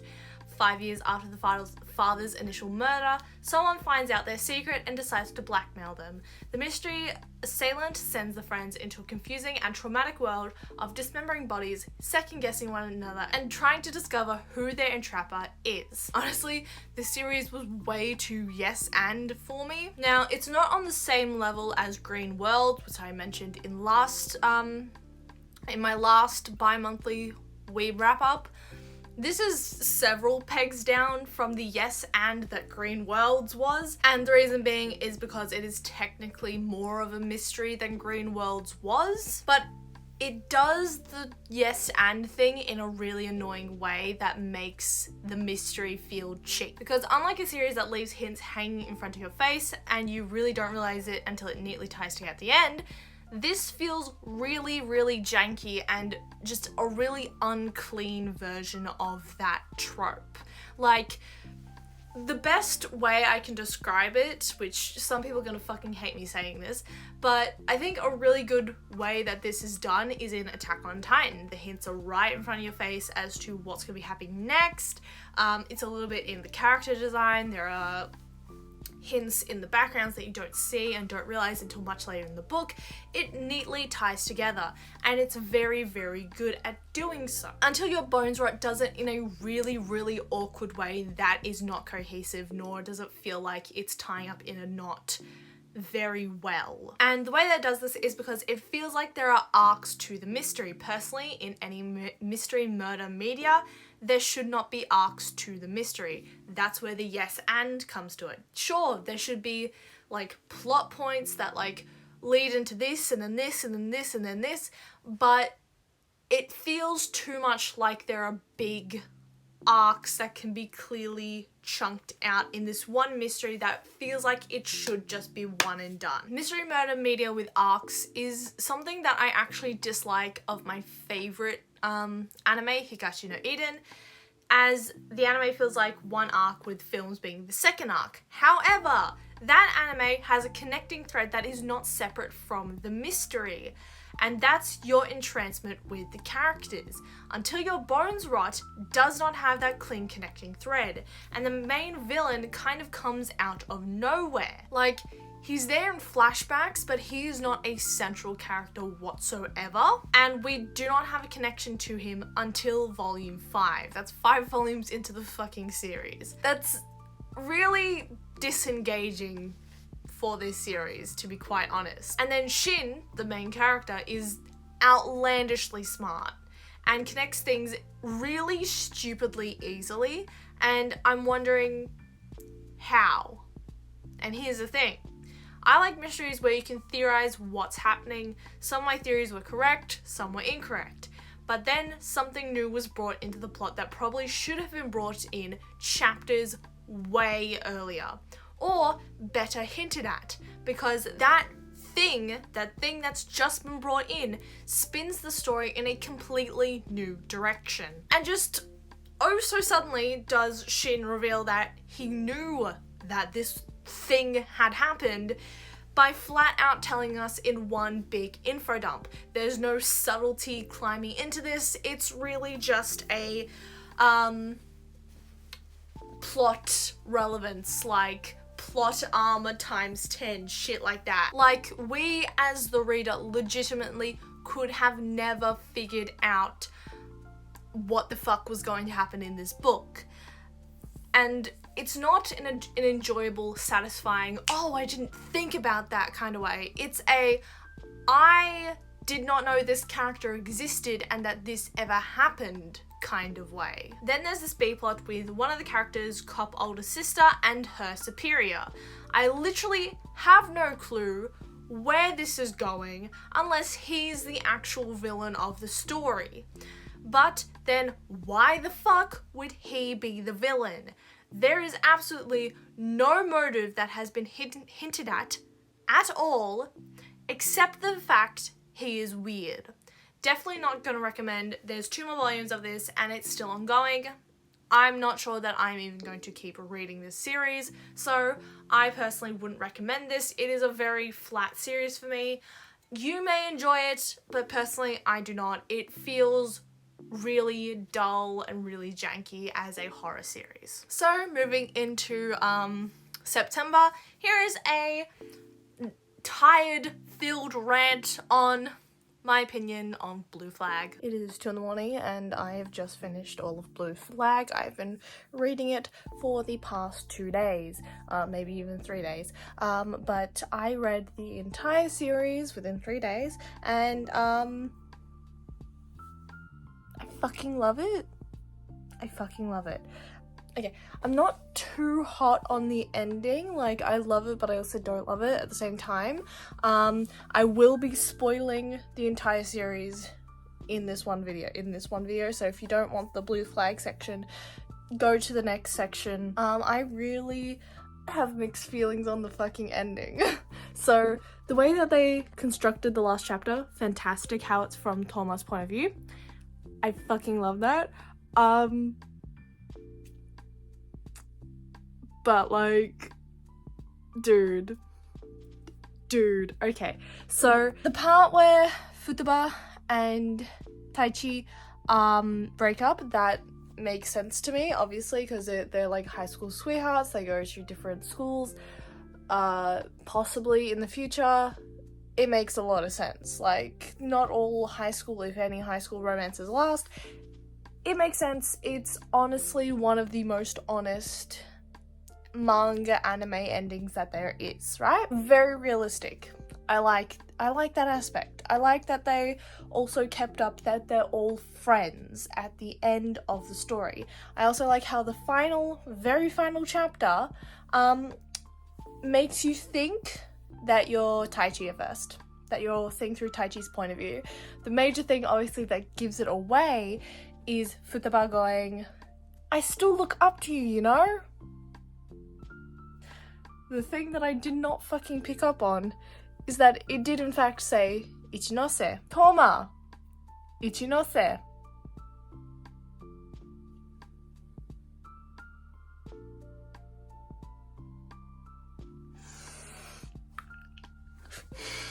Okay, so yes, my gay little heart fucking loves it that Taichi and Toma get together. Fucking love that. Also a little bit mad because they do hint at Taichi having feelings for Toma throughout the entire series. And I love, so backtracking here, I love kind of that there is two bisexual characters. Bisexual in heavy quotation marks. Very clearly, Taichi is bisexual. Or he is some form of multisexual. And that is because he clearly has romantic feelings for Futaba. He clearly has attraction to Futaba. He also, clearly with the ending, is fucking married to Toma. Best of both worlds, clearly. Futaba is straight, so clear as day. I would have really liked if they had put Mireille, I think her name's Mireille. I think she's a lesbian or bisexual. She's definitely a woman-loving woman, obviously, because she's fucking in love with Futaba, her best friend. But, like, I don't know if she chose to marry a guy because she's hiding the fact that she still very much likes women, or because she's genuinely attracted to the guy, because she likes, like, it's shown that she likes guys in a friendly kind of way, and that she wishes she could, like, be in love with guys, but Futaba, instead, she likes girls. So, which, again, is actually something that unfortunately is kind of realistic. Oh, Masumi. Fucking name's Masumi. As you can tell, I am very happy Toma and Taichi, it is Taichi, got together and are married. However, it does kind of feel like it came out of nowhere, especially with how much, like, it felt like that it was gonna go with Taichi being just Toma's best friend, and I actually probably would have preferred it. That being said, if you want that kind of ending, read That Blue Sky Feeling, which I've recommended in the past. This is, like, Blue Flag is honestly very, very good manga. Very, very good queer manga. It can be possibly triggering to some people. They do have one conversation, and, like, I see every point mentioned in that conversation, but it's also like, there is possibly triggering content in this series, so I would be wary with that, especially around the way that Toma unfortunately comes out to the entire school when he was only trying to come out to one person, which is very, very unfortunate, but it can be extremely triggering to some people. I think so. I, for the most part, really fucking like this series. Like, it is so fucking good. So fucking good. And yeah, the thing I was saying before about Masumi, and unfortunately the thing that happened to her being possibly very realistic, because she never comes out openly to anyone other than, like, Toma, who Toma wouldn't really know exactly what her sexual orientation is. The only person whose sexual orientation is really explained is Toma. Taichi, very clearly bisexual, multisexual, some form of multisexuality, most probably bisexual. Then obviously Futaba, straight, possibly trans, or possibly genderqueer. That was the vibe I was getting off of Futaba. She's very, very much like trans non-binary. That's the vibe I'm getting off of Futaba. I like her. I like her a lot. I do see a lot of myself in her. And I will be using she, her pronouns, because that's the pronouns that she uses in the series. But, like, the vibe her and Toma have, it feels very much like she's some form of genderqueer, which I really, really like. I like the slight exploration of gender. I also really like the diversion of expectation, how one of the characters, the other girl, the girl who you think is going to be the bad guy, but just wants friends, I fucking felt that. And I love her.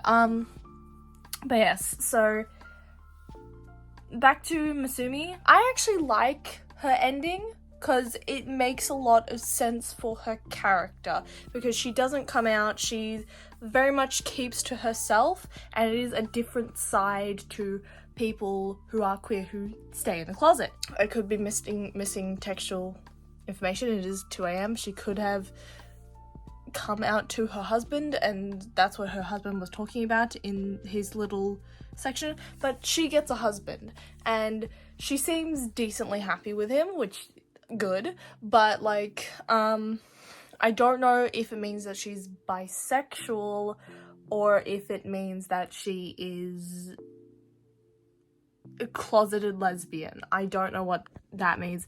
Definitely some form of I like girls. Clearly, that is a thing with her. That is a plot arc for her. She likes women. She likes futaba. She feels inadequate because she feels weird because she likes girls and she doesn't see it as normal. So she doesn't come out in the series, but obviously we as a reader know that she's gay. I somewhat like that. I would have liked if she did end up with a girl, but unfortunately that's not what happened for her. It seems more realistic for someone who's so scared of what people think of her, even though she says she doesn't care what other people think of her. She clearly does. So it makes a whole lot of fucking sense for her character for that to happen. That's why I like that ending for her. Would I have liked her to get with a woman? Of fucking course I would. But it could be a case where she will not love any other woman except for Futaba, and obviously Futaba gets married to a man in the end that isn't Taichi. Now, I know that throughout the entire series we see Taichi get like jealous of both Futaba and Toma for various reasons. Like he's jealous at first of Futaba for being like attracted to Toma, or that's what it came off to me as. He was very jealous of Futaba, but as he got into a relationship with Futaba and actually like developed feelings for her, he would be jealous when Futaba was with Toma, or at least that's how it was perceived, right? However, with the way that they ended most of the main storyline before the time skips, it made it seem like that Taichi was straight and that he was going to be a supporting figure for Toma. I think I would have preferred that ending, I'm not going to lie. Again, this may just be my bias because of that blue sky feeling, because that blue sky feeling had that ambiguous ending where it was like, is this a love confession or is this they're just gonna stay friends? You don't know, it's up in the air. I would have liked to think that they stayed friends, eventually turning into romance. I guess that's what this is. This is technically that idealized, that blue sky feeling thing for me, right? It's ironic that they both have blue in the name. But I guess it really brings out that maybe I wouldn't have liked that preferred ending that I thought of in my head for that blue sky feeling after all. Yes, Taichi and Toma being husbands is... I love it. I do fucking love it, and I adore it, and it's great, and it's so gay, and I love it. But the way that it was executed, I think they could have pushed a little more that Taichi was like experiencing this like nervousness because he did have feelings for Toma, that he has confirmation that he has feelings for Toma. What they portray it as is, I want to stay as your best fucking friend. I want to support you as your best fucking friend.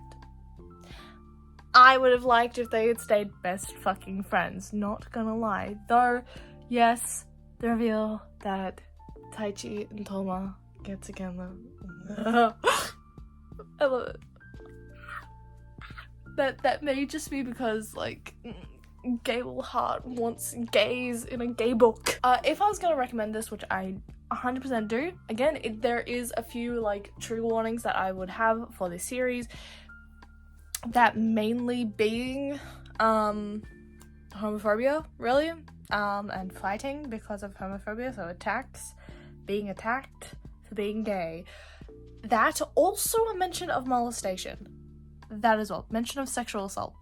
That is also in the book. It is a kind of one-off thing, but like it's there. Also death, because they had to give one of the people a tragic backstory.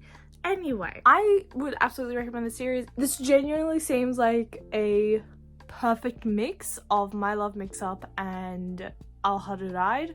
So I'd say Blue Flag is like the perfect mix of Al Hadid,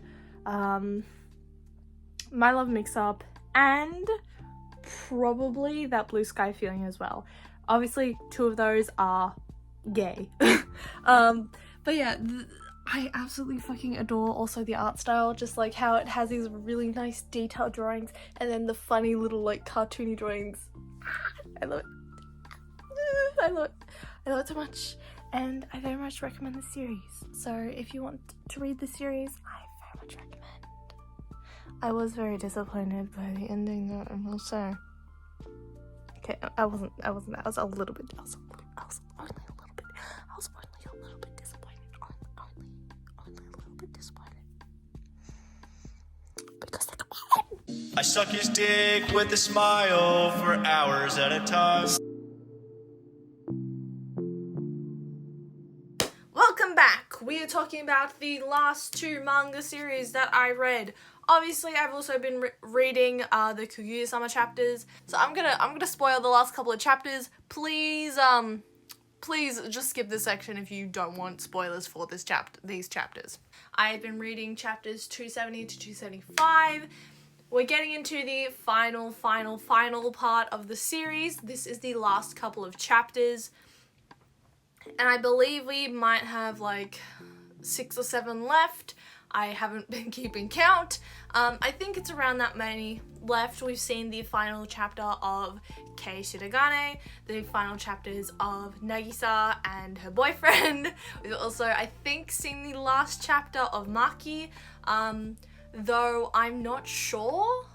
I wouldn't be mad if a spin-off series came from Maki, but I don't know.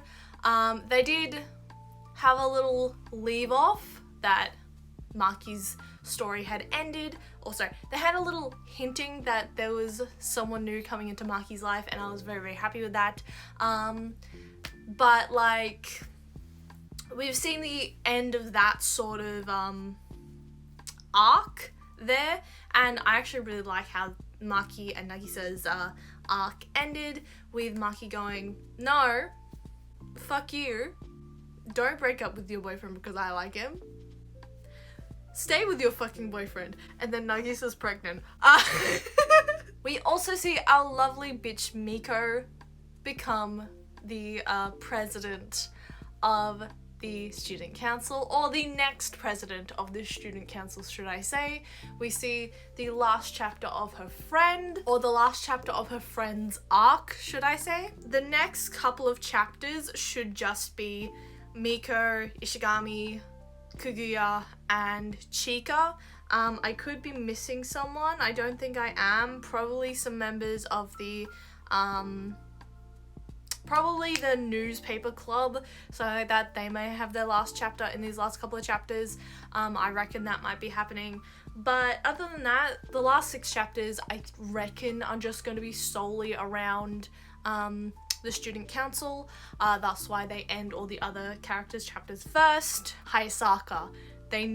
They're gonna have one last chapter with Hayasaka. That's the character that I was fucking forgetting. But those are my theories for the next couple of chapters. I haven't read them yet. I've only gotten up to 275.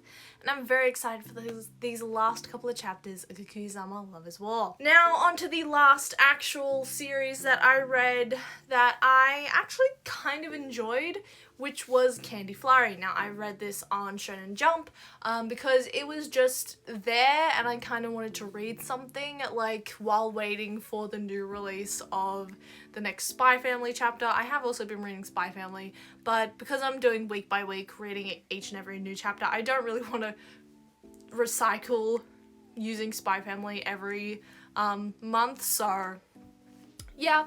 But I read Candy Flurry. Now, Candy Flurry is a short comedy action series clocking in at only 19 chapters, so this is roughly 2 or 3 volumes. This sweet treat of a comedy series is actually very enjoyable, pun intended. Personally, this series does feel a little rushed, sugar rushed if you will, and I think it could make a very good long-form comedy series. Our MC is known as a lollipop candy user or sweets user, a person who has a supernatural power to control sweets on a will due to consuming a toy candy, which I thought was a joy candy until the actual little text said toy. So apparently it's called a toy candy, a genetically engineered candy to give those powers. Every candy user is unique with their own unique sweet, except when MC is framed for fucking destroying Tokyo with lollipops because they are the only lollipop user, and she needs to fight her way to prove her innocence. I really like this series mainly because of the subversion of serious moments. This is like fully comedy, heavy comedy based. The really like professional people are really incompetent but in a funny way. Like they're really good, but in their ordinary lives they're fucking incompetent and shit, and it's really funny. And the thing is, the subversion of serious moments happens a lot, and with that it is kind of a double-edged sword. I know some of you guys really won't like that and some of you will. I would sort of compare it to an extremely rushed version of One Punch Man, except One Punch Man actually has super serious moments between certain characters. None of the moments in this series is serious. If you do like One Punch Man, I would actually kind of recommend this, though it is a like much more, I want to say this is more like shoujo-esque than a solid shonen. I guess this is a shoujo-esque type of shonen story, if that makes sense. But yeah, I would recommend this. It's pretty funny. I enjoyed it. Smashed it out in half an hour. It was really good. It is on the Shonen app if you want to like read it really quickly. It's a bit of a one-shot type piece. And yeah, I kind of wish it was longer. I think it would have run a lot smoother if it was longer, but clocking in at only 19 chapters, it is pretty good for what it's worth. Love Me Not, the final volume, volume 12.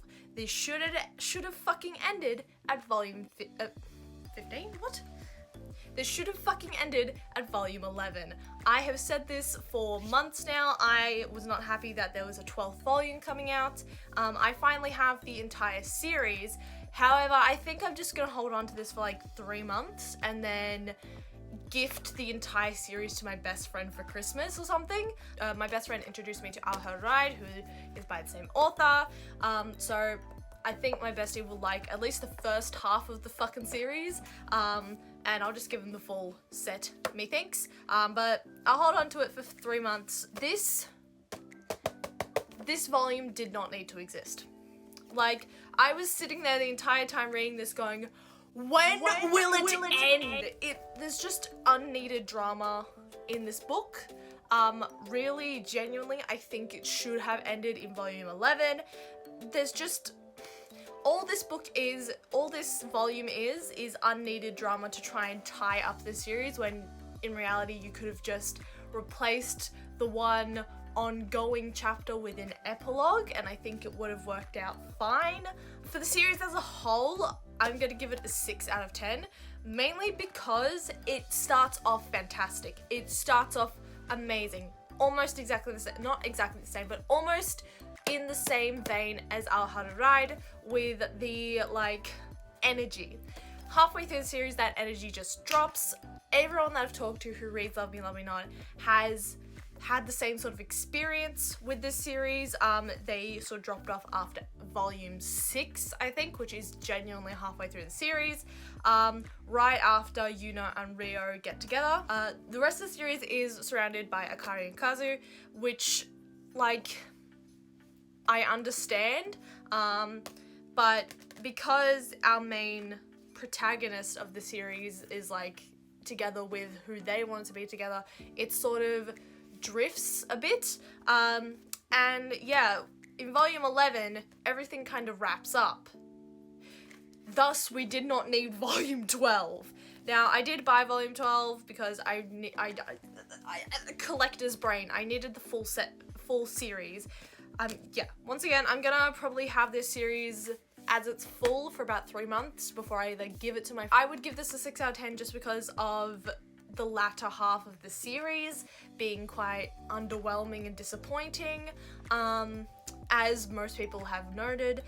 But yeah, that's my take on Love Me, Love Me Not. It starts out with a bang, sort of whittles down to the end of the series, but it is kind of sweet if I wasn't really fucking frustrated because this volume personally shouldn't have existed. So yeah, that is my finale on Love Me, Love Me Not. But yeah, so that's all of the manga and anime that I've read in September and August and September, if you will.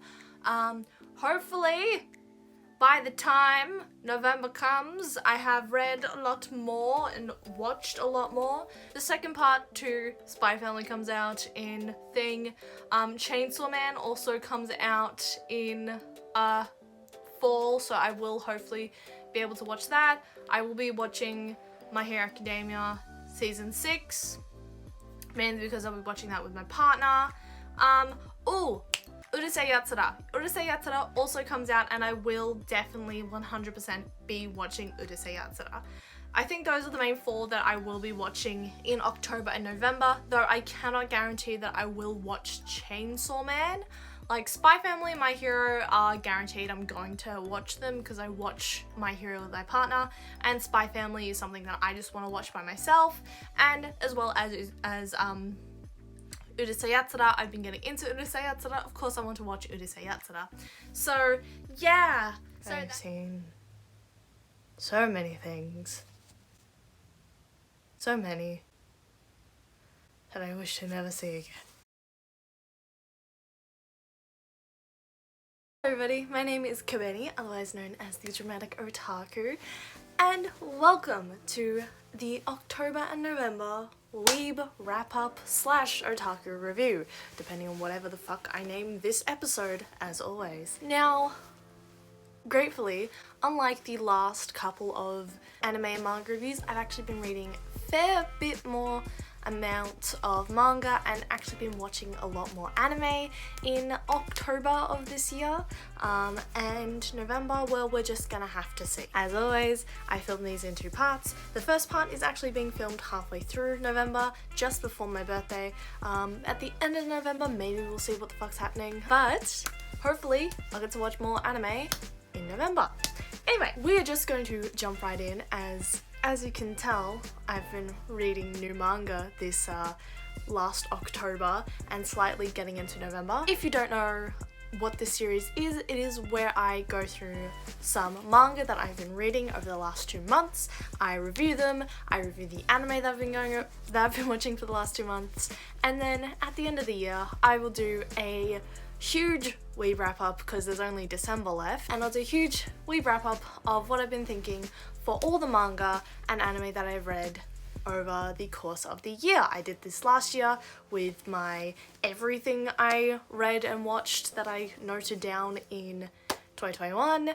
It was much less than what I've been doing this year. I have a massive list of anime and manga that I've been reading in the last year, so it's gonna be condensed into a top 10 list of my favorite anime and my favorite manga of the year. That being said, there's probably gonna be 2 of those episodes as I try to do the December Weeb Wrap Up and then the yearly Otaku Review. Just to let you guys know that if you are not new, but if you are new, again, this series we're just going over my favorite manga, or not my favorite, all the manga and anime that I've read and watched over the last 2 months. It is bi-monthly, it is not monthly, because oh my god, so much of my content would be this fucking series. Anyway, I'm very, very excited for this Weeb Wrap Up because one of my favorite series, Kaguya-sama Love is War, ended. Now I know, I should be depressed that my favorite series ended.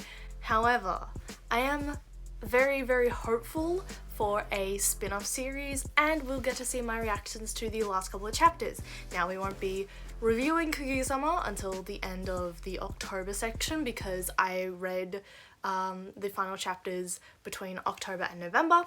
So we're just gonna skip right past that and get into My Love Mix-Up Volume 3. Now, I bought this when working on a school assessment. The last month, I've been solely focused on my school assessments. If you haven't noticed by like the semi-lackluster uploads that I've been doing in the last couple of weeks, that's because I've been doing school assessments. One of my assessments will be hopefully published to this channel eventually, but it's not guaranteed. When filming one of my short films for uni, I picked up My Love Mix-Up because I wanted to buy my friends manga because they were featuring in one of my films, and I felt like I needed to pay them back somehow because they were so kind as to feature in one of my films.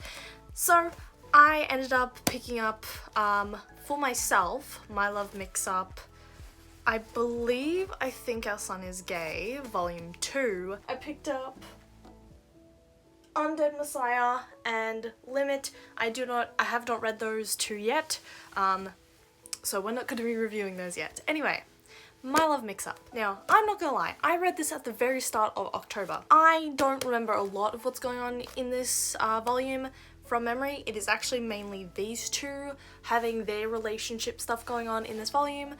They do go to a snow lodge, or a lodge or whatever, and have snow shenanigans within this book. They go to a boot camp, and it's funny, it's quaint, it's humorous. Honestly, this is very cute. My Love Mix-Up is really cute, like a really cute manga series.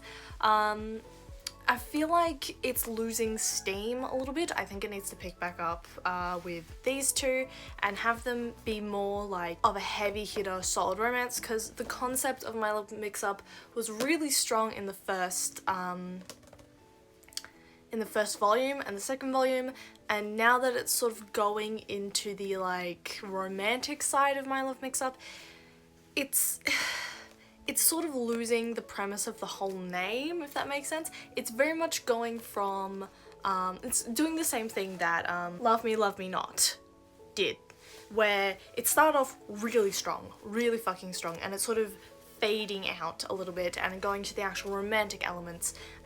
There is definitely still some edginess, that's not the right word, drama.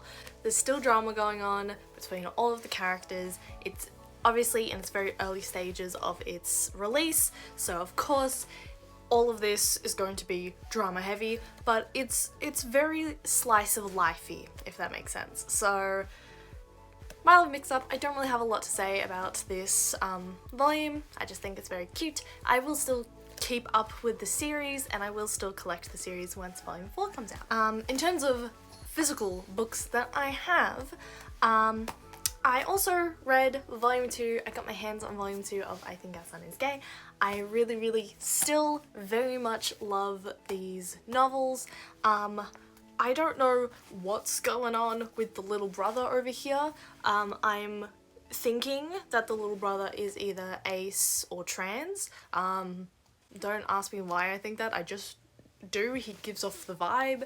It sounded like they were dropping hints, but I don't know if they will do that. Personally, it would make sense if he was also in the LGBT, because he clocked his brother so easily. Granted, the mum did too, but like, you see the development of the series of the mum, obviously.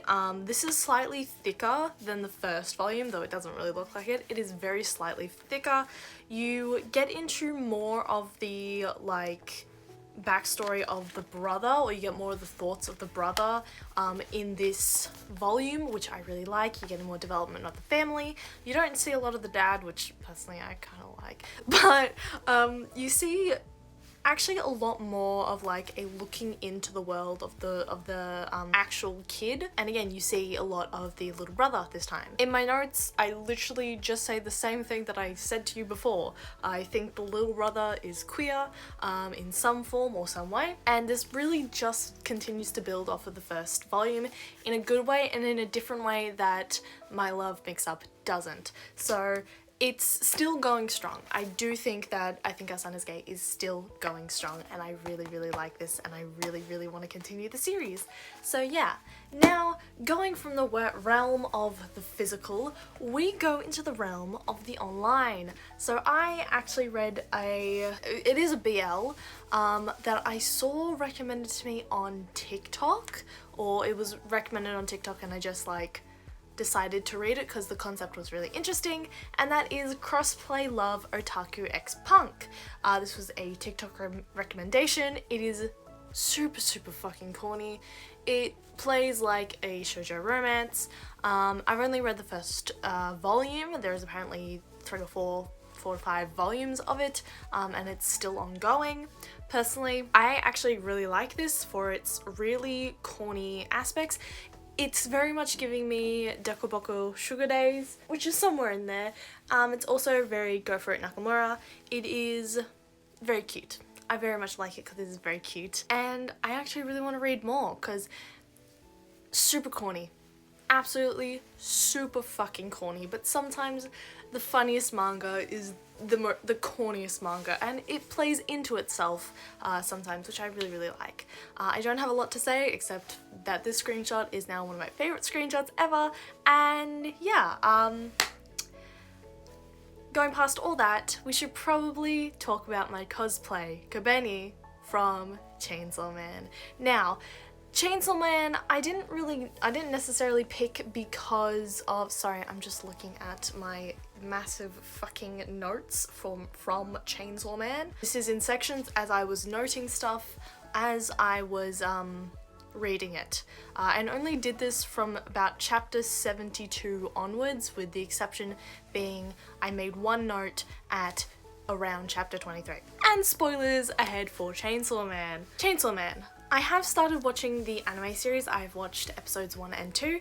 I haven't really watched up to where Kobeni is, though I have seen a screenshot and apparently Kobeni is brunette. I thought she had black hair, and I'm really mad because if my hair was long again, I could easily cosplay Kobeni. Anyway, like naturally hair cosplay Kobeni. I love Kobeni as a character. I have read Chainsaw Man up to its most recent chapters. I actually read a chapter today. I don't remember what chapter that was, but it's in part 2 that I am currently in with Chainsaw Man. So Chainsaw Man, the manga. What the fuck? I have so many feelings, just so many feelings with this fucking manga. Okay. So I'm gonna read straight up what I have written for my notes because I cannot think right now. Let's just get into what I noted. So this was from chapter 23. I'm not gonna lie, I'm not too fond of this series. I'm cosplaying Kobeni. Something very clearly changed.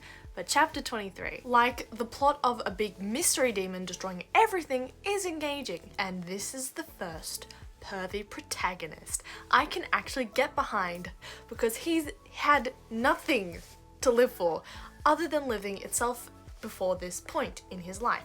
However, the rest of the plot points, adults taking advantage of his horniness to make him do shit, is really creepy, especially when you find out in chapter 22 that Denji is 16. So if you didn't understand that word vomit, it means that I really appreciate for once this main character being like super horny, mainly because it makes sense in his character development. He's a likable character, and most of all, he asks for people's consent. He does not just grab a bitch like people like Mineta. I actually respect Denji as a character, but when you find out that Denji is 16 in chapter 22, it's really uncomfortable because you've had characters that are clearly older than him taking advantage of the fact that he's a horny 16-year-old. So, it makes me viscerally uncomfortable. Now we're gonna skip ahead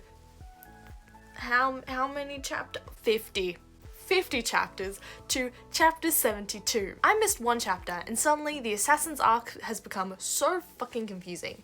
Chapter 60 was missing from the Shonen Jump app. It's just a mess afterwards. Even leading up to it, the pacing was all over the place. Too fast, then too slow, and it all just feels like a fucking blur. I do like Aki's development, and I am a sucker for the harasser who goes soft and the mentor-mentee tropes in like fan fiction and books and all that shit. And at this point, it just feels right for Aki, Denji, and Power to be this like cute found family, and I love them as a little found family with Meow. So chapter 72, as I said, it missed chapter 60 on the Shonen Jump app. I don't know where it is, but even then, the whole like assassins coming to get Denji thing was really confusing to me. And again, like, I wasn't hugely into the plot of Chainsaw Man up until this point, up until like this whole found family thing came about. But even then, the found family element of Aki, Denji, and Power manifested itself really fucking quickly, and it sort of came out of nowhere but also made sense. The pacing of the first part of Chainsaw Man, especially for the first 72 chapters, is really weird. Like, even the way that like they introduce Pochita and then kill off Pochita I find like a bit fast in the manga personally. I'm very glad he comes back. Getting up to chapter 72 is where I actually got invested. I nearly very well stopped at the Assassin's arc because I just didn't understand what the fuck was going on. But I ended up continuing on with the series just because I was so morbidly curious about the gun demon or the gun devil, and the thing is, I was already 72 chapters into this series, may as well go the full length personally for me, so I just kept reading because I didn't know what else to read. I say that, I am now reading One Piece, so I like the development, I like the found family with Aki, Denji, Power, and Meow. Chapter 80, probably should have seen that coming. Why kill Aki? Why kill Aki in that way? You had to fucking fuse him with the gun devil, didn't you? You just fucking had to do it. Also, the future demon? Future devil's prophecy also mentioned Power. What the fuck are you gonna do to my girl, right? I love Power. She's annoying, but I love her. Because I love this found family. In 8 chapters, you kill Aki and you also say that Power's gonna die too. When the fuck's this happening? Chapter 81. Fuck off. Fuck right off. My found family arc. And it's gone. You just killed off my found family. Chapter 86. This is where this comes in. Okay, so chapter 86 is probably one of my favorite chapters, and it's when I started like really enjoying the series a lot, like a lot, if that makes sense. Like, I started enjoying it around chapter 72, but as soon as I got to chapter 86, yes. The whole date thing with Kobeni, super fucking funny. But fuck Makima. Royally fuck Makima, okay? At this point, I feel like the whole manga is very Devilman in vibes, as in if you like the Devilman series, you will like Chainsaw Man as well. It's a bit funny that they both have man at the end of it, and it's around demons and devils and all that shit.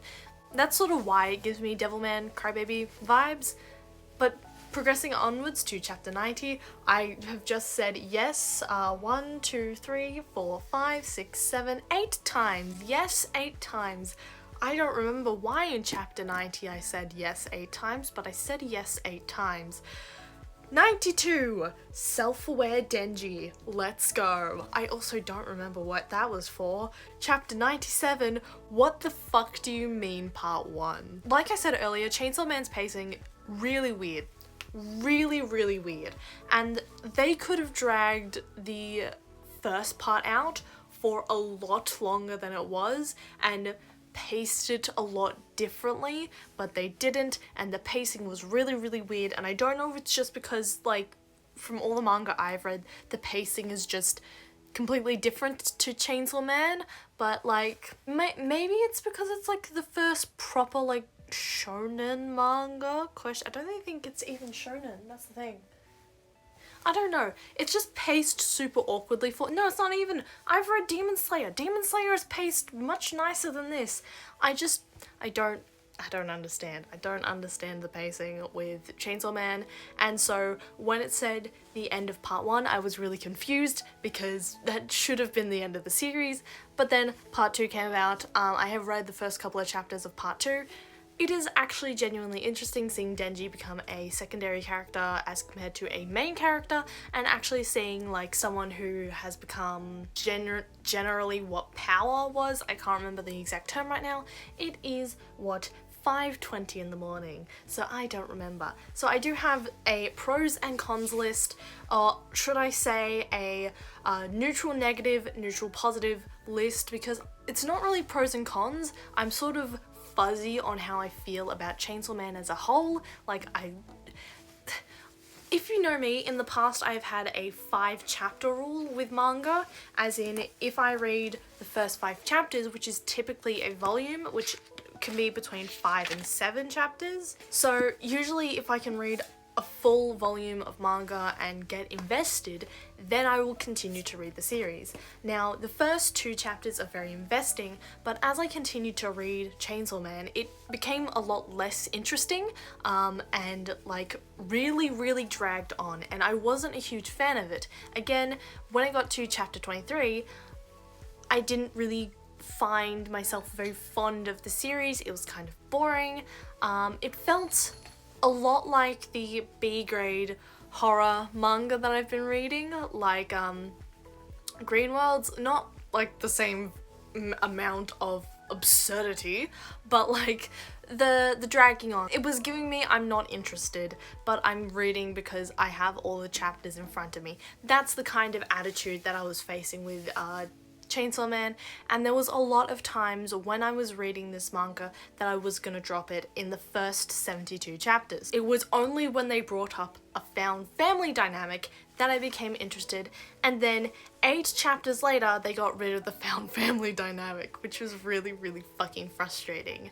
So yeah, the latter half of Chainsaw Man I really like, but it's the first 72 chapters that I don't like, which in reality, I probably should like the first 72 chapters more if I read to that point, but I just had this mentality of, I've read the first however many chapters, I should just continue reading. It's only this many chapters, and it was that or Jujutsu Kaisen or One Piece.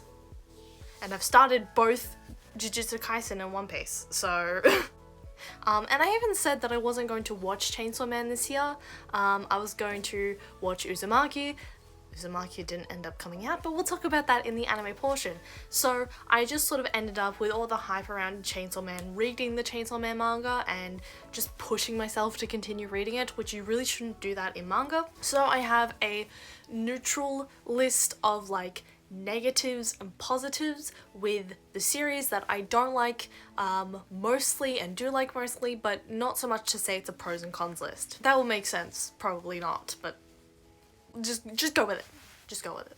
So this is solely related to part 1 of Chainsaw Man and part 1 of the manga. First is the neutral negatives. I have no hard negatives nor hard positives, so we're going to the middle ground. 1. 72 chapters. It notably took 72 chapters for a smidgen of proper engagement in the story. As I said, I got a little invested at the beginning, but it took 72 chapters and that found family dynamic to happen for me to go, yes, this is a good manga. It took me 1 volume to get invested into Kaguya-sama. It took me 1 volume to get invested into Whisper Me a Love Song. It took me 1 volume, granted this is technically 3 volumes, but 1 volume to get into Inuyasha. Idle Dreams, 1 volume. Ouran High School Host Club, 1 volume. Demon Slayer, 1 volume. Okay, it didn't actually take 1 volume. It took an episode of Demon Slayer, but that's still 1 volume. It's not even 1 volume, it's like a couple of chapters. So to have a manga that I waited like 72 chapters to get actually properly invested in is really frustrating, but the fact that I did get invested in it does speak to like the writing style and the pacing getting slightly better. Next point, part 1 is giving Devilman Crybaby up until about chapters 86 to 90. I do not care if you do not see it. I do, and I can't help but make that connection when the enemies are referred to as devils and the prick's name is Chainsaw Man. I see so much Devilman in this, and again, if you like Devilman Crybaby, you will like Chainsaw Man. Continuing on, next point, what the fuck is this is all stuff I have just said already. What the fuck is this pacing in the manga? It feels so off compared to other manga that I've read. There are these long battles that are crammed into 1 chapter, and then the next chapter is the same battle but with a new person, having this weird dichotomy of really long battles with really short ones. The battles in Chainsaw Man are really, really weird unless it's a one-shot. So, and like it feels like every battle is supposed to be a one-shot, but then they have these battles where it's technically a one-shot, but then it's the same mega battle. And I'm talking about the Assassins arc here. It was really weird how they were like bouncing from different enemies, but it was the same enemies at the same time. It was really weird, and the fact that I missed 1 whole chapter because Shonen Jump didn't have it really fucked up the pacing for me because I had no idea what was happening. Now, next point. I know I really mentioned this, but the main character is 16. And all the bitches you make manipulate him are significantly older. Oh my god, I forgot about the eye patch bitch. Just remembering that, the eye patch bitch that vomits into his mouth. I know for a fact when I watch Chainsaw Man, that bitch will be in it, and she just makes me so uncomfortable. Because I know for a fact that she's thirsting over Aki, but the whole thing with Denji and that bitch just makes me so uncomfortable. So uncomfortable. As if Makima wasn't bad enough.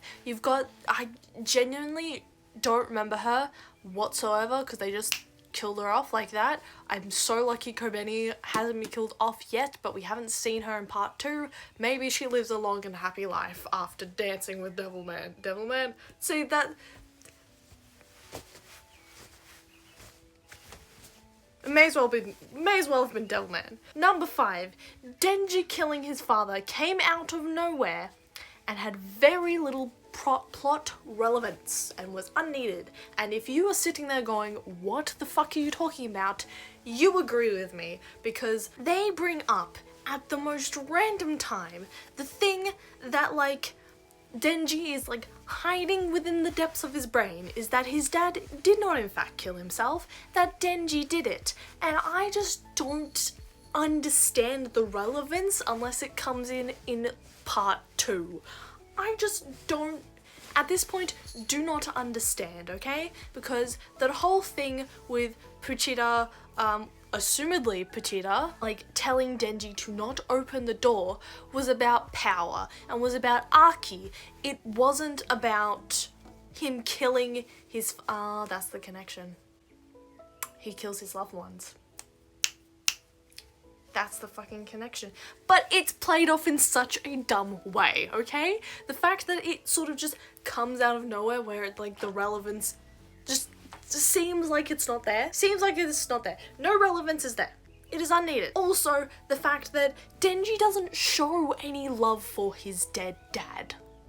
The only thing that he properly loves is Pochita, it is power, it is Aki. He doesn't show any remorse nor any affection for his father except for sitting at his father's grave at the very start of the fucking series, and we do not get any mentions of his dead family after the first like 2 or 3 chapters. Denji killing his father came out of nowhere.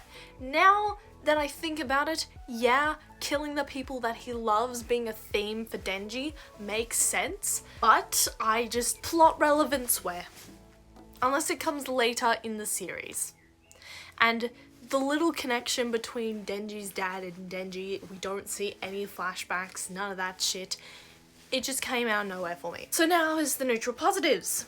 I honestly like that Denji is a perv. The boy has nothing to live for at the start of the series, and his only wish being boobs I think is weirdly refreshing and funny. Yes, it plays into a weird anime trope, and this flaw makes every interaction with a woman older than him super fucking creepy. However, the way that it is done and that Denji actually shows character development and growth I find refreshing. Also the fact that he actually asked permission to do shit. It is honestly outside the cliche because he asked for consent. It's kind of hard to explain, but compared to the other perv characters, Denji feels different, and it might be because we see how he got this way of thinking. Also could be the consent thing, I don't fucking know. Next point on the positives. I am a sucker, once again, for the harasser that goes soft on the harassee and the mentor-mentee found family tropes. Aki, Denji, and Power are honestly very cute in this found family dynamic, especially with Meow. Where is Meow?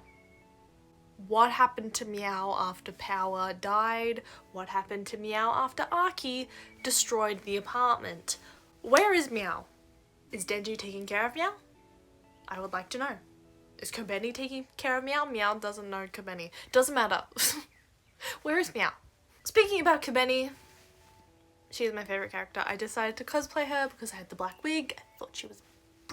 didn't realize she was brunette. Anyway, I really like Kobeni. I think she's a fantastic character. She's really fun, funny, and I just relate to her on a spiritual level because she very clearly has anxiety, and I love that. So yeah, she's my favorite character. I cosplayed her, and I cosplayed her in my favorite scene, which is probably most people's favorite Kobeni scene. And I like the open-ended future for Power. Hopefully we get to see her again. I don't like the reincarnation of Makima. Really don't like the reincarnation of Makima so soon, especially since we don't get that for Power. But obviously we are just in the start of the second part of Chainsaw Man, so hopefully we can see Power again. Now, finally, that being said, personally I really enjoyed Chainsaw Man. I'm going to continue to be going with the series. I'm starting to watch the anime. Probably gonna be more disengaged with the anime than with the manga because I've watched everything go on before.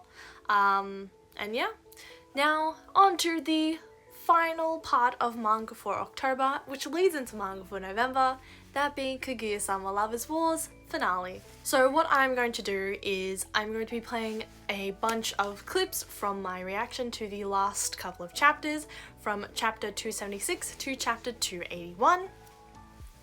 And then I'm going to be giving a review of the series as a whole rather than just the last couple of chapters, because I don't remember my thoughts for every single chapter. I do like certain elements of the last couple of chapters, how they would like bring it off per person, and I like how we get hints at the future of the Kaguya-sama universe. I'm hoping there's a spin-off, but I'll let the past me explain this for my ratings of the last couple of Kaguya-sama chapters. Also, there will be a video where I just release like the full versions of these videos. I and Chika are real. I and Chika are gay and they're real. Yes! It makes me so fucking happy. Like, I knew they had to do a final I chapter, so having her and Chika be gay is I love it so much. And like it's a like epilogue chapter in the middle of their final things, so clearly I doesn't really come up much at the very end of the story. But there is these panels here, and I says that Chika is the one for her. I and Chika are gay. And even Kaguya references it, because I goes, oh, I wish I could have just had this harem a little longer, being sarcastic. And then she goes, then Kaguya goes, well, wouldn't you just rather this lovely lady here, referring to herself? And that's when I goes, no, Chika's the one for me, thank you very much. And then Chika references that I has some stuff at her place, where they my ship is real. My ship is real. My ship is real. My ship is real. If not, it's very, very heavily implied that it is real. Thank you very much. So, I'm happy gay. Ino being a fucking loner, has bitten her in the ass. I just realized Ishigami looks vaguely like the previous president before Shirogane. Weird. I swear to God, they better fucking have a spin-off series for Ishigami and Ino. I want it. I want it bad. Will it be repetitive as hell to Kaguya-sama Loves War? Absolutely. But, like, who wouldn't fucking want that? And it's Ino and Ishigami. Who wouldn't want that? What the fuck do you mean? Chika's actually interested in a guy. Bisexual queen, thank you very much. But we're going to be reacting to my to the chapter 279. I'm a couple pages in and Kaguya is me. Chika, you stupid bitch. For her, the concept of love transcends all gender. Pansexual queen! Okay, so it's November, it's the 9th, and I am finally reading the last 3 chapters of Kaguya-sama, so we're gonna be reacting to that together. Okay. But did they really need the other Shio sibling to, have a, last chapter? He wasn't really important until the last arc, so yes, Shirogane being the bigger man. Of course, this 180s. Okay, we're at 281. Why is the dad just like Richie Rich stripped out? Why? Should have given this teacher more development, honestly, because again, he's another character that's come in late game. Like, I don't understand why the teacher is there. He should have been there from the beginning, really. Then that would make this scene a lot more impactful. Oh, Shirogane, you fool. Why is her head so round? This one shot is like, they made her just, she's usually quite oval, but this is shot, she's very round. She did the thing. She finally did the thing. How cute. Gomanutsuke is, with Ino now. I love that cat. Oh, now it's on Ishigami's shoulder now. Oh. It's so cute. Oh, chapter 181 is so cute. I love that.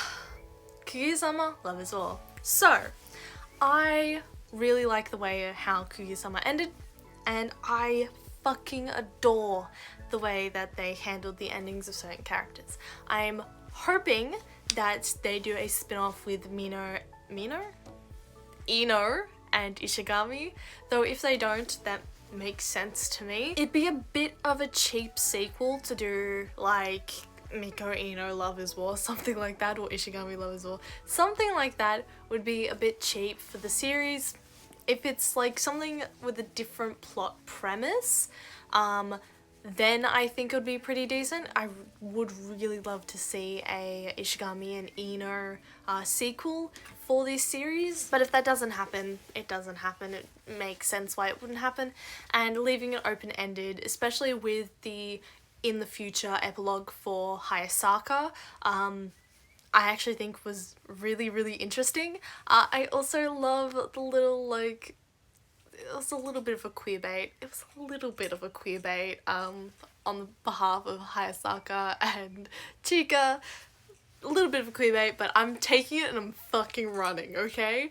She, they, them, together. That is my headcanon. They are together in the future.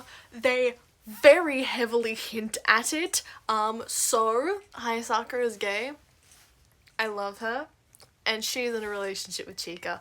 Also, the fact that they almost like reversed that in the next chapter, where Chika almost marries a pianist. I was so angry. Oh, I was so mad. So mad. But I think it's very funny. And the relationship between Chika and Kugiya I think is very sweet. I would have liked a different ending for Chika, or a different ending chapter for Chika, but I did like how it ended. Now, the last two chapters felt like just very ordinary chapters for Kuya-sama, not like this grandiose ending, but in reality, when you are graduating from high school, it doesn't feel very as grandiose as you would think it is. It just happens, if that makes sense. You're given a piece of paper and you are let go. At least that's what graduating felt like to me.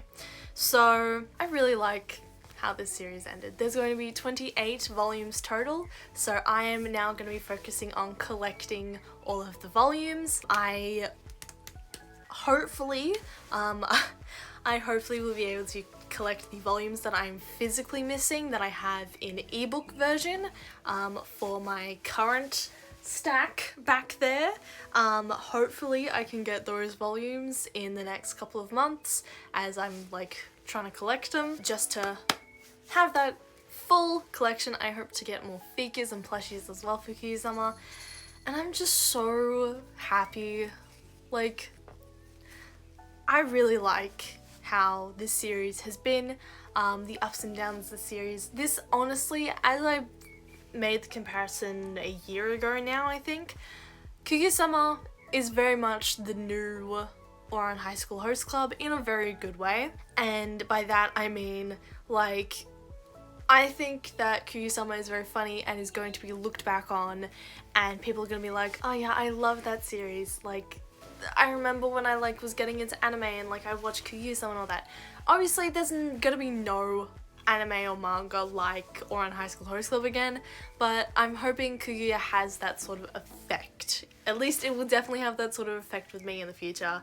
And Kuya-sama is just a series where you can come back and read over and over and over again, and I'm excited to read it again in the future. And yeah, once I have the full all of the chapters, all of the volumes, I think I'll make a video on Kuya-sama. I don't think I'll stop ever making videos on Kuya-sama because I just love the series so much. So I'm very happy with how Kuya-sama has ended, and I can finally give it an actual full ranking, and I give it a 10 out of 10. Now, there is a few things in Kuya-sama where it is a bit just a little bit, but with how the series has been handled and the ups and downs of the series and the way it's been paced and the way that, like, how the romantic element and the comedy element have sort of interlocked, I adore it so fucking much. And I don't give 10s to series all that often, but Kuya-sama is a 10 out of 10 for me, and I just adore the series so fucking much. So, that being said, I read the Kuya-sama series between October and November. So, let's get into November manga. And this part will be cut up a little bit, as I do have one manga series currently. Manga series, it can be read as a one-shot. It's a BL, it's called Dick Fight Island, that I have read at this point, and I am intending to read a little bit more manga before the end of the month. So, let's just get into Dick Fight Island. Oh my god. So I have a recording for when I started reading Dick Fight Island. Let's cut to that. I can't show what's inside this, but you can see the cover art, right? They showed a full version of that, of the armor. And it's like the male equivalent of like female armor in medieval games, you know what I mean? Like, how women in video games and medieval settings usually only have armor that covers their titties and are usually wearing like bikinis. Hello, do you want to speak? Speak your truth.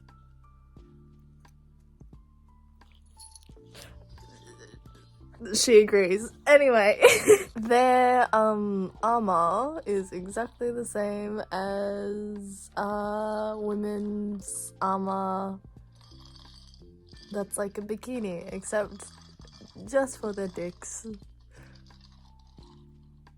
And then a little bit extra. Why can't men's armor be like that? Why can't men's armor be like this constantly? The role reversal is really funny to me. Also, to be manly, you have to show your ass in this series. I fully agree. This book, so there's multiple volumes of Dick Fight Island, and it leaves off in an ambiguous way where it can be a one-shot, but it can also be a series. Interesting. So I literally bought it for a laugh. I bought it because, again, this is something that I saw on TikTok and was like, I need to review this for the channel. This is too fucking funny to pass up. With a name like Dick Fight Island, hello? So the premise of Dick Fight Island is there's these series of islands that are isolated from the rest of the world. The rest of the world is called the Outside, and it's a very tribal, like, thing going on here. And every 4 years they have, I can't pronounce what it was, ceremony where they fight with their dicks. And how do you fight with their dicks? They have to make the other come. And they have all this elaborate armor to protect their manhood. Our protagonist has been off in a faraway land of the outside of our world, and has come back with some secret technique. It's called fingering. Oh my god. It's such a dumb series. It's such a dumb book. It is so fucking stupid. There's a little bit of a cultural appropriation aspect in this book with some of the tribal elements of the series, of the book. So it's a bit problematic. But it is really fucking funny to read how absurd it is. It is absolutely not like any, like, BL or yaoi or whatever you've read before. It's different. It's different, alright? Definitely different.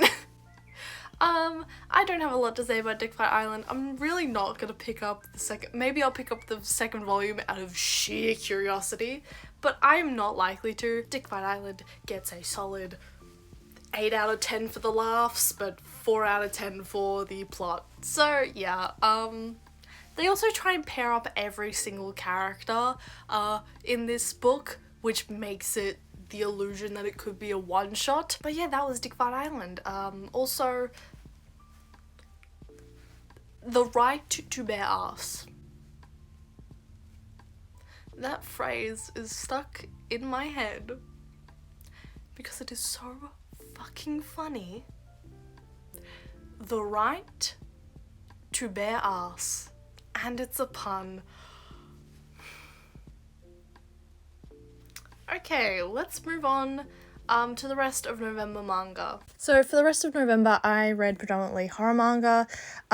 These are the trigger warnings that I need to give you for these manga. The latter portion of the trigger warnings is specifically for Magical Girl Apocalypse. Just to let you know, if you want to skip that specific review, then please do, because I was viscerally uncomfortable reading that fucking book. Anyway, let's go on to the rest of November manga with Hatsune Miku. Hello, I'm Hatsune Miku, and today we are doing the rest of November manga. As the disclaimer has announced, I predominantly read horror manga and I have some opinions about it. Out of the 3 manga, 2 of them are actually semi-decent, as in I would recommend one for a laugh, one for actual like horror buffs, and one I would not touch with a 10-foot fucking pole. We will get to that later. However, we're going to start with the two books that I actually decently like. So we've got Limit and The Undead Messiah. Now, story behind these two volumes, first of all, I didn't get to finish Limit because this has, I think, 6 volumes and I only have up to volume 4. Whereas The Undead Messiah, this is the last volume and I read the other 2 online, and I did read the other 3 volumes online of this. I can't get volume 5 or 6 literally anywhere unless I buy the physical volumes, and I got these, why did I put it down? I got these in a $5 bin at Minotaur Comics, and these were the only ones there. I say that this one was the only one there of Limit. Undead Messiah, there was multiple of these, but it was all all volume 3. But seeing as I actually liked Limit significantly more, let's talk about Limit. Oh, also of note, the scans online only go up to chapter 10, and this starts at chapter 12, so I missed chapter 11, though I could piece together easily what happened in chapter 11 based on chapter 12. Anyway, Limit. It is from my notes, a manga series from the horror manga series from the perspective of Mizuki Kono, a high school teen girl who is in the popular crowd, and she lives her life pretty much going with the flow of society and not stepping out of line as to not get fed to the wolves, essentially. And on the day of their school trip, of popular girl Mizuki's school trip, their bus fucking falls off a cliff. So life ain't going quite swimmingly for Mizuki after that. And now it's her against 3-4-ish of her classmates, one of them being one of her friends who isn't actually really her friend, because obviously popular girl syndrome. They're not actually friends, they just hang out with each other sometimes. And during the series, one of the girls who survives, who is the super unpopular girl, pretty much goes psycho, because she is now in power because she has a weapon until that weapon is taken away and she no longer has power. It's a very interesting series. It's a very fun, like, psychological horror series that I like, and it's very, like, I think I like this the most because it shows a lot of, like, female psychological warfare, I guess. As someone who's born of the female gender, personally I do think this is a very, like, in the mind of teen girls and, like, teen girl psychological warfare that you have typically in, like, social settings at school. It's very much that, but in the wilderness where you literally have to survive, and it's strongest takes all, or crazy bitch with a fucking weapon takes all. I really like it. They do at one point bring in a guy, and I'm just like, yay, because we needed a man in this story. And that's not me being a man hater. That's me going, I actually really liked this when it was like women playing mind games in a very teen social setting.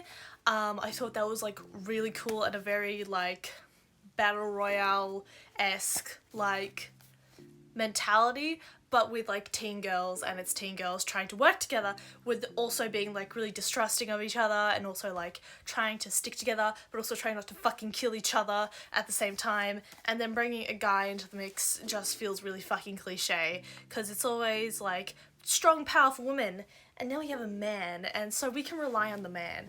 That's what it feels like with this manga, pretty much. They do, like, push the guy off to the side most of the time, but the fact that they brought in a guy for no reason kind of just made me go, oh, cool.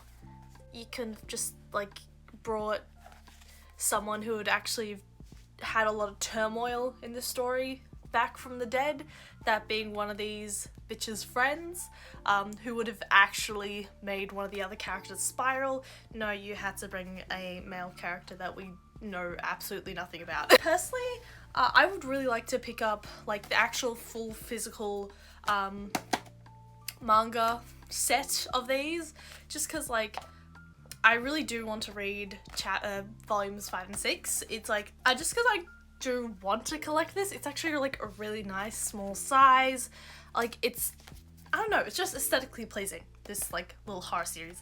And it's very, very like feminine. Pretty much I like Limit because it has a very feminine side of psychology in it, like the social warfare of teenage girls, put that into a life or death scenario, and I actually really like that concept. I don't think everyone will like that concept, but personally it's something that I personally just enjoy, weirdly enough.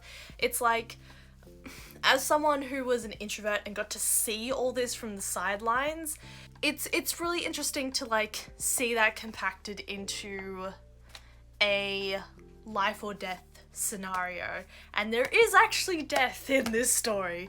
It isn't just psychological horror, it's like murder horror as well. So I don't know where you're gonna fucking find Limit past chapter 10 online. I was just lucky enough to pick up volume 4, which just so happened to bounce off chapter 12. So, yeah, I would give Limit a read if you can find more than 10 chapters. So going from a very feminine kind of horror to, oh my god, this is such a like bro-y kind of horror, we have The Undead Messiah. This is zombie movies, every single zombie movie brought into one horror novel. I'm surprised this isn't fucking parody, but no, it's an actual genuine horror novel. Now, I pretty much judged this by its cover because the cover art isn't all too nice. The inside art is actually like decently better, but is still so cliche. Oh my god. It is the most cliche zombie horror manga that I've ever fucking read. Like, I could predict everything as, like, soon as it fucking started, right? I read the first 2 volumes online and then read the physical 3rd volume. All 3 volumes can be found online, pretty much. And, we're gonna go through my notes because I pretty much stopped taking notes after volume 1, but I have opinions. So, red flag number 1. Chapter 1 is called Gaming is Life. It always starts with a kid. It always starts with a kid playing fucking video games and knowing how to defeat every single fucking zombie. It always starts like that. I'm pretty sure that's how fucking Green World started too. Not with so much video games, but the character being like, yeah, this is my normal everyday life. It's how Magical Girl Apocalypse also starts. This is my normal everyday life. Fuck it. This is how Limit starts as well. This is my normal everyday life. It just so happens that this prick also plays video games, and is obsessed with zombies and wants to kill zombies. Feels a lot like an Attack on Titan copy there, similar to Green Worlds as well. I would call this Green Worlds, but tolerable. Like, Green Worlds you have to read brain dead. There is actual thought that was put into The Undead Messiah. It's just incredibly cliche. Also, main villain's super fucking hot. I don't care that he's a zombie, and it doesn't matter that he's a zombie and half his face is like gone. He's hot. He's hot. The villain is hot. Boring, but hot. Anyway, let's continue with my notes. Off the bat, a very manga-esque manga. I hate the main character. He's every weeb who says they would survive AOT just because they've watched AOT. Anime fallacy. One of the characters' last name is fucking Jaeger. So, now, I will say, this takes place in Switzerland. The actual setting for the manga is in Switzerland. So, it wouldn't be out of the realm of possibility for Jaeger to be an actual name in Switzerland. But come on, that is the most blatant fucking reference possible, okay? I find that very funny. Also, I noted this in like the first couple of chapters. You don't know where the fuck they are. There's one point where it's like they're walking home from school, but no, they're just walking back to class, but they're in like a suburban street. The placements of these characters, especially in the first couple of chapters, is so fucking weird, because you think they're going to one place and it seems like they're going to this specific place, and then they're just turned around and gone back to the place where they originally were, which for the most part is the school, and it's just like, you were just in a residential street walking home. Why the fuck are you going back to school this late at night? What the fuck is going on, okay? So my next note is about this character here. This character here is an orphan. So cliche. Upmost of cliche, right? Main character's name is Tim. My note, Tim bitching about his dead dad feels like a dick move to the girl who's literally living in an orphanage. Then there's also this panel right here. This like panel set. Why the fuck would the military listen to a 15-year-old? Why, like, he goes, shoot in the head, you fucking idiots, and they go, yeah, let's do that. Why would they listen to a 15-year-old? Main characters are literal teenagers. Like, I get every shonen character is a literal teenager, but this is like a teenager in the real world, and the military is listening to a 15-year-old to shoot the zombies in the head. Why would they take orders from a 15-year-old? Sure, someone would try it, but they wouldn't go, thanks, kid, and they wouldn't try it fucking immediately, and it's just like, okay, you know what? I'll give it. It's a manga. Now, I don't quite recall the, panels this was for. However, this next like string of thoughts could pretty much sum up what my opinion is for the entire manga series. How are they getting these plans, and where did they get them? When did they get them? What is the mental loops the protagonist is currently going through? No 15-year-old would fucking think like that, right? So, basically, the actual plotline of this story is Tim, conventional, like, nerd, likes zombie games, plays zombie games, has played every single zombie game. They make a reference to COD, even though they don't call it COD because it's manga and they can't say it's COD. He likes playing zombie games, and a zombie outbreak starts, and it starts with his dad, but it's because his younger brother, who is actually his like cousin, is born a zombie because of this magical herb that his mother took, and because his mother took this herb, he is a zombie. So when he bit Tim's dad became a zombie, and Tim's dad bit everyone else in the hospital, and then Tim's dad somehow fucking escaped, and so Tim had to confront Tim's dad, the zombie, and Tim's dad had to be murdered. But because Tim's dad is special, at the very last second before he was fucking murdered for good, he regained consciousness because of this magical thing that, because he was essentially patient zero from this baby who's a zombie that bit him, he gets special powers, because there's 3 types of zombies. The baby, which there's multiple of, people the baby bites, which they become deranged zombies and get 60% of the virus that the babies naturally have flowing through them. So they get 60% of the virus and then become the S zombies. But if an S zombie bites another person, they become N zombies, meaning that they have 30% of the virus and don't get the special abilities that S zombies gets, because S zombies function like normal humans, except they lose their feelings and emotions. Tim becomes an S zombie, and it's left up in the air if he gets his feelings back or not. I don't fucking know. The villain's hot. The last volume is pretty boring. It's a pretty standard zombie manga. Honestly, it's so fucking cliche, but it is not as bad as Green Worlds. Green Worlds went on and on and on and on. Undead Messiah is just like average. So unbelievably average.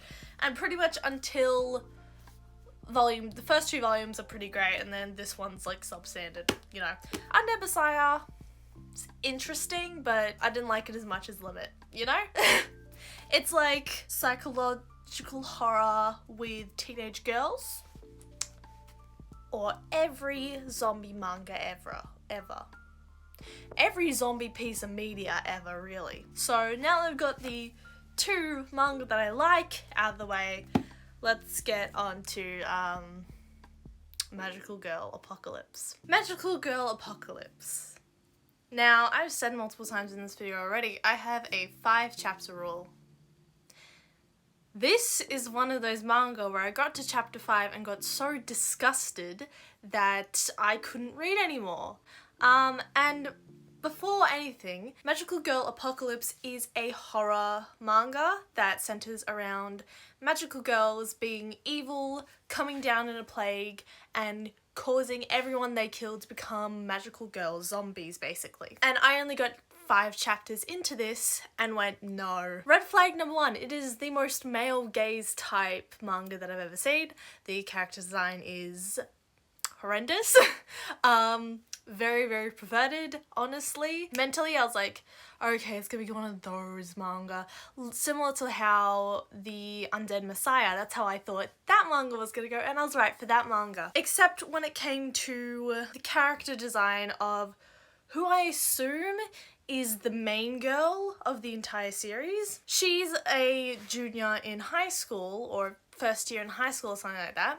So it made sense that she looks like smaller, but she was looking a little too lolicon for me personally, and that was red flag number 2, okay? So, it is incredibly creepy how the main girl, who I'm assuming is supposed to be the love interest, is very childlike. They also almost immediately killed every other male character except for the main guy, which does not have good faith in my mind. The main girl's bullies are still alive, and one of them is partially possessed by a magical girl. I was fine putting up with the red flags. I thought it'd just be one character. Thought it'd just be this, this, and this, right? Thought those were the main red flags. Chapter 4, there is a shocking amount of lewd and sexually suggestive death shots in chapter 4 that made me uncomfortable, and most of the deaths we see, the really gory, detailed deaths, are women dying, and that red flag, but some of them are sexually suggestive, or at least based on lewd, very, very lewd shots, then followed by these deaths. It seemed very sexually suggestive. This is chapter 4. This is the 3rd red flag in 4 chapters, okay? The first thing that we see in chapter 5 is a rapist necrophilic cop with his dick out. And this thing where I thought that the main girl looked a bit like a lolicon, well, the rapist necrophilic cop literally calls her a lollipop, which I did do some digging on Urban Dictionary because I had slight suspicions that was a lolicon term. It doesn't seem to be a widely known one, but there was an entry for lollipop as a lolicon term, so I don't know if it's common or not, but that was also a big red flag. Then we see a literal child. If it wasn't bad enough that the main girl is a teenager, probably 16 max, she is drawn almost exactly the same, if not just like more curvy than a literal like child character, as in this child character is actively seen to be a little girl, right? Is a child, is like 5 to 7 is what I think it is, right? Her age is not distinctly said. Remember how I said a little bit back ago there was a girl who was possessed by a magical girl? yeah, this particular magical girl can transfer between bodies of hosts. And to transfer, she has to kiss the other person. So you have this girl who is a 16-year-old kiss a 5 or 6-year-old, which so gross. So very fucking gross, right? And all of that, I was very disgusted, but willing to, you know, at least give it one more chapter. I was heavily thinking that this was something to do with Lolicon, but I was like, you know what? Maybe it's not. Maybe it's just doing that because it's horror. You know, trying to give the benefit of the doubt to this manga. And then that child character that got possessed by the magical girl on the last page of chapter 5 is doing an ahegao face. Actual child character, not a old woman that looks like a child. No, actual child character is a young girl doing ahegao. That was all in chapter 5. Safe to say, I did not want to touch this fucking manga anymore. So yeah, my 5 chapter rule stands. I do not recommend Magical Girl Apocalypse because it's not worth it. It is not worth it. I'm sorry. In one chapter, I was just so thoroughly disgusted by all of the content, and I get it's supposed to be horror, but the thing with this manga is that there's seriously weird sexual undertones to this manga. To the point where I have a feeling it's like got some sort of like lolly, like dog whistle shit. I don't fucking know. It's really fucking weird and I don't like it. And yeah, I don't recommend Magical Girl Apocalypse because it's gross. I'm not willing to continue. I'm not even willing to give it a chance, right? If someone comes into my comments and goes, no, actually Magical Girl Apocalypse is like the best thing ever, tell me why the fuck there is an actual child doing ahegao at the back of chapter 5. Tell me that. Okay, that's all I'm saying with this fucking manga. This gets a 0 out of 10 for me. I don't give those around often. 0 out of fucking 10. No fucking thank you. Okay, that being said, we are going to refresh and move on as we go into the anime portion of this video. Obviously, there's gonna be spoilers for all the anime that I watch, and I will be cheating a little bit for November. So let's move on to October anime. So October anime, so I kind of only just watched Spy Family Part 2 and Chainsaw Man because I was expecting Uzumaki to come out in October. It did not. It is coming out in 2023, which I'm really disappointed about. I was so fucking excited to see Uzumaki. Turns out it's not come out. It's not coming out until 2023. It's been pushed back again. And yeah, I can't really talk about Spy Family because it's still airing, but first of all, no, I will talk about Spy Family because technically the first part finished. I will continue to talk about Spy Family as I pretty much know what's going to happen as I'm up to date with the manga. So Spy Family Part 2. We finally get to meet Bond. So happy. He is so fucking cute. I love him so much. We also get to see more of Yor, and I love that. I also think that the opening for Part 2 fucking slaps. Fucking slaps. I have never, like, bopped so hard to a fucking anime opening, and I immediately added it to my Spotify liked. So that's how much I like the opening to Spy Family Part 2. The visuals are fucking amazing as always, and I'm very excited for the rest of the series. Chainsaw Man, animated very beautifully. I've already given my review on Chainsaw Man. But there is something that I did watch in October that I would like to review, and that isn't anime, but it is something spooky from October, and that is Wendell and Wild, which is a claymation movie, claymation movie along the lines of, say, Coraline, or maybe a Tim Burton movie, where the protagonist is black, and I fucking adore it. Now, I do note that the protagonist is black because of a lot of stuff that Tim Burton has said in the past that has been super fucking racist, and basically him not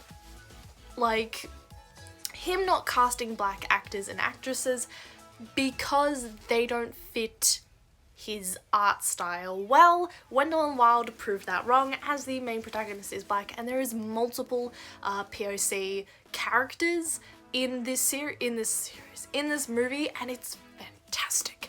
I love this movie because it very much gave me nostalgic vibes from the likes of Coraline, from the likes of Tim Burton movies. It's the dynamic duo kind of aesthetic that was very prevalent in a lot of early 2000s media, so it just felt very nostalgic. I also really liked this as someone who is into alt fashion, who considers themselves alt, to have a main character that is actually alt, because you had the likes of Coraline, who was an outsider, but this character is actually alt, okay? This main character is actually alt. Kat is alt. And that I just adore. I adore it so fucking much.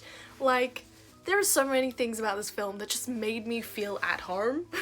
I adore it. I adore it so much. It's really fun. There is a little thing that I really don't vibe with, which is the sudden switch of it's not Beelzebub, it's something along the lines of Beelzebub, but the sudden switch he takes, because apparently it was just, he was very concerned for his sons, Wendell and Wild, and that's the reason why he didn't want them to come to the surface. He wasn't really angry, which we kind of, at least I kind of expected. I really did like that Wendell and Wild were just two idiots, and the real villains was capitalism. But I expected this big demon dad fight, and it didn't happen, which I was a little bit disappointed about with Wendell and Wild. But I did like pretty much everything else in the series. I did like that Kat was blaming herself for her parents' death, and as grim as that is to say, it made sense that that's her character. Plus she's 13, so that being the most prevalent thing that she remembers about her parents is their death and that she caused it, very natural for the character, which again made me like this movie a lot more. There wasn't what is it? There wasn't too many things that I hated. It's a kid's film. It's a kid's film. It's a good kid's film, and I really liked it. I also liked that they gave Kat demonias, which is, I don't know why, it just made me giggle a little bit, because you don't see demonias on characters. You don't see demonias on any child characters, and you don't see demonias on in a lot of media unless they're punching down at the alt character. So they gave Kat demonias, and that made me kind of happy, not gonna lie. But yeah, I really like this film. It's a very cute, spooky film. It was perfect because I watched it a couple days before Halloween. Did I watch it on Halloween? I don't remember. I watched this instead of The Addams Family, which I watched The Addams Family on Halloween every single fucking year. And I really liked Wendell and Wild. The last couple of minutes nearly made me cry. Not even, I think the last 2 minutes nearly made me cry. And yeah, I really like this movie. And I'm gonna watch it again and again and again, because it's one of those movies that has watchability. It's very much like Coraline. If you like Coraline, you will like Wendell and Wild. And yeah, that's it for my anime review for October, so let's go into November. And we are back for November anime. So, I'm happy to say that I actually watched quite a bit of anime in November. Now, I am cheating a little bit. As I mentioned in October, I talked about Spy Family, Chainsaw Man, and Wendell and Wild. Now, I want to talk a little more on Spy Family because I took some notes. Also, I'm cheating with Spy Family and Chainsaw Man because they are the predominant series that I am watching for the next couple of months, and I don't think they're gonna end until the start of the new year, meaning they won't even be in my December Weeb Wrap Up, which is going to be after my mega compilation of Weeb Wrap Ups. So I figure I'll just talk about them now because I watched it in October, I'm watching them now, I'm going to be watching them in December, and I won't be finished pretty much until January. So I have a few notes for Spy Family Part 2. Yuri's VA being, I'm pretty sure, the same as Oikawa's just makes it really disturbing when he talks about Yor. I absolutely could not watch the start of episode 19 because I knew what was coming because of the chapters in the manga. Now, because I read the chapters in the manga, I got to skip half the fucking episode because that poor child, the poor kid, he just thought he was suddenly just not gonna be able to attend school anymore, and he made a fool of himself. I feel for that kid so much. So, I just had to note that for Spy Family Part 2, but Chainsaw Man, I do want to note, I suddenly realized that Makima is the equivalent of Monica from Doki Doki Literature Club. And I can't believe I hadn't made that connection sooner, because something about the VA and just how Makima is, it's very Monica from Doki Doki. So wanted to note that. Also wanted to note that something I liked about Power. Now, I didn't really get to talk a whole lot about Power in my manga section. I really like Power as a sidekick in the show, mainly because as a comedic sidekick, she does something which you don't see a lot in shonen anime and is a likable female protagonist, or not protagonist, likable female comedic sidekick. Because if a woman is a comedic sidekick in a lot of comedy anime and in a lot of shonen anime, they are either exploited the fuck out of, which you see a lot of in like My Hero and all that sort of shit, or they are made to be really, really fucking annoying. And you don't really see that with Power, because Power kind of, like, while having the shape of a woman, kind of evolves above the gender binary in a sense, because like they have a very like masculine attitude because they're a demon, they're a devil, they do not fucking care, and I really like Power because they are annoying sometimes, but they're not typical shonen female comedic sidekick annoying, or just the one I'm thinking of is Isekai female comedic sidekicks annoying. You all know the fucking isekai character I'm fucking talking about. And yeah, obviously, as of note, Chainsaw Man still in the lull because it's not chapter 72 yet. Anyway, I get to now push out of the anime that I have, you know, semi-watched or watched and is currently simulcasting for November, as I get to talk about 3 specific anime that I have been watching over the course of the last couple of weeks, pretty much. First of all, we have A Lull in the Sea. Now, this one was suggested to me by a friend. It's on Netflix, and I watched this in the English dub. I started off with the Japanese dub, but the thing is, with A Lull in the Sea, it's very, very similar to Shinsekai Yori. Shinsekai Yori is one of my favorite fucking anime, but I have said in the past that there is certain parts of it that I wouldn't have been able to get past if I hadn't been watching it with another person. So A Lull in the Sea is the story of Hikari, Manaka, I've forgotten one of them, I've forgotten 2 of them, and Samuku. Okay, genuinely, I don't remember two of the characters' names, but we've got Monika, Hikari, Sumugu, and Mina. These are some pretty important characters. Two of them are missing, which is Blue-Haired Girl and Brunette Boy. Also, a small brunette girl, who I'm just going to refer to as Octopus, because she calls Hikari an octopus head at multiple points. So, it starts off Hikari, Monika, and the two others, the blue-haired girl and the brown-haired boy, are from the sea. They live in a town under the sea. They are humans, but the special thing called Enna. This is a thing that people from the sea have. These people can leave the sea, but they have to constantly keep their Enna wet so that they don't dry out and lose their Enna and therefore can't return to the sea. That's pretty much the rules for these people. They cannot leave the sea. Hikari has an older sister, Akari. She wants to leave the sea.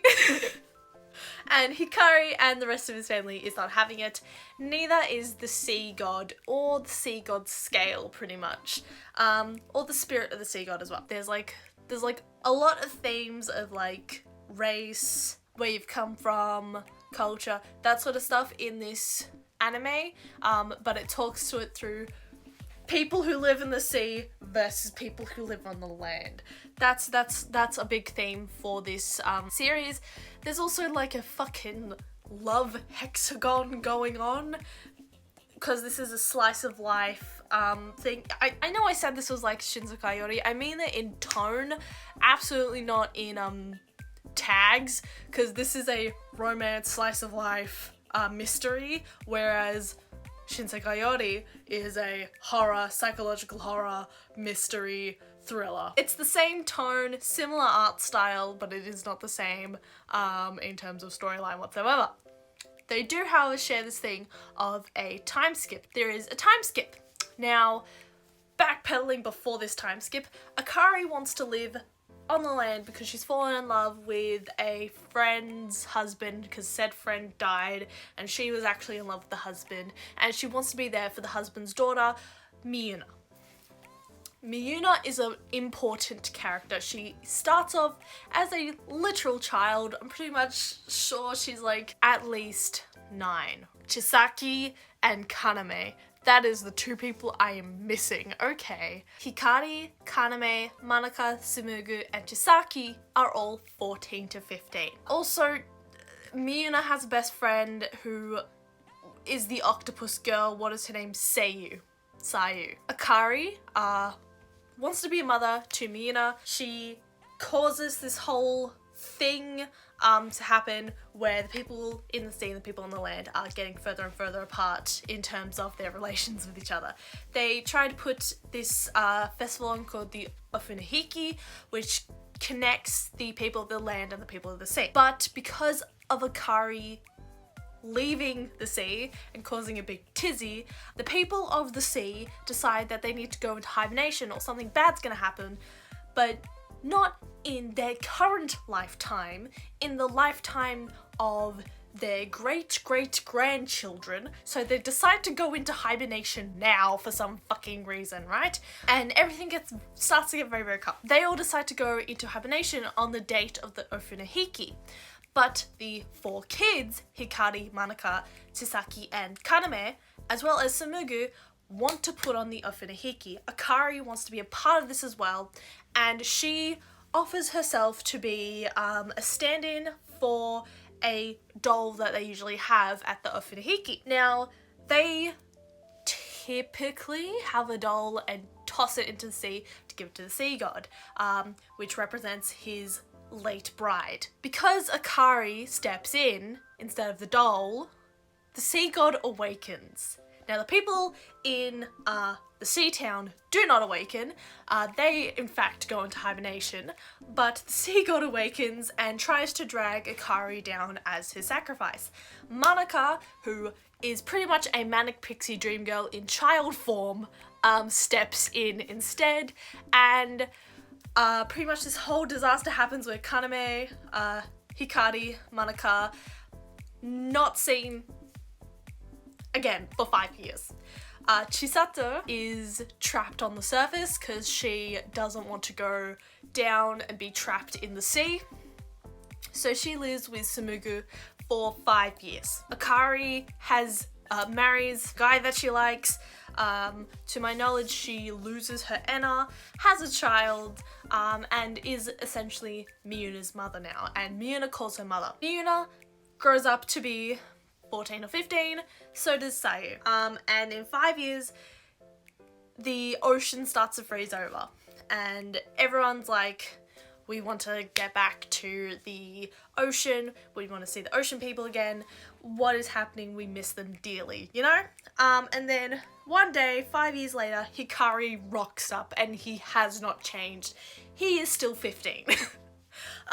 So Miyuna is now the same age as him. Now you can understand where this is kind of going and how I mentioned a love hexagon before. So before the time skip, Chisaki, Tsumugu, Madoka, Kaname, and Hikari were kind of all in this hexagon, and because they're older now, Chisaki and Tsumugu are out of the picture, but because of weird relationship dynamics, they're still in the picture, despite the fact Tsumugu is not in the picture whatsoever.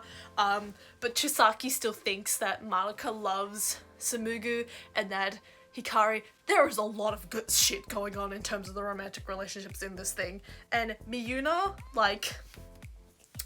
sims for Hikari, Chisaki at one point sims for Hikari, Madoka is in love with Hikari. It's fucking Jesus Christ. Now, from the beginning of the series, pretty much, you know Hikari and Madoka are gonna end up together. The ending of the series is very open-ended on what happens. Because Hikari and Madoka are very, aloof about the fact that, you know, they love each other. Miyuna, because they're now the same age, Miyuna, loves Hikari, but she essentially lets him go to give him to Madoka because they were essentially destined to be together. Kaname and Sayu are a thing-ish, or suggested they're a thing, and Chisaki and Tsumugu get together. Wild. Now, I like a lull in the sea because I only really got invested due to the time skip element, because the Ofunahiki part did grip me in from the beginning. I knew something was fucking happening to Madoka. Madoka is the manic pixie dream girl type. She's the one that everyone loves, everyone wants to fall in love with. It's perceived that everyone falls in love with her. They think that her and Tsumugu are gonna get together, but we all know it's gonna be her and Hikari. Kaname is in love with Chisaki, Chisaki's in love with Hikari. It's a whole thing.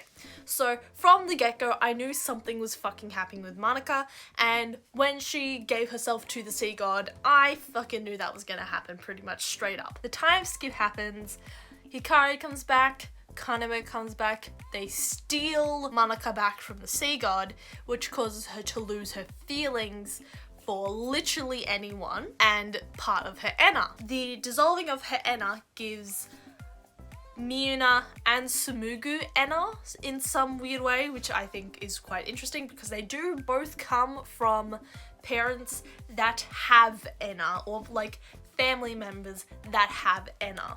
So them developing Enna eventually, as well as Akari's child developing Enna, that makes sense, and that really interested me. I was not fucking feeling Miyuna simping for Hikari whatsoever, mainly because she calls Akari mother, and while technically Akari is her stepmother, making her and Hikari not related whatsoever, it's still really weird.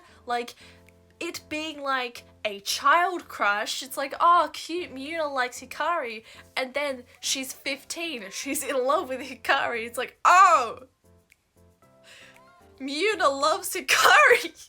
And there's this really, really weird dichotomy because they do the Ofunahiki again towards the end of the series, and this time Miyuna gives herself to the sea god, and by some miracle circumstance, Madoka gets her love back because Miyuna has given herself to the sea god, and Miyuna herself pretty much has so much love for Hikari and Akari and all that, and Madoka, that she reminds the sea god of the original like bride that they keep recreating and giving the sea god.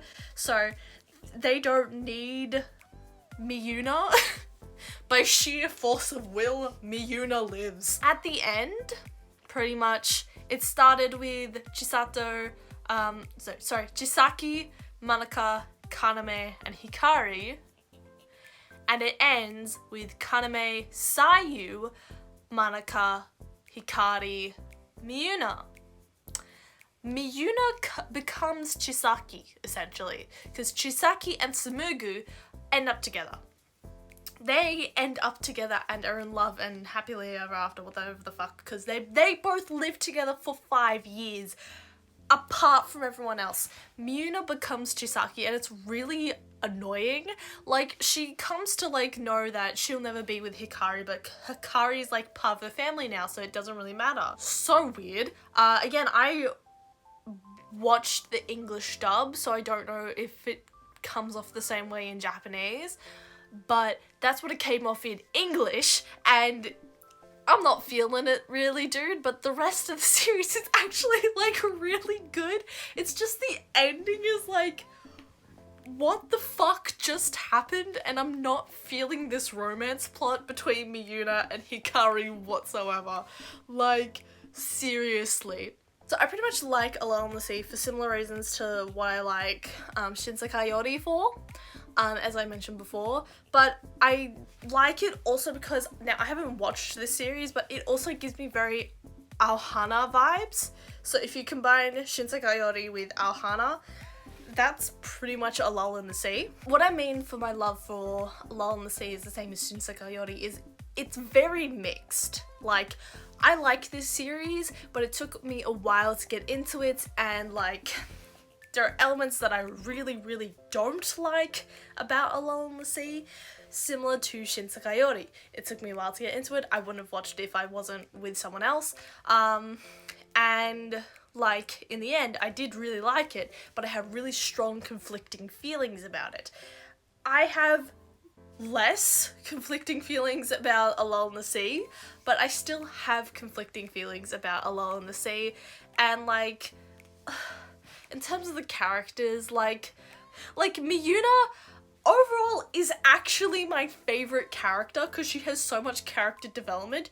Why did you have to make her in love with Hikari? That's my thing. She couldn't have just been like an independent character. You had to make her in love with her uncle-in-law. So like, in terms of character-wise, Miyuna is like the best character. Manaka is, again, manic pixie dream girl. She doesn't really have a lot except for the fact that she's like whimsical, right? Kaname is really bland, but is like the standoffish, cool, not standoffish, the very like cool tone kind of guy, like sees everything and drops truth bombs. Tsumugu is like the really like the quiet type. Tsumugu is the quiet type. Very similar to Kaname, but Tsumugu's just more. It's just better. Chisaki's a mess. Chisaki's just a mess. And Hikari is a typical protagonist, pretty much. So Miyuna ends up being the best character because of her genuine growth. But it's still just like a little weird. Would I recommend A Lull in the Sea to anyone? Absolutely. It's a really good, like, a really good show. And it gives off the like feelings that I had for, or it gives off the tonal feelings of Shinsekai Yori, while at the same time having like the emotional beats of Aohana. So I would absolutely recommend A Lull in the Sea.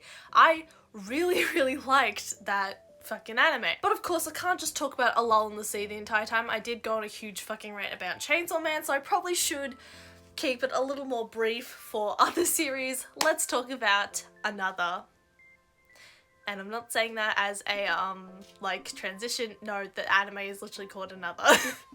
So this is the horror anime Another. I will say in the beginning, it very much gave me Until Your Bones Rot vibes, where there's a lot that you can say and they're just not fucking saying it. And it was excruciatingly frustrating to get into this anime.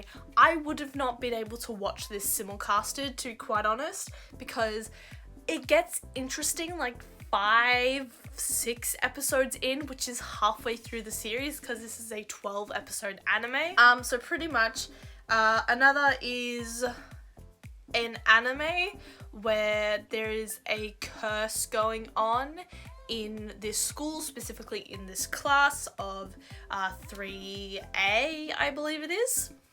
Or 3C, I don't remember. I know, it was a 3, okay? This new student comes in and the curse is pretty much, if there is an unlike even tables and chairs,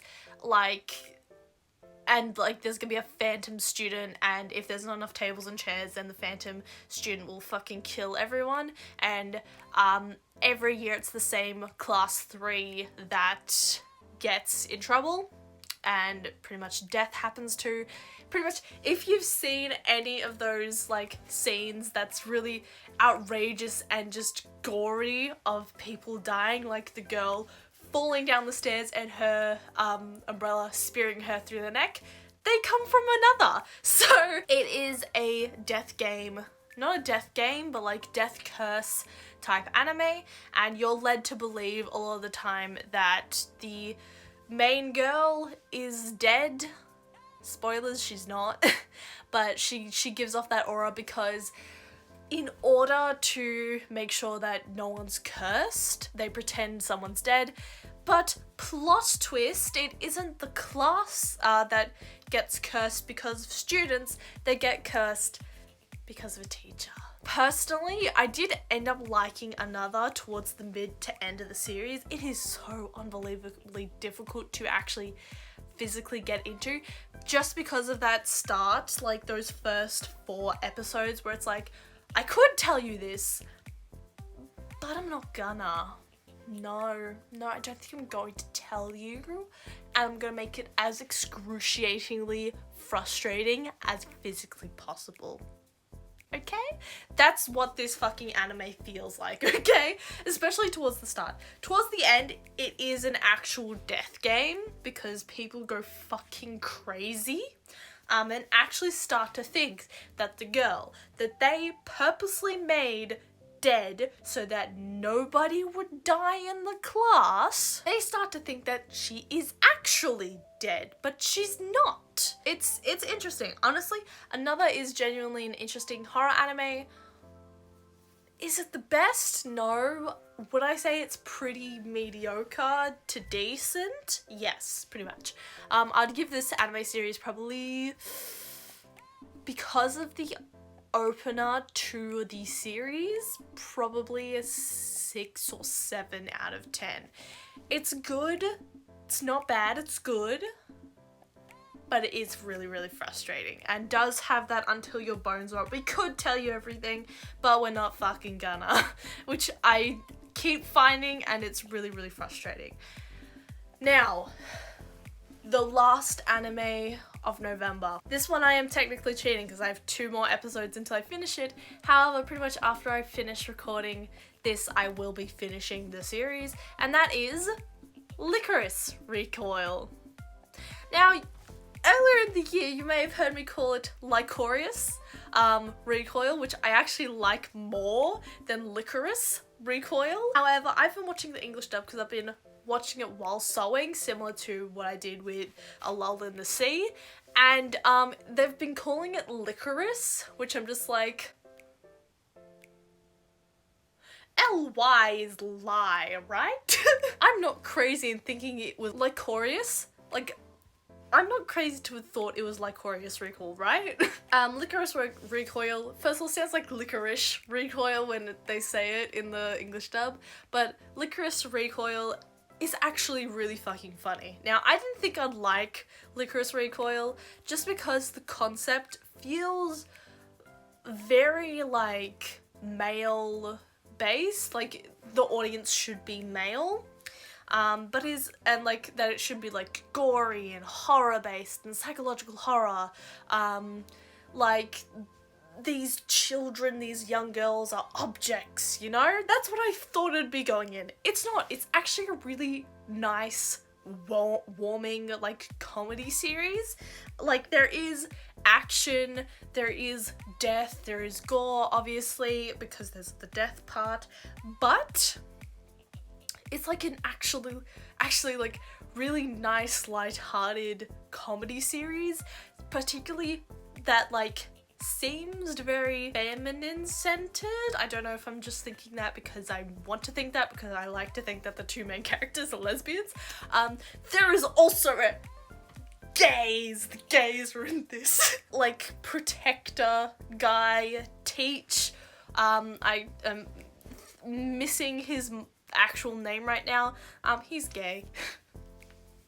And the savior for our main character, Chisato, is his lover. It's heavily fucking insinuated to that anyway, and they are both seen as Chisato's dads, so gay. And I'm convinced that Chisato and Takina are lesbians. Is that just because of my stuff with Kaguya-sama? Maybe not, I don't know. But I like to think that Chisato and Takina are lesbians because they act like it. But I surprisingly really like this series. It actually has a really decent story. Takina has been discharged from the Licorice Initiative because of disobeying orders, not because she wanted to, because she needed to, essentially. Chisato is one of the top licorice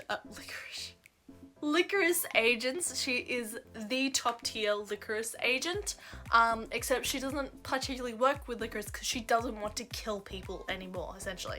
Takina wants to go back to the agency. They won't let her. Chisato tries to let them. They're not having it. And they essentially start having a bond together while solving the mystery of where 1,000 guns have gone and what they are being used for. Now, towards the end of the series, we find out a lot about Chisato, that she has a artificial heart, that she's slowly dying, and that is where the gay comes in. Quite literally. Because this is where we find out about Teach and the savior guy who saves Chisato and gave Chisato the heart in the first place. We find out a lot about Chisato's relationship to those around her. Also, this series has the fucking anime fallacy of the super smart hacker being or looking like a child.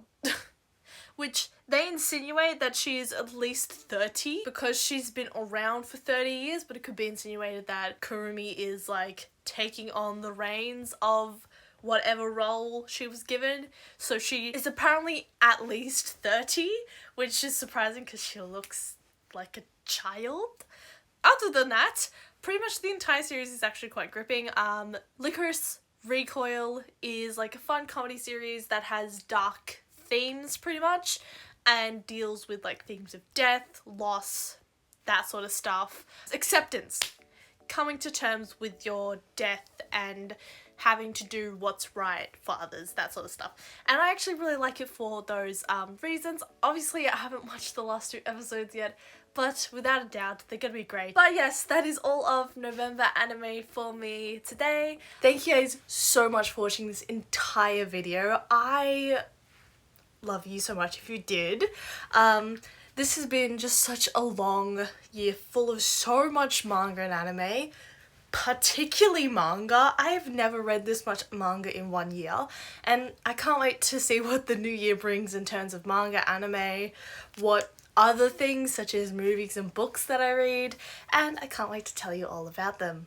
So thank you so much for watching this video. If you've watched this far, maybe drop a like and subscribe if you haven't already. And I will see you next week. Bye!